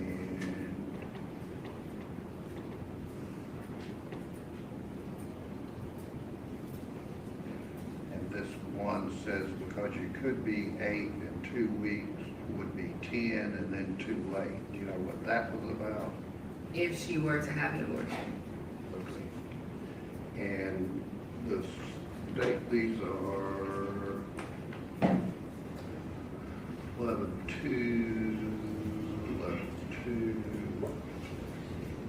and the state's objection about these is what? Your Honor, I just want to be clear, we're talking about those specific texts that you just asked Yes. Ms. Jackson about. So my objection is that, number one, they're incomplete to the conversation, but Do they're you have the complete download? You can give it. I didn't ask you. Right. Yes, I mean, I have access I to it. mean, you would agree with me, I'm just trying to be fair, you would agree with me that you asked a lot of questions of various witnesses about Miss Benning wanting to have her baby. Yes. And these would indicate that there were discussions about not doing that. And Your Yes, Honor, no. my objection. Yes, no.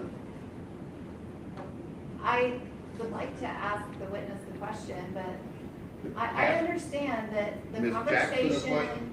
Yes, Go ahead.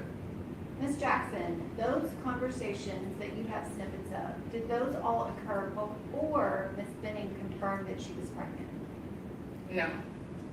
Are they all from November 2nd? Yes. And you went to the appointment to confirm it on November 3rd? Correct. So they're all before she confirmed it? Yes, I'm sorry. Once she confirmed that she was pregnant, was there any discussion that she was suggesting that she might have an abortion? No. Okay. If I may be heard, Your Honor. You don't need to be heard. I'll allow to ask that. I'll allow you to ask about these 2 text messages. Thank you. Trying to bite my tongue about you guys that.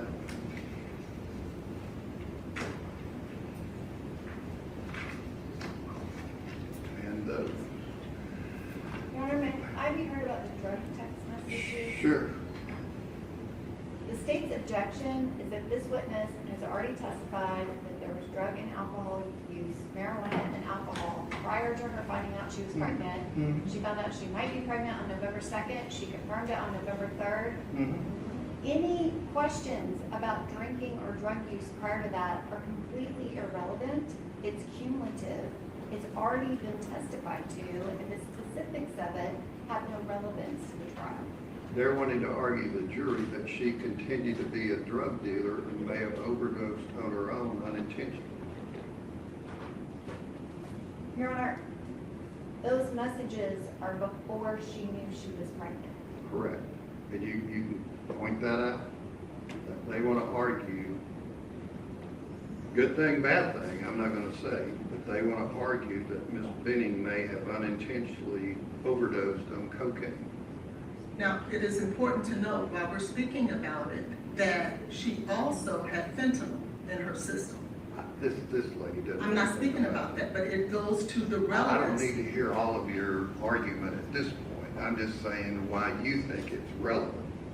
So I'm allowing you to ask those questions. So bring the jury back down.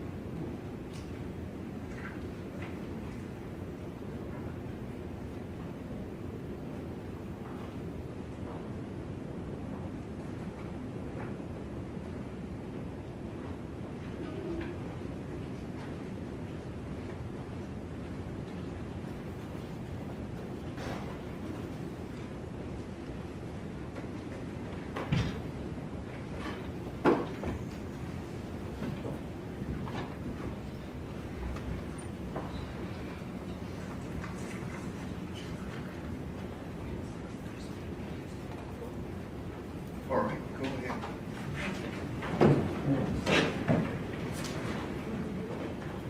So, Ms. Jackson, during the month of October, it is in fact true that Ms. Benning was in fact doing drugs, was it not? She smoked marijuana. And some other shit, right? I'm not sure.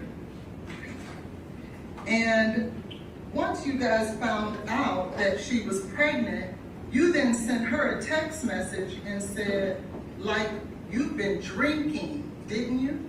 I sent that? Yes. Yes. And what you were doing was calling her out that, oh my God, you're pregnant and you've been drinking. Isn't that correct? No. That's not what you meant by that? No.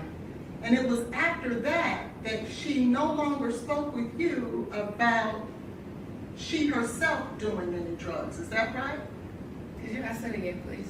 Yes. After that text message that you sent her saying, like, you've been drinking, after that text message, she no longer sent you a text message about drinking or doing any drugs. Is that correct? I don't recall. So she could have sent some after that? I'm not sure. And also, we discussed the fact that you guys had to determined who the father was, and you determined that it was Blaise's, correct? Yes.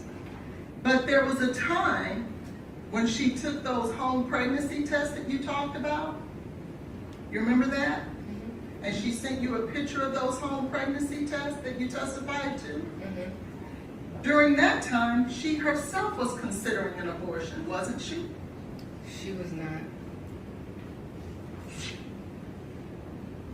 Well, didn't you guys discuss possibly going to Indiana? In terms of, she wasn't sure what she wanted to do, but abortion was not the answer. We were just discussing as friends, what did the future look like? Well, you were going to go to Indiana to possibly have an abortion. She was going to go to possibly have an abortion. Objection, Your correct? Honor, counsel is mischaracterizing. Okay. You know what that discussion was about? I asked her about Indiana one time. We never went, and we never talked about it again. Well, why would you talk about it if it wasn't an option for her? We were just discussing as girls, as friends, like what. Didn't you also say on one occasion, well, 2 weeks, you need to decide because it'll be too late? Didn't you say that to her? I didn't see that. Could I please see that? You may.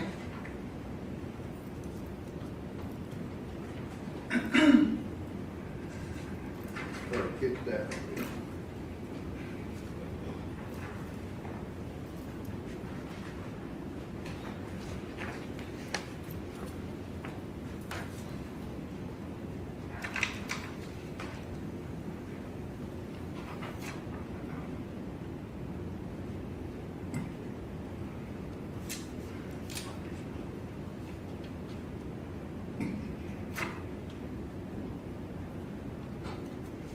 Okay, I see where I said that. Okay. So you were discussing it because she was considering an abortion, correct?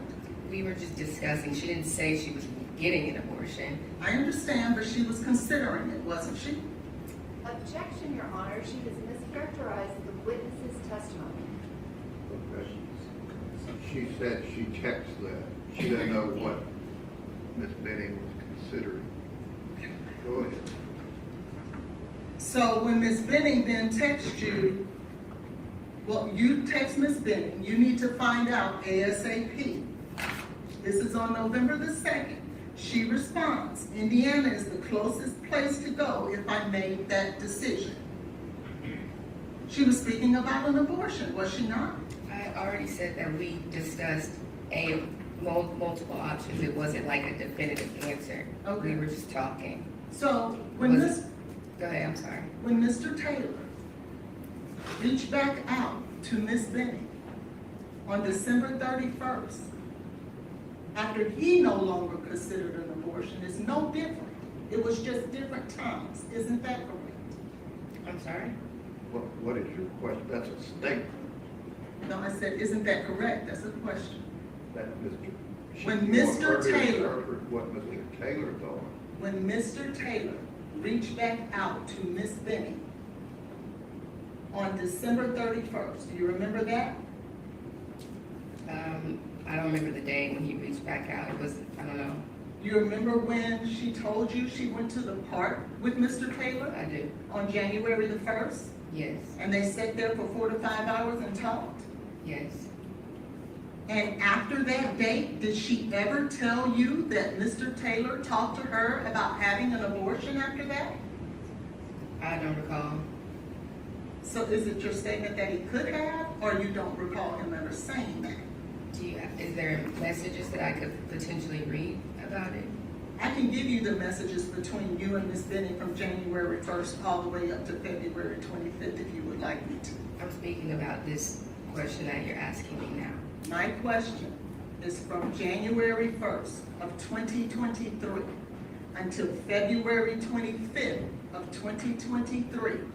Did Ms. Benning ever come to you about Mr. Taylor trying to pressure her or ask her to get an abortion?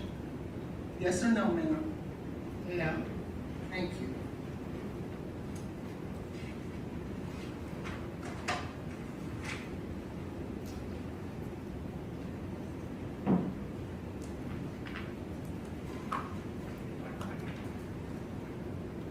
Now, during this time that from the January 1st until the February 25th,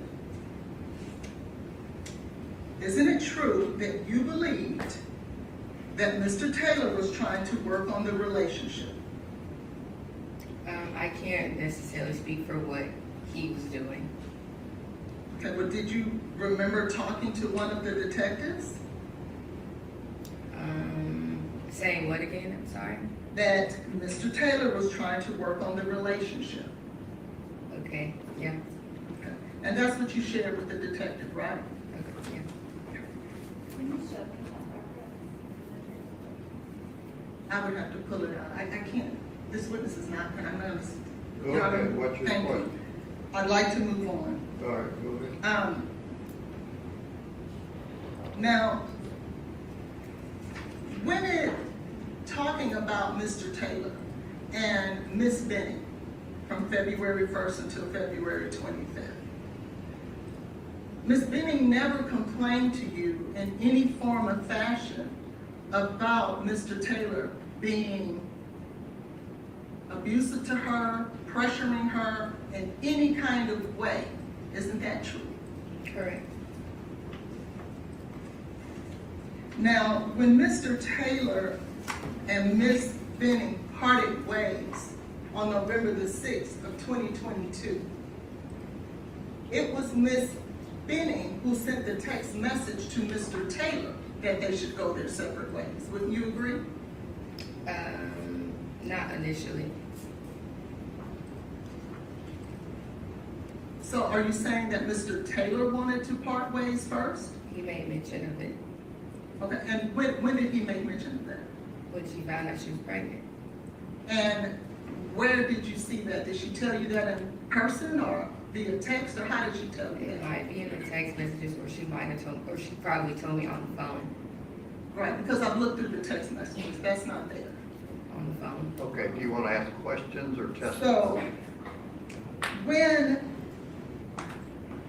Miss Benning sent the text on November the 6th, in fact, she said, we're at an impasse. Isn't that what she said? Because she sent the text message to you. You testified to it, remember? Yes, can I see this text message, please? Yeah.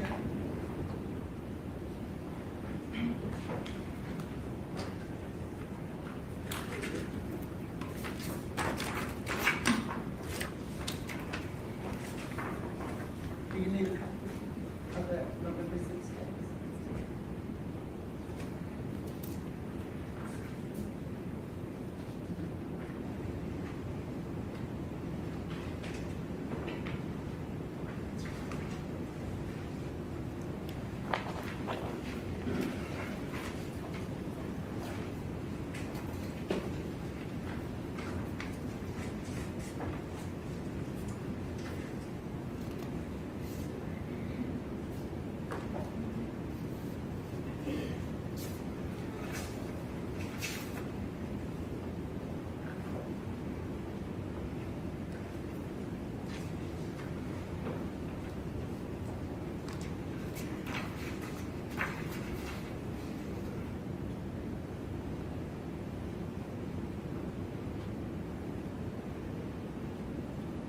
Okay.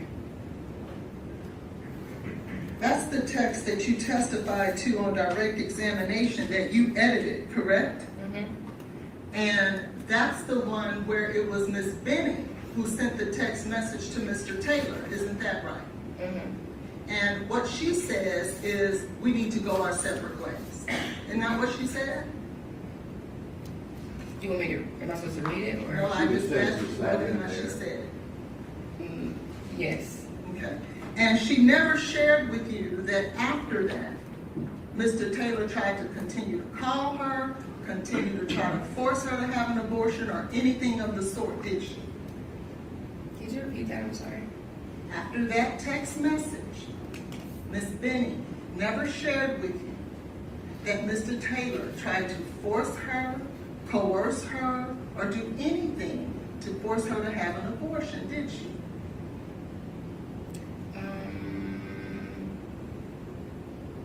No. Okay. Now, let's let's move on to February 25th. But before we do that, you did state on direct examination that you were willing to be this child's father, correct? Mm-hmm. And you were gonna move in with her to help raise the baby, correct? If need be. And I think, did you refer to them as your babies, her and the baby, Jade and the baby were your babies? When did I say that? I'm asking if you ever referred to them as that. I don't remember. On February the 25th of 2023, you knew that Miss Benning was the one who planned this date night, isn't that right? Correct. And she reached out to you about what she should cook. Mm-hmm. And you stated she should cook the chicken Alfredo, right? Because you wanted some, that's your favorite food, right, from her? It is. Okay. And so she and Blaise were going to do painting with a twist, and she had created this special night for them, right? Mm-hmm. And even though she had planned this special night for her and Blaise, you decided that you were going to stop by with Keontae to get a plate. And she wasn't necessarily super excited about that initially, right? I can't say if she was or not. Well, didn't you at one point represent that, well, I bet that girl was saying this bitch. Do you remember saying that? Not in that way, no. What way was it? Because I said that about Blaise was probably thinking that about me because I came by. But didn't she suggest that she would pack the food up for you to get the next day? She didn't say the next day. Okay, when did you think she meant? That night. And so then you and Keontae then came by, correct? Correct. And when you went there, you talked about that, y'all had a group conversation, talked about future plans, correct? Activities, yeah. Future plans of doing things together. Mm-hmm. And Mr. Taylor was involved in those future plans, right? Mm-hmm. And that he actually invited you guys to stay that night, didn't he? After we left. Well, he didn't invite you to stay and play cards, and you said, no, I don't want to intrude? Not when I was there. Oh, this was after you This left? was when I left. And who told you that? Jade. Okay. And so you stated that he then, when all of that was going on, you called it a cute interaction. Do you remember that? Mm-hmm. But you testified on direct that it was somewhat obvious with the black hole thing, right? When discussing the painting. Okay. So just the painting and not Mr. Taylor and his view of it. I'm sorry? So when you were discussing that it was dark, you were only talking about the painting and not Mr. Taylor? I was talking about the painting. Because you actually characterized it as a cute interaction, didn't you? Because we were all talking and we just met him for the first time. Okay. And there was nothing about that evening that made you feel any way about the way Mr. Taylor was acting, were you? Beyond what I said about the painting. But yet you still called it a cute interaction. For her, yes. And the painting, if I could have State's Exhibit 1A and B, please.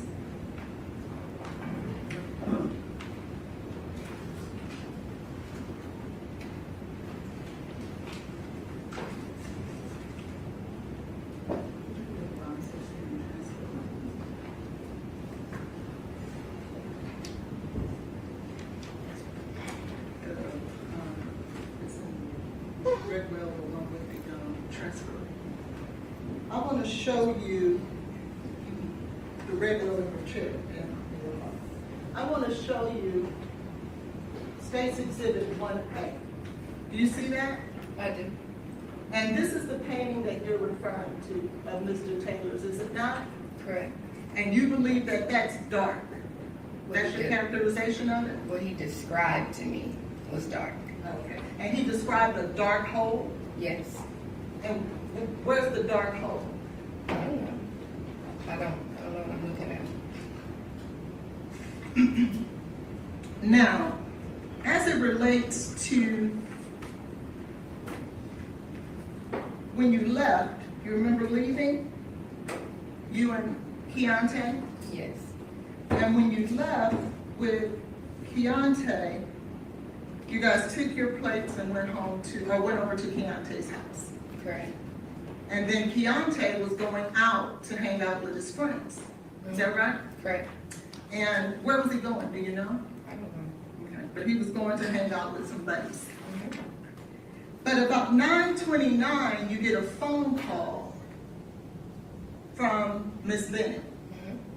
And I think you said that when she called, if I remember correctly,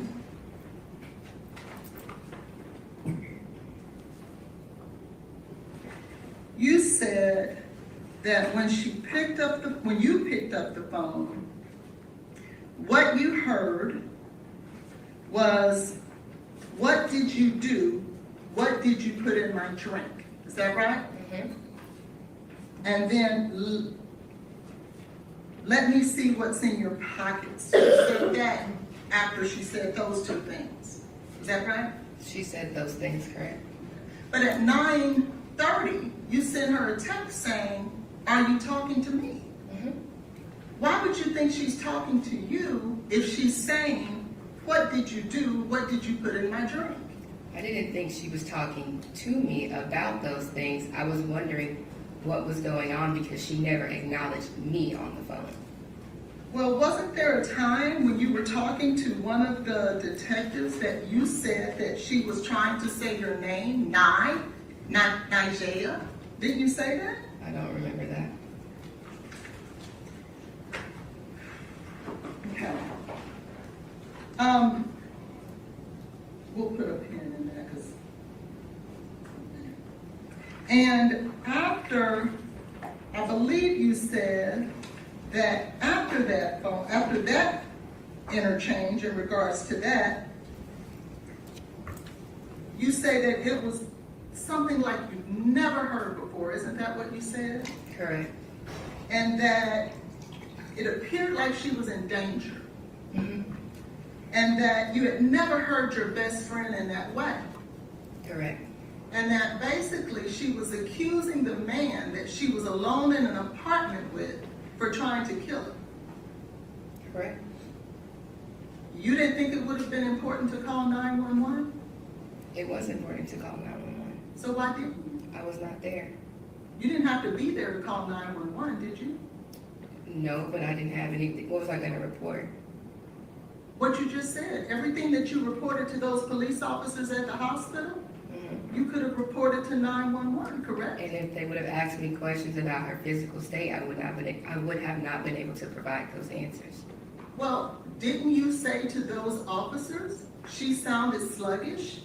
She said that I can't feel my legs?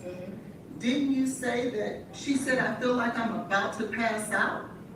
Isn't that directly related to her physical condition? I was not there to answer any questions that they would have asked me, additionally beyond what I provided for them, if I would have called. But you were so concerned that you stopped what you were doing and you drove over there. Yes. What were you going to do? What was I going to do when? When you got there? If 911 wasn't called, I would have called 911. I would have rendered aid. You had that opportunity 29 minutes before you got there. Is that a question? Yes, why didn't you do that? You've asked her that. Then you stated that at some point that she asked you to call Keontae. Isn't that true? I didn't say she asked me to call Keontae. I mentioned the words that I heard of his name. Okay, and so she never then, are you stating that she never told you to call Keontae on the three-way? No. May I have a moment, Your Honor? Did you ever tell Detective Smith that? I don't recall. Would it refresh your memory if you were to take a look at Detective Smith transcript talking to you? Sure. May I have a moment? Okay.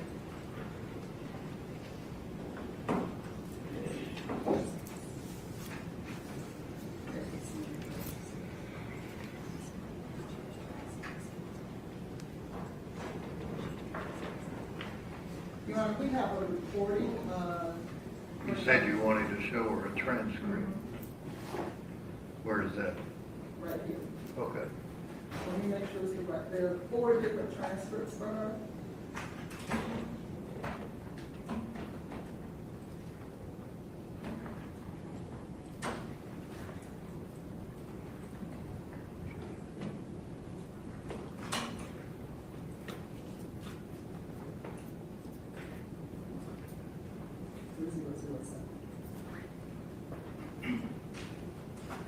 I'm gonna go on until he finds it, Your Honor.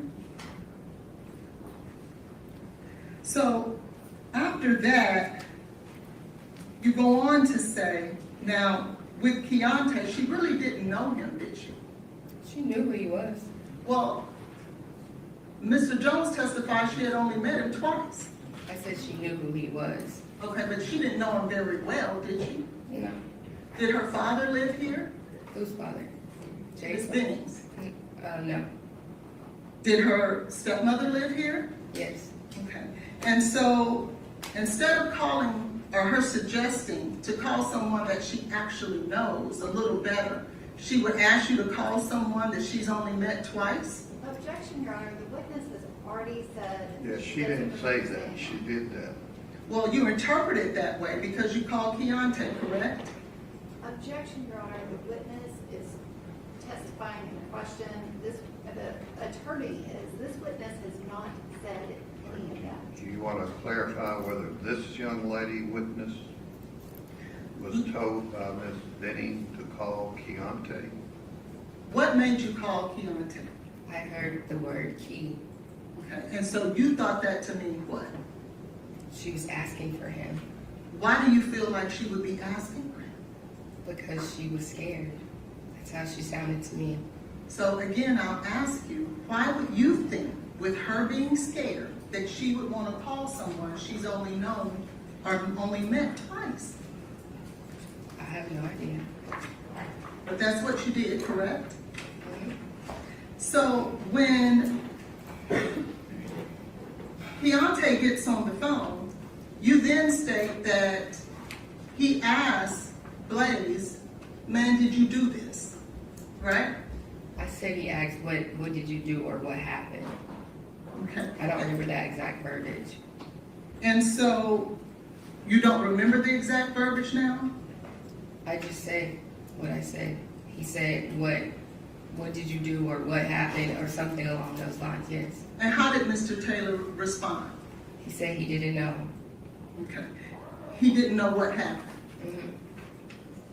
And so when you finally hear what's going on, you drive over there, correct? I was already on the way over there when she called me.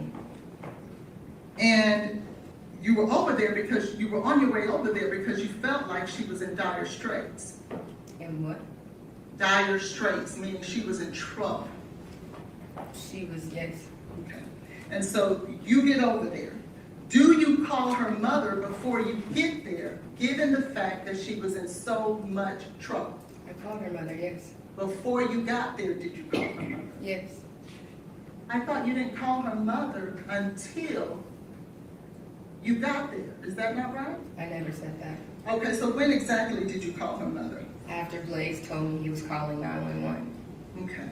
And so when you got there, you actually, well, before you got there, you talked about at 9:47, you made the second call. I don't remember what time. You don't remember what time you said that you called the second time? I don't remember exactly what time, no. Okay, and then when you get there, in fact, 911 is there, is it not? Correct. The EMS was there just like he said they were. Mm-hmm. And you stated that when you arrived, that he was frantic. Isn't that what you said? I said he was pacing back and forth, like anxiously panicking, yes, that's what I said. And you were panicking too, weren't you? I was. And you were jumping on the back of the ambulance? Were the paramedics and EMT allowing you to do that? They told me that I needed to go to meet them at Vanderbilt. Did they try to stop you from jumping on the back of the ambulance? I didn't jump on the back of the ambulance. I was trying to see through the window what was going on with Jade. And were you getting in the way of the paramedics? No, Not at all. no. And you feel like jumping on the back and trying to look She inside? said she didn't do that. Would you be surprised to know that someone testified that you did? Objection, Your Honor. Counsel is mischaracterizing the witness You'll just ask testimony. questions instead of testifying, please, ma'am. Now, when you got to the hospital, you had to check into the hospital, didn't you? I did. And when you checked into the hospital, you had to go through a metal detector? I did. And they gave you a visitor's pass? I don't remember. But you did have to go through a metal detector? I did.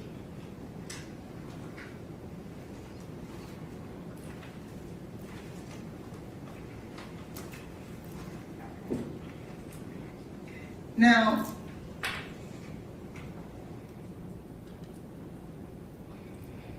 when you guys left Miss Benning's home, Mr. Taylor didn't go back upstairs, did he? No, He went straight to the hospital just like you did. correct. So he never had an opportunity to go back upstairs, did he? Objection, Your Honor, calls for speculation. All right, I'll sustain the objection. Did you see Mr. Taylor get in his vehicle? Said, oh, get it, you see him get in his vehicle. Yes, And did you see him drive off? yes.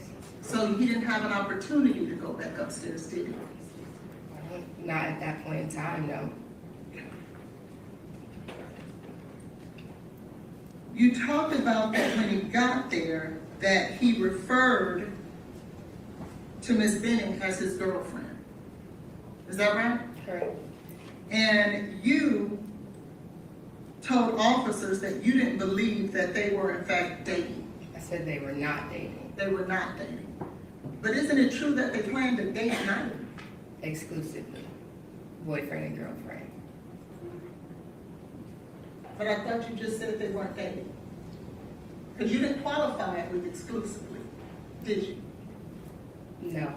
You said dating, didn't you? Yes. But they were on a date night, isn't that true? Correct. And then you testified on direct that she wanted more, correct? I said what? Yes, you did. Okay. Okay. And that they saw each other 2 to 3 times a week, didn't you say that? I said sometimes. And in fact, they had seen each other 3 days in a row that week. I don't remember. I'm going to object to Ms. Hollins asking her questions, insinuating that she made those statements. Ms. Jackson did not make those statements. You know, she just testified to it. She has not said that they saw each other the last 3 days. That is not. No, I didn't say that. I asked her that. I should be able to ask the witness questions. What, yeah, go ahead. Jury Now, heard when you what- first got to the hospital, it was you who accused Mr. Taylor of doing anything wrong, isn't that true? You said what? It was you who accused Mr. Taylor of doing anything wrong Of doing anything wrong? I don't understand what you're saying. with Miss Benning, doing something to her. I simply told everyone that I spoke with what I heard on the phone. Okay. And do you remember if she said anything like that when Mr. Jones was on the phone? No, she did not. So he never heard what you heard. No, not the beginning of the phone call. And in fact, when Mr. Jones was on the phone, there were no accusations made by Miss Benning. Isn't that true? She wasn't really able to say anything at that point. Well, did you testify that she was able to say some words? Yes, prior to me calling Keontae.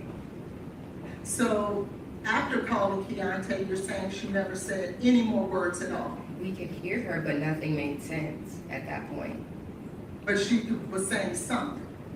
Nothing substantial of anything that we could understand, no. And it's your testimony that you do not remember exactly what time that second phone call was? I don't remember what time that second phone call was. What time was the first call? 9:29. And how long did it last? 6 minutes. And so that would take us to 9:35? Sure. Okay. And so, can I have State's Exhibit, the NFD? What do you need? The NFD rates. That's been. Is it 5?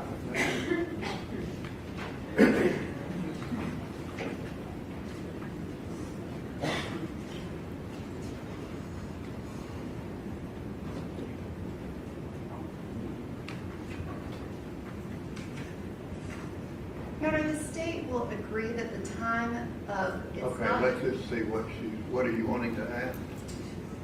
Well, I have to get, isn't it true, well, you wouldn't know, would you be surprised to know that Mr. Taylor called 911 at 9:38? I don't know what time he called 911. That's why I was going to get the record, Your Honor.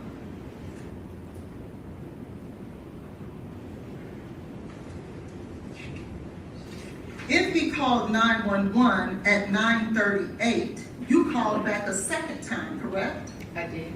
And when you called back the second time, how long did that conversation last? I don't remember. And when you got to his house, you will agree with me that EMS was already there. I did not go to his house. I'm sorry, to Ms. Benning's house. EMS was already there, yes. And didn't he, when you talked with him, didn't he tell you that, I think I hear them outside? He said I hear sirens or something. Yeah, he may mention that he heard something. And that would have been on the second call, correct? Correct.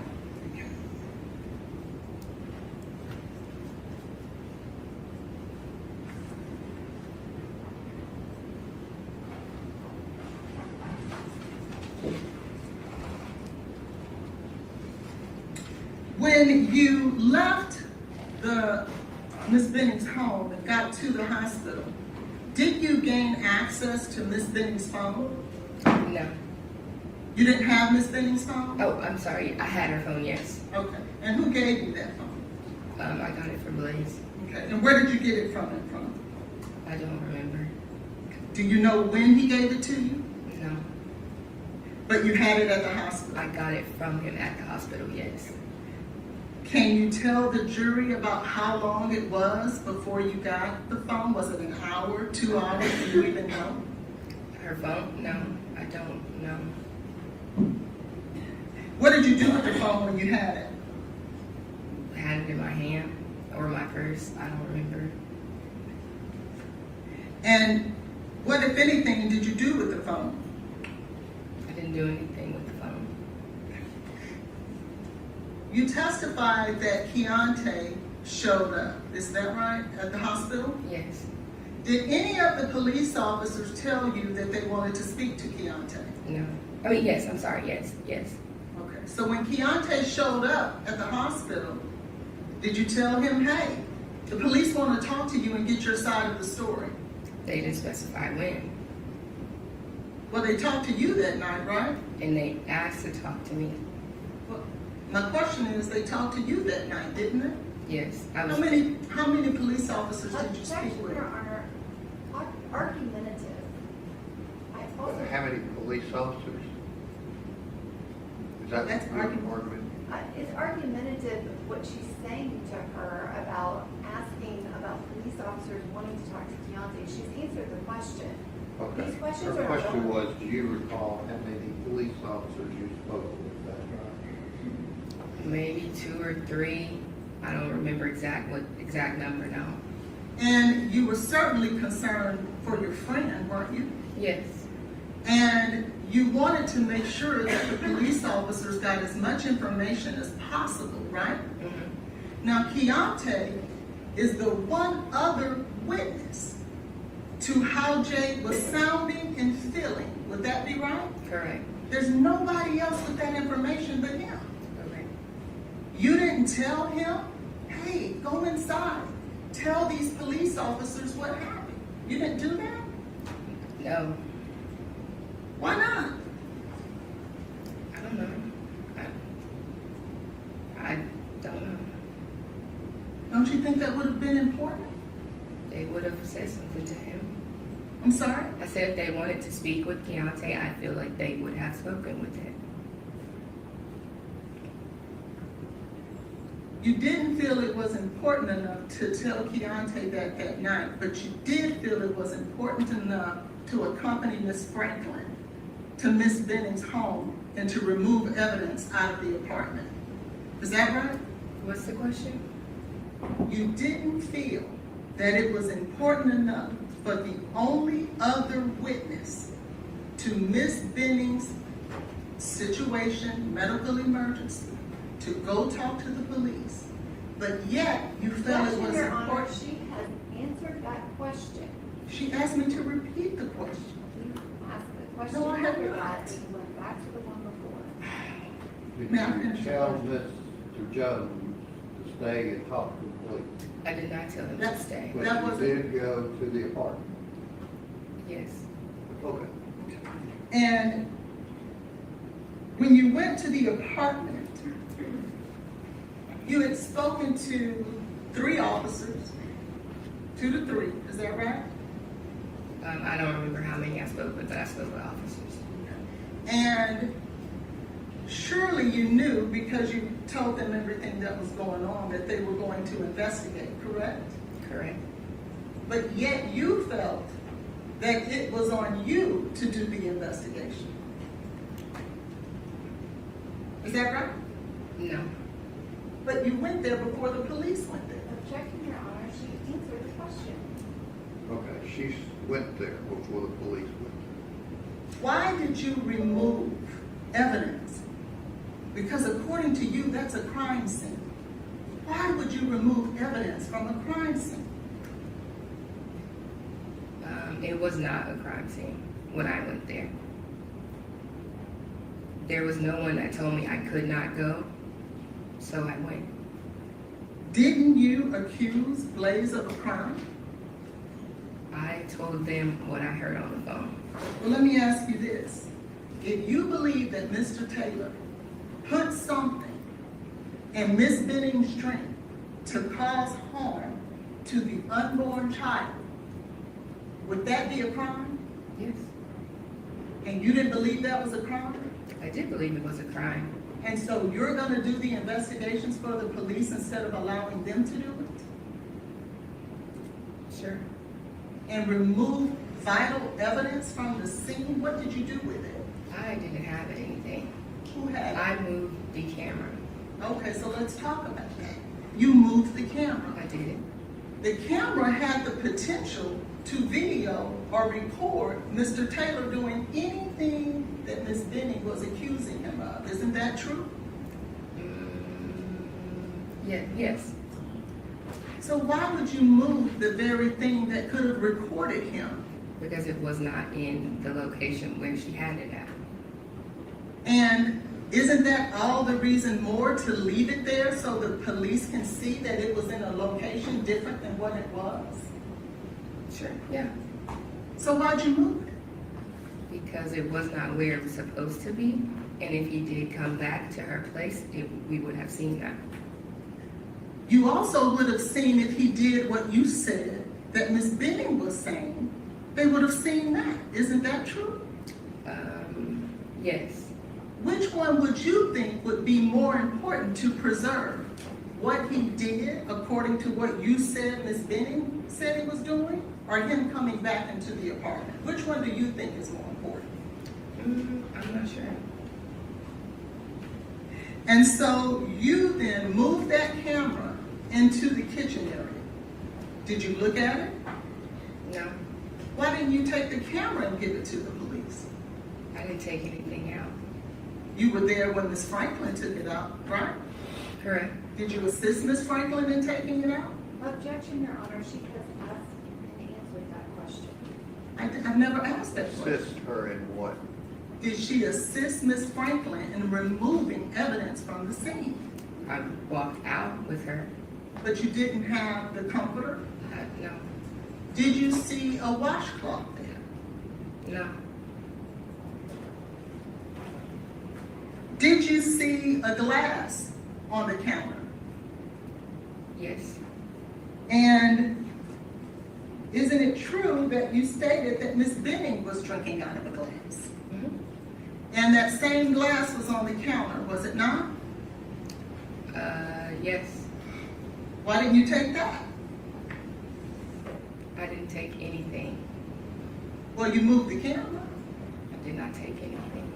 Well, why didn't you move the glass? It didn't have the same drink in it that she had earlier.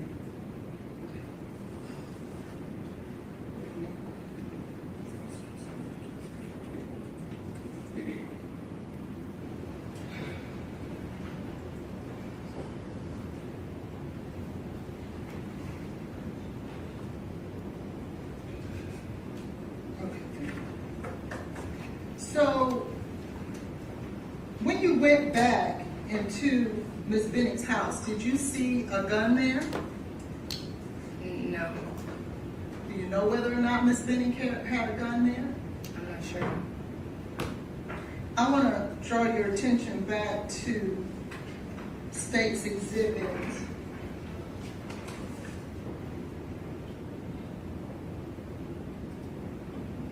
1B,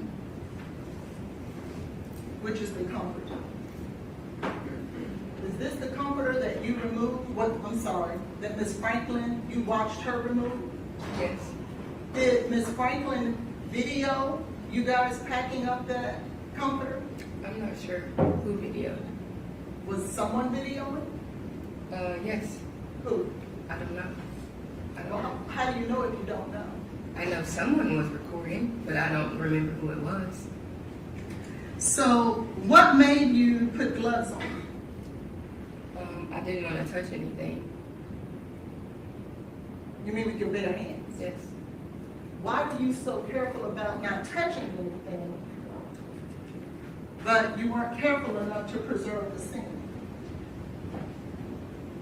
What was the difference? I'm not sure.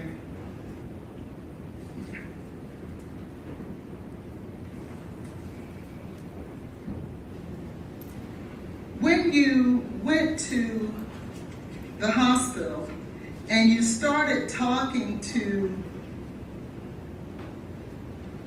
police officers, did you talk to them about Lauren Weber, who had gone to the apartment earlier that day? I'm not sure. I don't remember. Did you ever share with anyone that you didn't believe that Mr. Taylor stating that she actually vomited was true? Did you ever make that statement? I said he never told me that prior to. And so, were you stating, because this is what I'm asking, when you told the officers he never told me that, were you insinuating that it was not true? I was insinuating when I was asking him on the phone, and prior to me getting there, what happened, what was going on. He did not inform me that she vomited until after we both disclosed our perspective, or not even perspective, what we both experienced that night. And didn't you tell the police officers that Lauren Weber or anyone else had not seen any vomit anywhere in the place? I don't remember. Could you have said that? I'm not sure. How did Miss Weber, when did you talk to Miss Weber that night? When she got to the hospital. What time was that? I don't remember. Was it before or after she went to Miss Benning's home? I really don't remember. You remember talking to her about what she saw when she went into Miss Benning's house? I don't remember us talking about it. You don't remember you guys talking about it? Objection, Your Honor, this has been asked and answered. Okay, she's answered that. Let's talk a little bit about the allegations that you made or talked to the police officer about as it relates to Mr. Taylor, okay? You remember talking to them about a cup that was missing. I don't remember. You don't remember that either? I don't remember talking about that. Like, no. Okay. Do you remember talking about whether or not he wiped her face or any of those types of things? You said, did I? Mm-hmm. I don't remember talking about any of that. And do you remember whether or not the allegations you made in regards to what he was saying in response to what you were saying? Remember you said he didn't say anything? Objection, Your Honor, she's mischaracterized the witness's testimony. Your Honor, may I respond? What are you talking about? Do you remember that when you were talking to the police, and in fact you just said it on direct examination, you said that when the accusations were made, Blaise didn't say anything to you. Do you remember that? To me on the phone? Just here today, ma'am. No, I'm saying, are the accusations that he did not respond to, are you responding, saying that in regards to the phone call? Yes. No, yes, no, he did not. He did not say anything. He said he didn't do, he said he didn't know, he didn't do anything. Right. He said, I didn't do anything. I don't know what's going on, right? Correct. He asked you if she had an EpiPen. Mm-hmm. He said, I don't have anything in response. According to you, he says, I don't have anything. Mm-hmm. And it's your testimony that in response to questions being posed to him, he said nothing. I mentioned that. So why would you characterize it as he didn't respond? I said he did not, I already said what he responded to. When Jade said that he was scaring her, he responded that she was scaring him. When she asked to empty her pockets, let me see her hands, he said he didn't have anything. I already mentioned that. And then you said, you also said that he would never FaceTime me, right? Mm-hmm. Well, if he was busy tending to Miss Benning and or trying to get to 911, the emergency people, would you be more concerned with him caring for her or FaceTiming you? I asked for him to FaceTime me before he told me he was calling 911.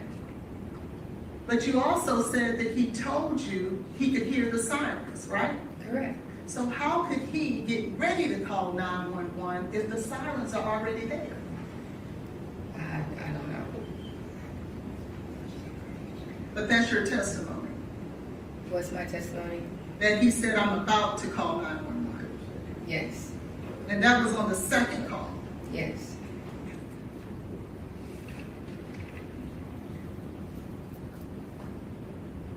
You said the last few words that he made is key with you. That's what I heard, yes. She made, I'm sorry. And if that was the last few words that she made, how did you know to call Key? I decided to call Key. So now you're saying she never told you to call Key? I said she never told me to call Key. Did you ever tell anyone that she did tell you to call Keontae? I don't recall saying that. Okay.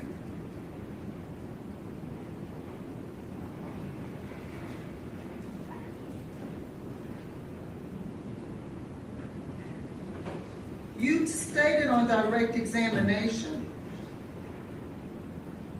he wasn't giving me anything, right? Mm-hmm. What did you mean by that?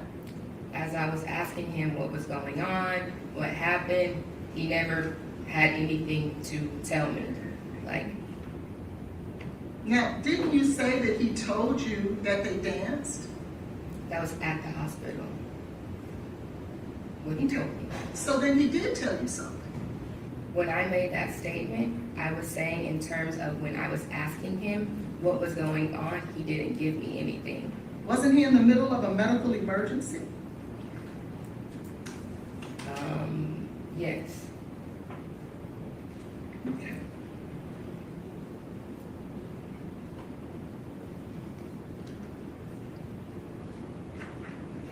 When you left the apartment with Miss Franklin and the two other girls, with the evidence that you removed and relocated in the scene, did you immediately then go to the police officers that you met with and inform them of what you guys had done? I don't remember. You don't remember if you went to the police after I don't that? remember if I went to the police when I don't remember, like, when I spoke with them. Okay.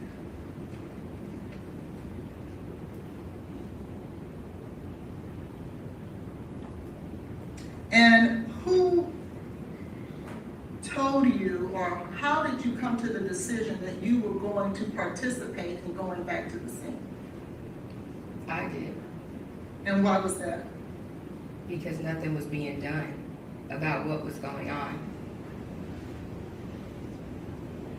So even though you talked to those three officers as they were getting your statement, right?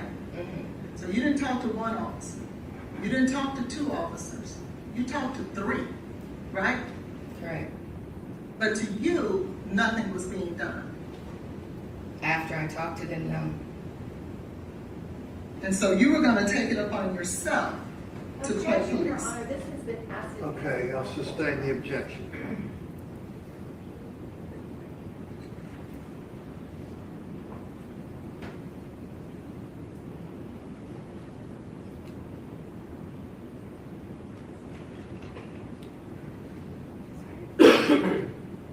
Is there any other person, Ms. Jackson, besides you, who heard any of these alleged allegations No. that Ms.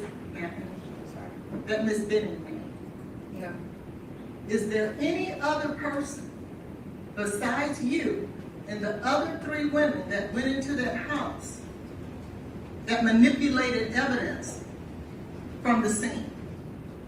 Can you say that question again? I'm sorry. Are Does there- she know of anyone else that went into the apartment?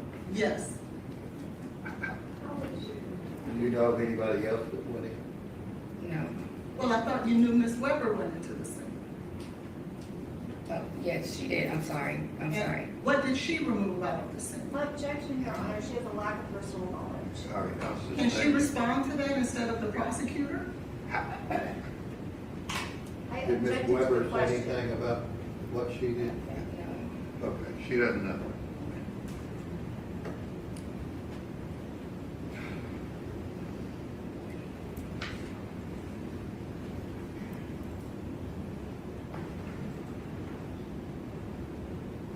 If I could just have a minute.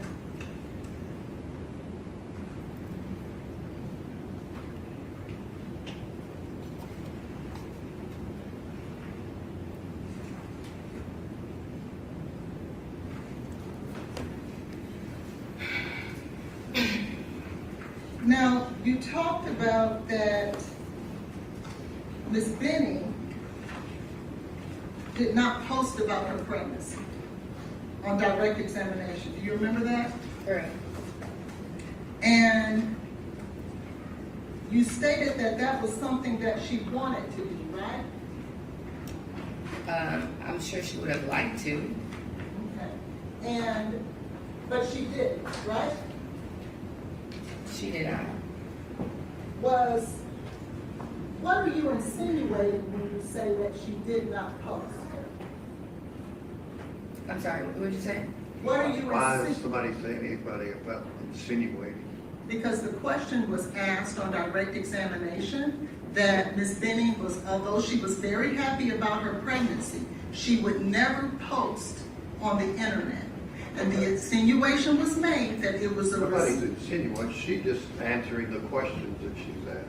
So if it's- rephrase your question about insinuating anything. Why do you feel that Ms. Jackson did not post about her pregnancy? I feel, I'm sorry, why Ms. Benning didn't post about her pregnancy? I just feel like she was trying to deal with whatever was going on between her and Blaise, and he made it very clear that he didn't want anyone to know about him being the father.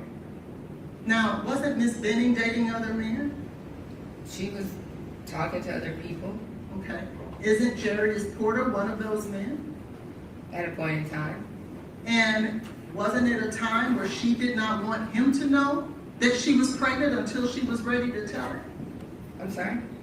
Wasn't there a time where she did not want Mr. Porter to know that she was pregnant until she was ready to tell him? I just think she wasn't ready to tell him. If she would have posted she was pregnant, he would have known, wouldn't he? She might have wanted to tell him on her own. Correct. So it wasn't that Mr. Taylor didn't want her to post. She had her own reasons. Isn't that right? No. I want to bring your attention to a text that you wrote to Ms. Benning on February 5th of 2023. Objection, Your Honor, to hearsay. It is an out-of-court statement. Well, I'll ask you this. Did you ever ask Ms. Benning, when are you going to post? I did ask her. Okay. And isn't it true that in her response, it said nothing about Mr. Taylor? I'm not sure. Did I see that? Yes, you may.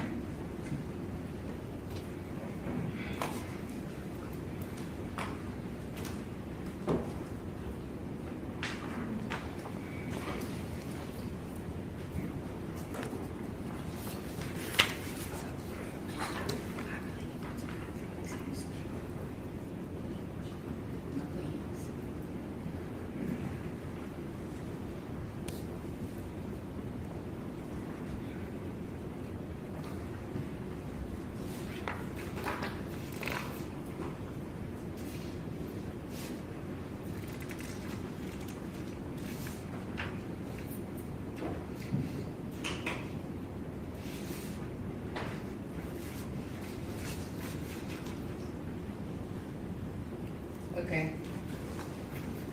So I'll ask you again.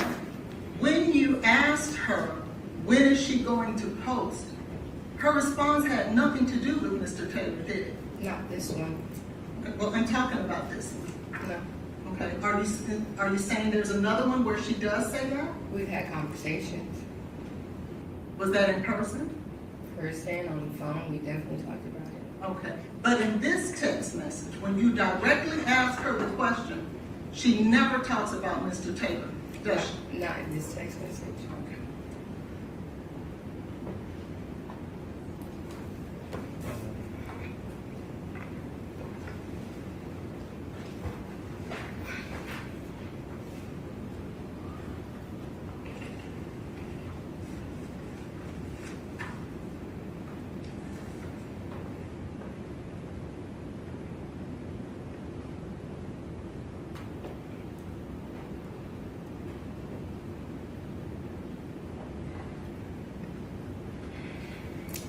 Do you remember a time on November the 9th, after Ms. Taylor found out that she was pregnant, that she talked about eating gummies with her aunt? Do you remember that? I remember the conversation. And isn't it true that her aunt offered her some gummies after that day? Her aunt did not know she was pregnant. And Ms. Benning's response was, I told her I needed to eat first. Do you remember that? Mm-hmm. Not, no, I'm not taking them. That was not her response, was it? She wasn't, no, it was not her response. So your statement then that she did not do anything after that wouldn't necessarily be true. How does she know whether she did that or not? In this text message, did she ever say to her aunt, I'm not taking those? Not in that text message, she did not say that.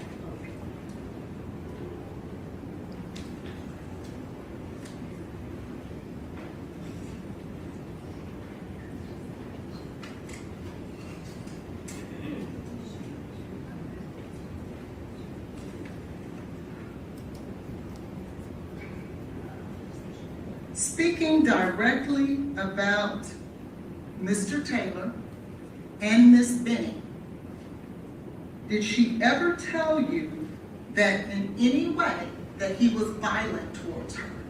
No. Did she ever tell you in any way that he threatened her? No.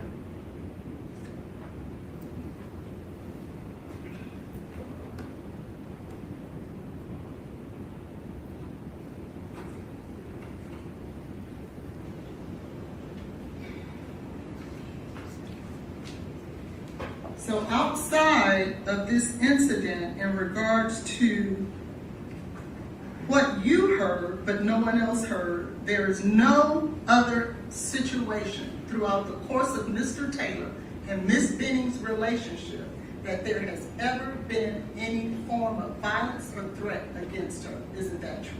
No. I pass the witness. Or does the state have redirect? I do. How long do you think that would be? It will be at least 30 minutes. It could be. Or do you need to take a short break? Yeah, I just want to go to the restroom. Well, it, Go with that gentleman right there. I mean, give me a break. Y'all remember that show? Give me a break. Oh, I need a break, and I need a break right now, Judge. Y'all didn't tell me it was gonna be like this. Y'all remember Mama didn't tell you that it was gonna be times like this. Oh my goodness. The prosecutor trying to save her from these hard questions that have to be answered. I mean, give me a break. What are you talking about? I passed this witness. The defense job, the defense is working it. Go ahead, TT.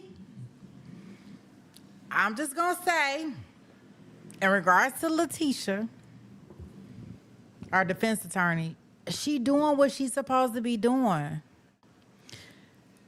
Wait a minute. Nobody thought that this was a crime scene or any of these things when it came out to get her, to try to save her. Nobody thought all of these things. You have the family as she's on life support. Oh my gosh, the poor family. And I could see me being investigator gadget. I could see me out there like, let me get some gloves on. Let me try to get all this stuff just in case they don't get it and it's diluted. Like, I don't want them to miss anything. Let me get everything that I can get. Let me show them that I have my gloves on. You record me. Come on, Billy. You recorded me. And we going into the house. I got my gloves on before we enter the house, and we about to get this evidence, because if they won't do their job, sometimes we got to do their job. The problem is that the defense is, turning this into, hey, well, maybe y'all didn't do this. Hey, well, maybe you said this. How do you actually know that maybe Jade didn't really want to make these posts on her website? Maybe, just maybe she just didn't want to do anything until she was comfortable. It didn't have nothing to do with him. Oh, that's not a possibility?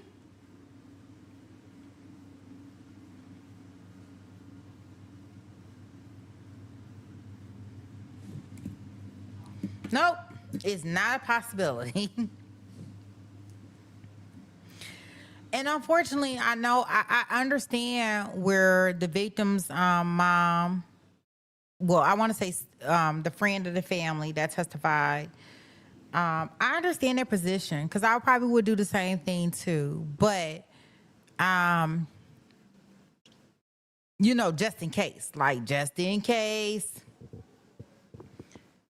But it makes it difficult when we come across this cross-examination, and I can't understand why the state didn't kind of get her, to this part of it all, letting her know that this is probably what's going to happen. But remember, the defense is not here to prove the state case. Let's get that straight. So when we talk about defense attorneys and what they're doing in their tactics, they're not here to prove the state case. What they're doing is here to prove that their client is innocent. Or create reasonable doubt where the jury can't convict him. I'm not mad at TT for that. I'm only call her TT because when I think of Letitia, I think of TT from Set It Off. Whatever. I need this money, Frankie. I'm sorry. That's just where my mind go. Whatever. So I gotta call her TT. TT was like, I need this money, Frankie. I gotta start watching so many movies. What? So I'm gonna call her TT. Oh man. Yo, cat, no. Say it is not so, Lasagna.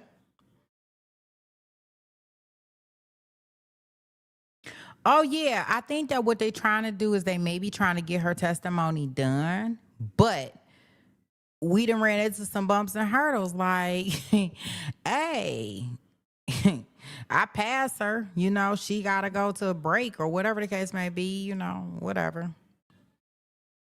But yeah, I don't, and I would like y'all, what I would like y'all to know is that I never have a problem with a defense attorney being a defense attorney, right? Guilty or not guilty. That's not what I'm talking about right now. But if you're gonna be paying a defense attorney to be fighting for you, saying what's going on, saying it from your perspective, I want them to like have a bone in this fight. Kind of like any other trial.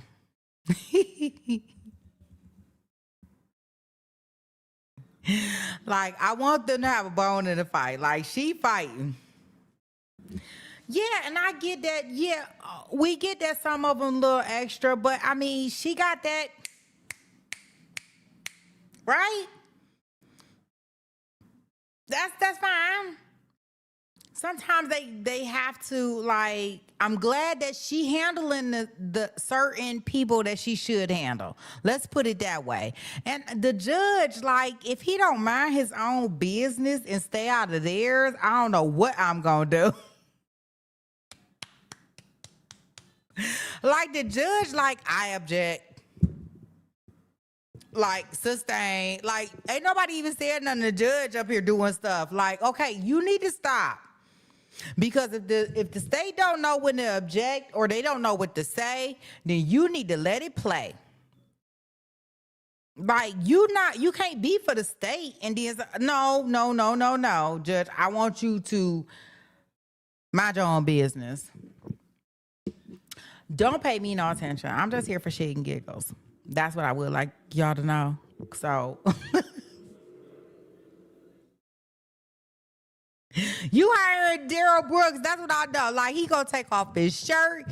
He gonna build a fort. He gonna say it with his chest, and he is gonna absolutely mean it. He is gonna mean it, Lasagna. So yes, you hire Daryl Brooks, and you gonna be sitting right over there with him. Him and all his jailhouse buddies. He went back to the jail in order to determine what questions he should ask the next day. But yeah, I'm not mad at this. I'm not mad at what she's doing. This is the star witness. This is what I want to tell y'all. This is the star witness. And in some ways, like, the defense sneaky trying to say, hey, look, y'all went in there, your friend's mama, y'all all went into the crime scene. Y'all did different stuff. We don't know exactly what you did, how you did, when you did it, what that is all about. We don't know. So they hit on different points. Like, if you thought that he had did this, then why didn't you report that? If this was so desperate and you thought that you smelled cleaning supplies when you went in there to get her keys, why didn't you run and tell the police that information? Why was this something like secondhand nature? So that's what they trying to do is nitpick on that stuff. So it's kind of like attacking the investigation portion of it. Yes, he would definitely give his all, Lasagna. I got you, boo. I got you. He gonna definitely give his all. But no matter if he give his all, no matter if TT gives her all, I don't know if the jury's gonna find him not guilty. They got to bring some more stuff in here, in my personal opinion, in regards to the D-Rugs. And what I mean in regards to the D-Rugs is very uncomfortable for me to know. I mean, I don't know. I'm not a D-Rug person, right? But when I think of somebody using mushrooms, I'm like, oh gosh, like I thought that's like the worst of the worst. So I'm like, well, if they using that, like, oh gosh, they might have been out here on the planet all by themselves in Never Land with Peter Pan. So I don't know what all harsh drugs, and I'm trying to figure out, like, can they please give me a report that says, hey, all she had in her system was Coca-Cola. I don't think we had anybody that testified to saying that she was always using Coca-Cola. So if I can hear something that's saying that in her test results, she wasn't really doing any kind of D-Rugs, no marijuana,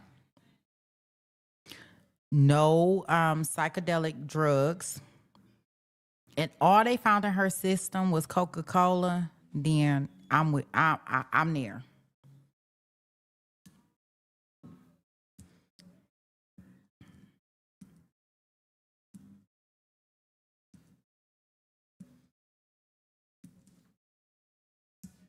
You say, what do you Uber passengers gave you? Well, Lasagna, what is you doing out here in these streets? You email me when we done. I don't know what you doing up there in Ohio, but you are not allowed to take anything from a Uber passenger.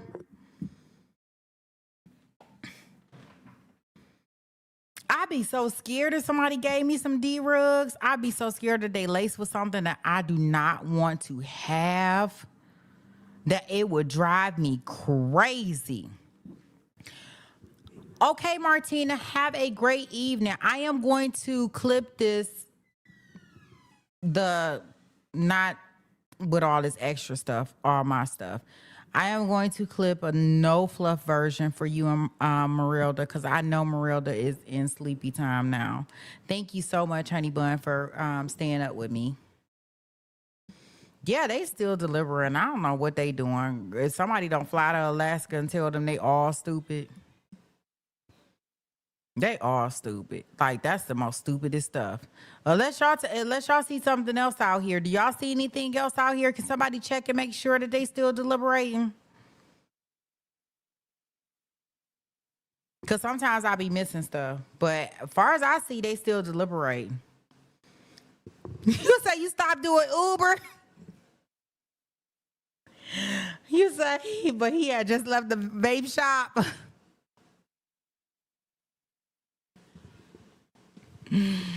Oh, wow. Yeah, so as I think we should be going back into court very shortly. I know Leslie has started her stream. She probably was thinking court was going to end at exactly 5 o'clock, but hey, we working overtime, which is cool. Make sure, if anybody has a chance, go ahead and check and make sure that I did not miss anything in regards to the verdict. But I mean, I have the LNC feed up, and I think they still got their feed up. So that means no verdict just yet. And Susie told me that if Zacharias, Zach, Zuki Zook, or whatever. Oh, wait a minute. Maybe we got a verdict. Is this the I've already verdict? read to you, but I will reread instruction number 3. No, this is not the verdict. 15. I don't know. No, this is not the verdict. Or maybe they went home. Wait a minute. Maybe they went home. Let me make sure. I'll check as we going through here. I'm gonna put us back into this courtroom feed. I will make sure that they are still in verdict watch. Maybe they let them go home. That could be very possible.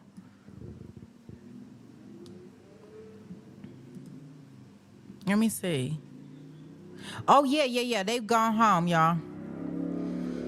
I don't even know they gone home because LNC just put up a new verdict watch for 9:30 in the morning, day 10. They're gone home. So there you go. I don't know how they want to waste another day of their life, but whatever. Okay, let me try to get us back into this courtroom so we can go hang out with Leslie.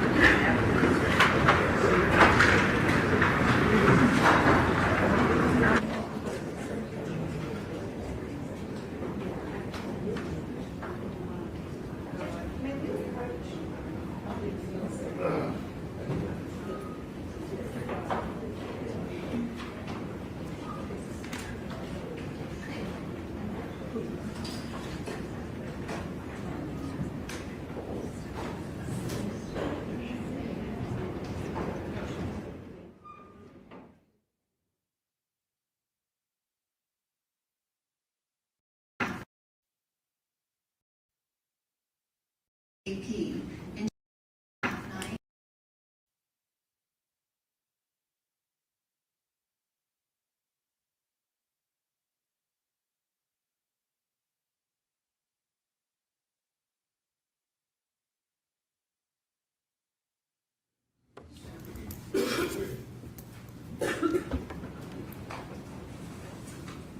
I am going to ask that the witness be handed a copy of her transcript interview with Detective Smith from that night.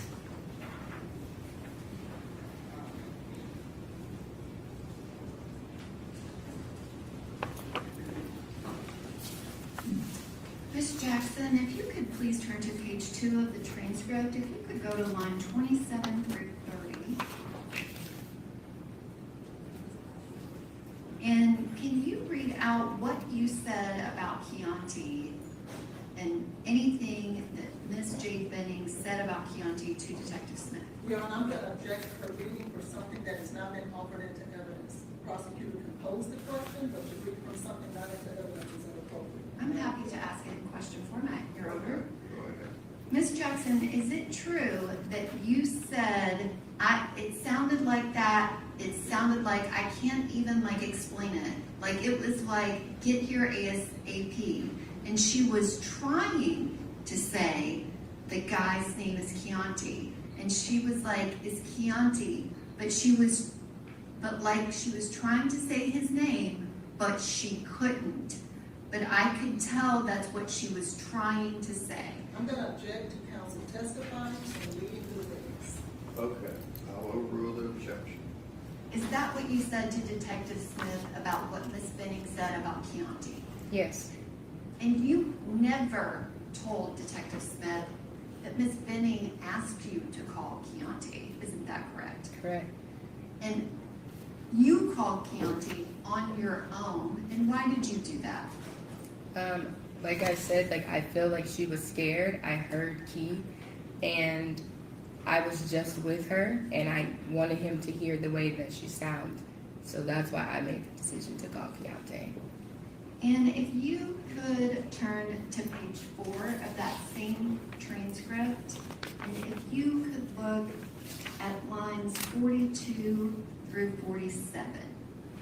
When you were asked about Ms. Benning and Mr. Taylor's relationship after January of 2023, you responded to Mr. Smith, she doesn't send him any pictures, ultrasounds. Like, I just went to her house 2 days ago and the ultrasounds were on the countertop. I get there today and they're gone. So she tried. It's not like she tried to hide it from him, but Hang on a second. What is your question? I'm asking her if this is what she said in response to what their relationship was like. Ms. Collins, Ask her. what did you say in response to Detective Smith when he was asking you about their current relationship after after January 2023 in that February timeframe? Your Honor, I'm going to object to it. Overrule the objection. Have a seat. She has a right to bring up consistent information that you for 2 hours asked her about. But she's not allowed to read from something that's not in evidence. She is on She's direct asked in this, examination. have a seat. Thank you. May I have a ruling, Your Honor? The ruling is have a seat. Thank you. Now, what is your question? My question is, can you please answer what you told the detective about their current relationship? I told them that I would ask her if she would send Blaise pictures of like her ultrasounds and things like that, and she said no ultimately because she doesn't want to get him all riled up, and she knows that she's not going to get the reaction that she wants from him, like acknowledging that, you know, that if they were beautiful or any way that would give compliments to her or her pregnancy. So she described to you if she talked to him about her pregnancy, he had negative feedback. Yes. And were you aware, did he go to any pregnancy appointment with her? No. Were you aware of whether or not Ms. Benning asked him to go to the appointments with her? Yes. And did she send you his responses? Yes. And what were his responses? Pretty much like he was too busy. Did you have any indication that Mr. Taylor was interested in actively being involved in Ms. Benning's pregnancy in February of 2023? I'm sorry, one more time. Did you have any information that Mr. Taylor did anything to be actively involved in her pregnancy? No. And you were asked questions about if there were any discussions about abortion. Could you please describe what your discussions were with Ms. Benning about abortion? We briefly talked about it in terms of like, just like I said, girl talk, having conversation, but she never like actually said that she wanted to have an abortion. Did she ever say that she wanted to have an abortion? No. Did she actually say the opposite of that? Yes. And when abortion came up, what was the context of that conversation? She was saying she was not having an abortion. Was there anyone that was party to that pregnancy that wanted her to? Yes. And who was that? Blaise. And did she express that to you? Yes. And what was Miss Benning's response to him wanting her to have an abortion? She was basically saying, I've made my decision of keeping my baby, and there's really nothing you can do to change my mind about it. And is that what ended their communication in November of 2023? Yes. That text message that you assisted her with drafting, was that in response to him wanting her to get an abortion? Yes. And then he completely stopped talking to her. Correct. And that November 16th contact,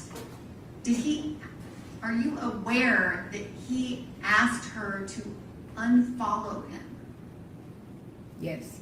And do you know why Ms. Benning was asked to unfollow Mr. Taylor on social media? He said he did not want to see anything about the baby. He wanted no parts. He didn't want to see anything that she posted or any mention of Jade being pregnant on social media. And you were asked about Ms. Benning and not posting. Did you know why she was not posting to social media?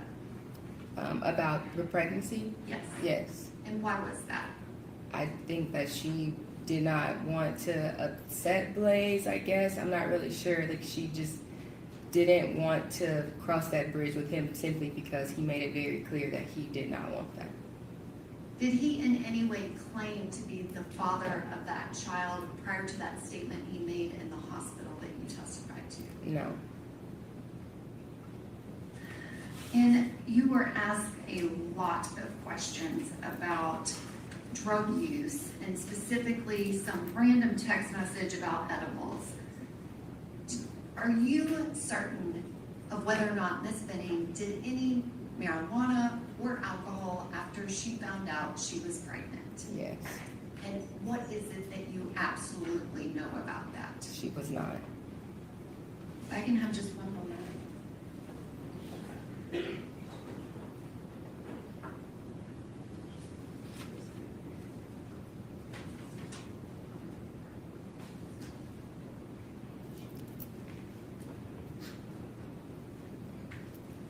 Ms. Jackson, at the beginning of questioning, you were asked about Ms. Denny, and you said you knew of her, and then you said you met her before. Mm-hmm. Had you met her before any of this happened? No. Thank you. Any recross? Yes.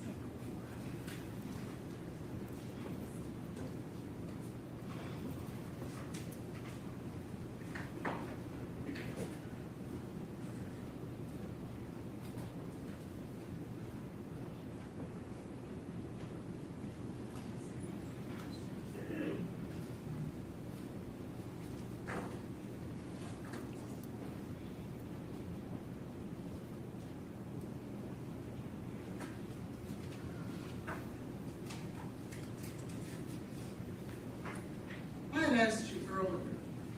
What's your question? My question is, you stated before that there was no call, you didn't know what time your call was, a second call. You remember that? Mm-hmm. And in fact, that call was at 9:47. That wasn't asked on redirect, so where are we going on that? Well, when you talked about the drugs on redirect, do you remember that? Yes. And do you remember stating at the bond source hearing, you testified under oath that the only drugs that you and Ms. Benning did was marijuana. Do you remember that? Correct. But that wasn't the truth, was it? Yes. You said me and Miss Benning. Well, didn't we talk about the fact that y'all were gonna do mushrooms together? I never did. Okay.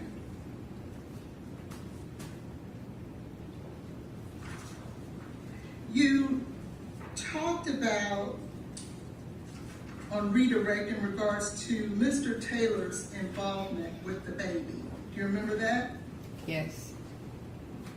Didn't you ever state at an occasion that you knew that he and Ms. Benning talked about naming the baby Jim? Yes. Well, that would be involved with the baby, wouldn't it? I mean, yeah.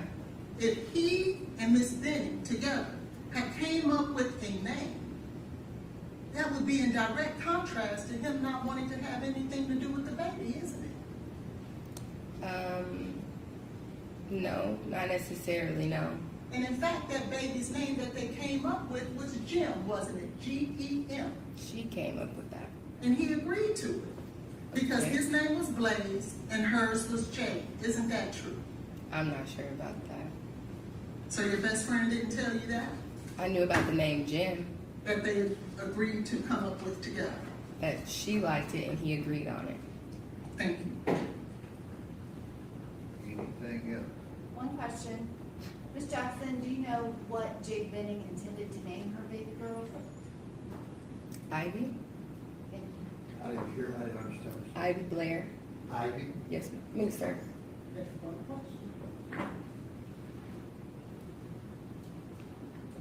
If she intended to name the baby Ivy Blair, then what were you just talking about when you said that he agreed to Jim? You just said she came up with the name of Jim, right? Mm-hmm. That's different than Ivy Blair, isn't it?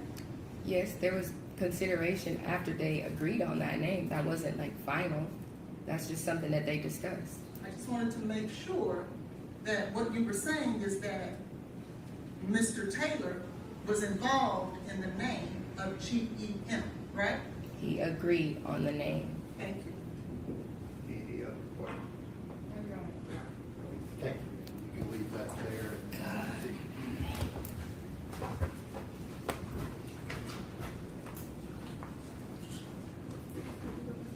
Yeah, you can have it. I just knew she was coming back tomorrow. All right, ladies and gentlemen of the jury, thank you very much for your patience and work here today. We're going to recess for the day. Tomorrow, you report like you did this morning downstairs in the jury assembly room at 9:30. we'll let the traffic die down. You've been up here later tonight, so give you that extra period of time. Leave your notes up here. Remember about not discussing the case, looking anything up, or any of the other admonitions that I've given you. You can step down the hallway with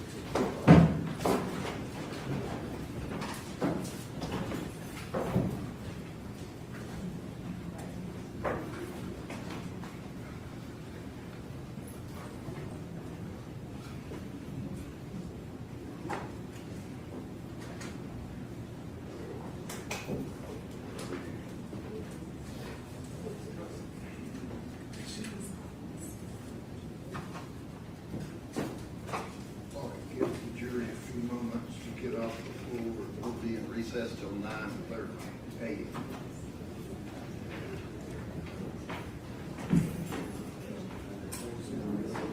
The judge didn't even ask them if they have any questions or they have any issues that they want to put on the record. He like, look, my wife at home making meatloaf and mashed potatoes with green beans, and I don't have time for this. I don't have time for this. Y'all done kept me late. I do not want to bring any witnesses back if I don't have to bring them back. But I tell you, my wife has made meatloaf, mashed potatoes, and green beans, and I don't have time for this.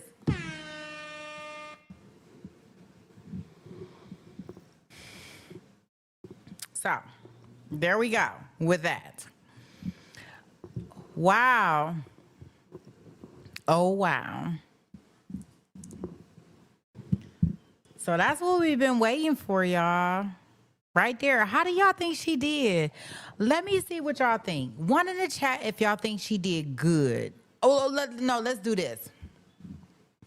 One in the chat if she helped the state, or two in the chat if it provided some reasonable doubt.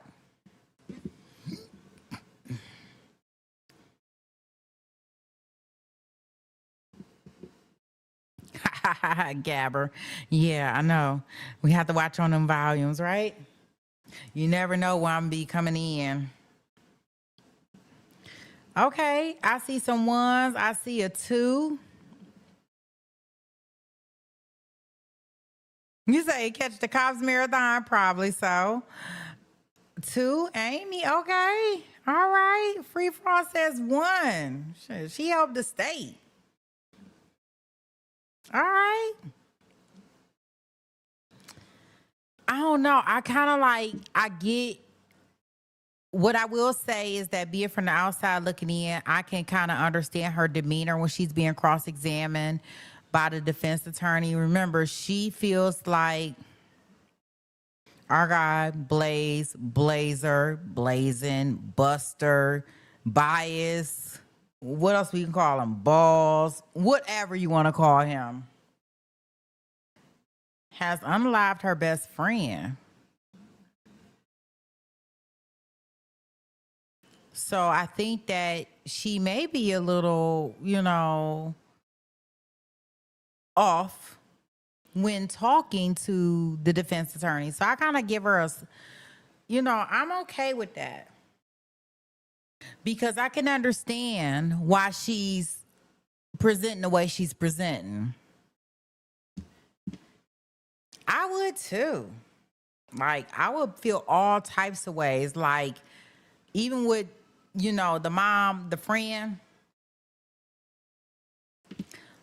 Yeah, I feel all types of ways. You're going to probably feel all my attitude coming towards the defense all day long. I lost my friend and her baby. I lost somebody that I truly, truly love.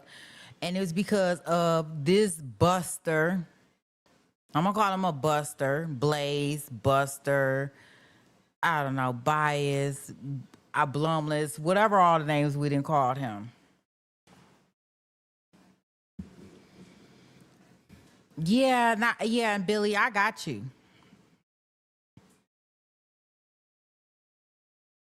Yeah, I get that part of it in regards to the crime scene tech. I think that what they're going to have to do is the state, definitely going to have a crime scene tech actually come in and testify to whatever stuff was going on or what happened. But I can see her being the way she is. So I'm not mad at that. I'm not mad at anything that happened. Personally, in my opinion, I think everybody did what they were supposed to do. I don't think that she was supposed to come in there, for the prosecutor. She was nice. She answered the questions. She cried. When it was moments that were, very important for her to show emotion. Like seeing her during that 36-second clip that we watched yesterday, I already knew that she was going to be a crier. I don't know why makeup, pretty, flawless. I don't know why. Because we already knew we was about to be crying today. But it held up.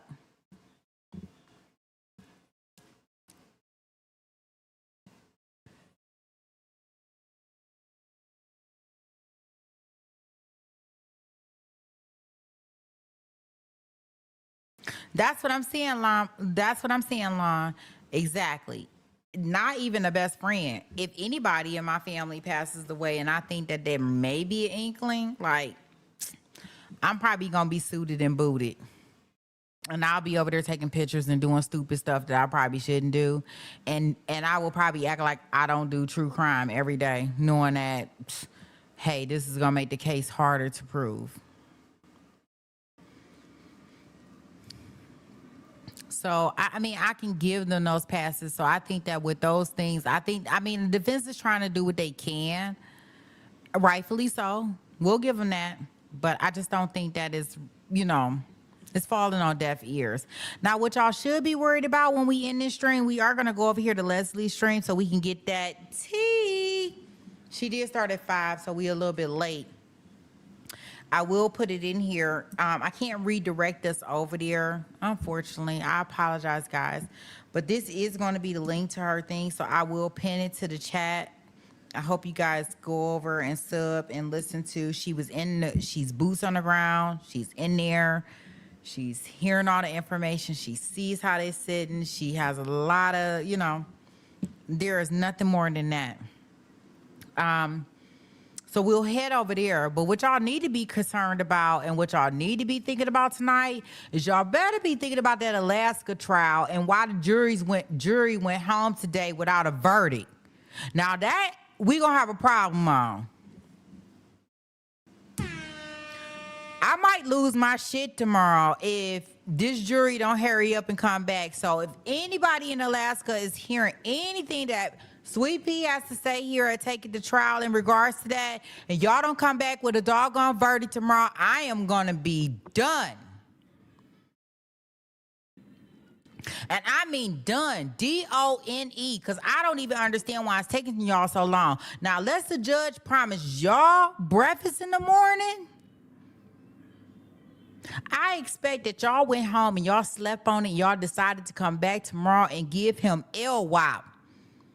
If not, I'm about to start questioning people in Alaska. Maybe it stayed light too long. It does stay daylight to 10 o'clock. Like, I got a whole problem with this.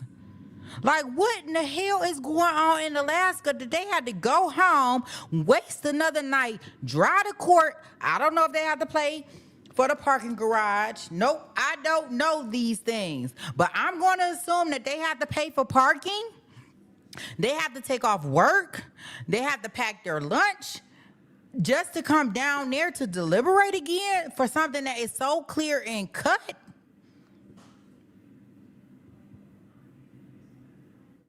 I am going to be...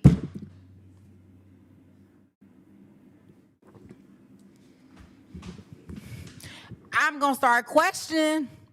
Now, I told y'all my Susie Q, love her to the moon and back. My Susie Q said yesterday, she said, if this jury come back with the wrong decision, I'm going to have to let true crime go. And damn it, I want to keep Susie Q right here. And I want her to watch these trials with me and with us. And if they mess this stuff up in Alaska, we going to have issues. This man literally sat up there and said, hey, I packed her up and put her in the trash can. I put the left foot in, I put the right foot in, and then I spun, and I did the hokey pokey, and then I went out and found a damn sewer drain to put her in. Y'all better miss me with that and they still back there. I am done. I could not believe I see a thing talk about verdict watch for tomorrow. It's not too many things that get me fired up. It's not too many things that get me excited. But with that one, I just knew it was coming back saying, we the judge, we don't even need to go back to the deliberation. We do not need closing arguments. He guilty. But no. So, I'm letting y'all know what Sweet Pea thoughts is in regards to that. Like, I'm going to be hot. And I mean, they better hurry up. That's what I do know. That's what I do know. What is that, Gabber? Wouldn't that be such you talking about, that would be so diabolical. Like, what a mess. If they came back with some stuff talking about some not guilty or hung jury, I would just, lose all faith. All faith. Oh, my goodness. Oh, my goodness, yeah. Yeah. Oh. I promise you, I'm probably gonna lose my shit. I am. But that's just my rant. Don't pay me no mind. I am dropping a link in order for us to go over and hang out with Leslie. I really hope you guys go over there and hang out with us. Please make sure that you let her know that you come from the Sweet Pea Gang. I am going to also be coming over there and hanging out. So I hope to see you guys over there. I need a cocktail. Yeah, I'm going to need a cocktail tomorrow. You got that right, Claire. You say it won't surprise you at all, Frank? Oh, no. If they do it, I am going to be hot. And I do mean hot. And that's probably an understatement. I'm already hot and just because they didn't went home and went to sleep. How dare you go to sleep on me?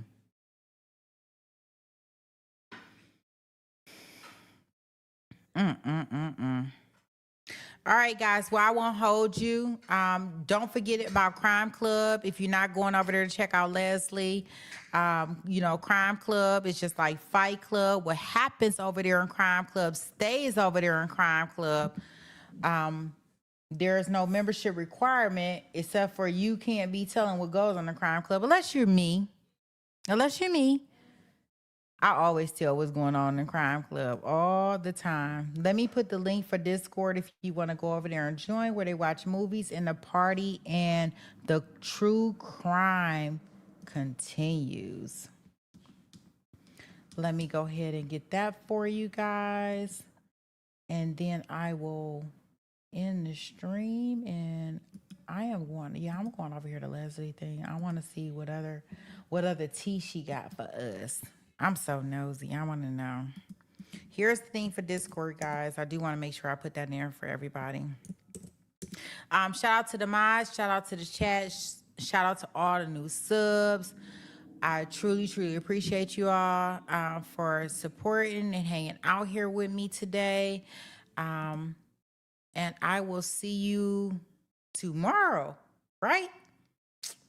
I think we about to get ready to get into the defense case. I don't know what else the state can provide in regards to our guy, Blaise, Bias, Bum, Butch. I have no clue. But we shall see. All right, guys. I'll see you over there with Leslie B. Peace.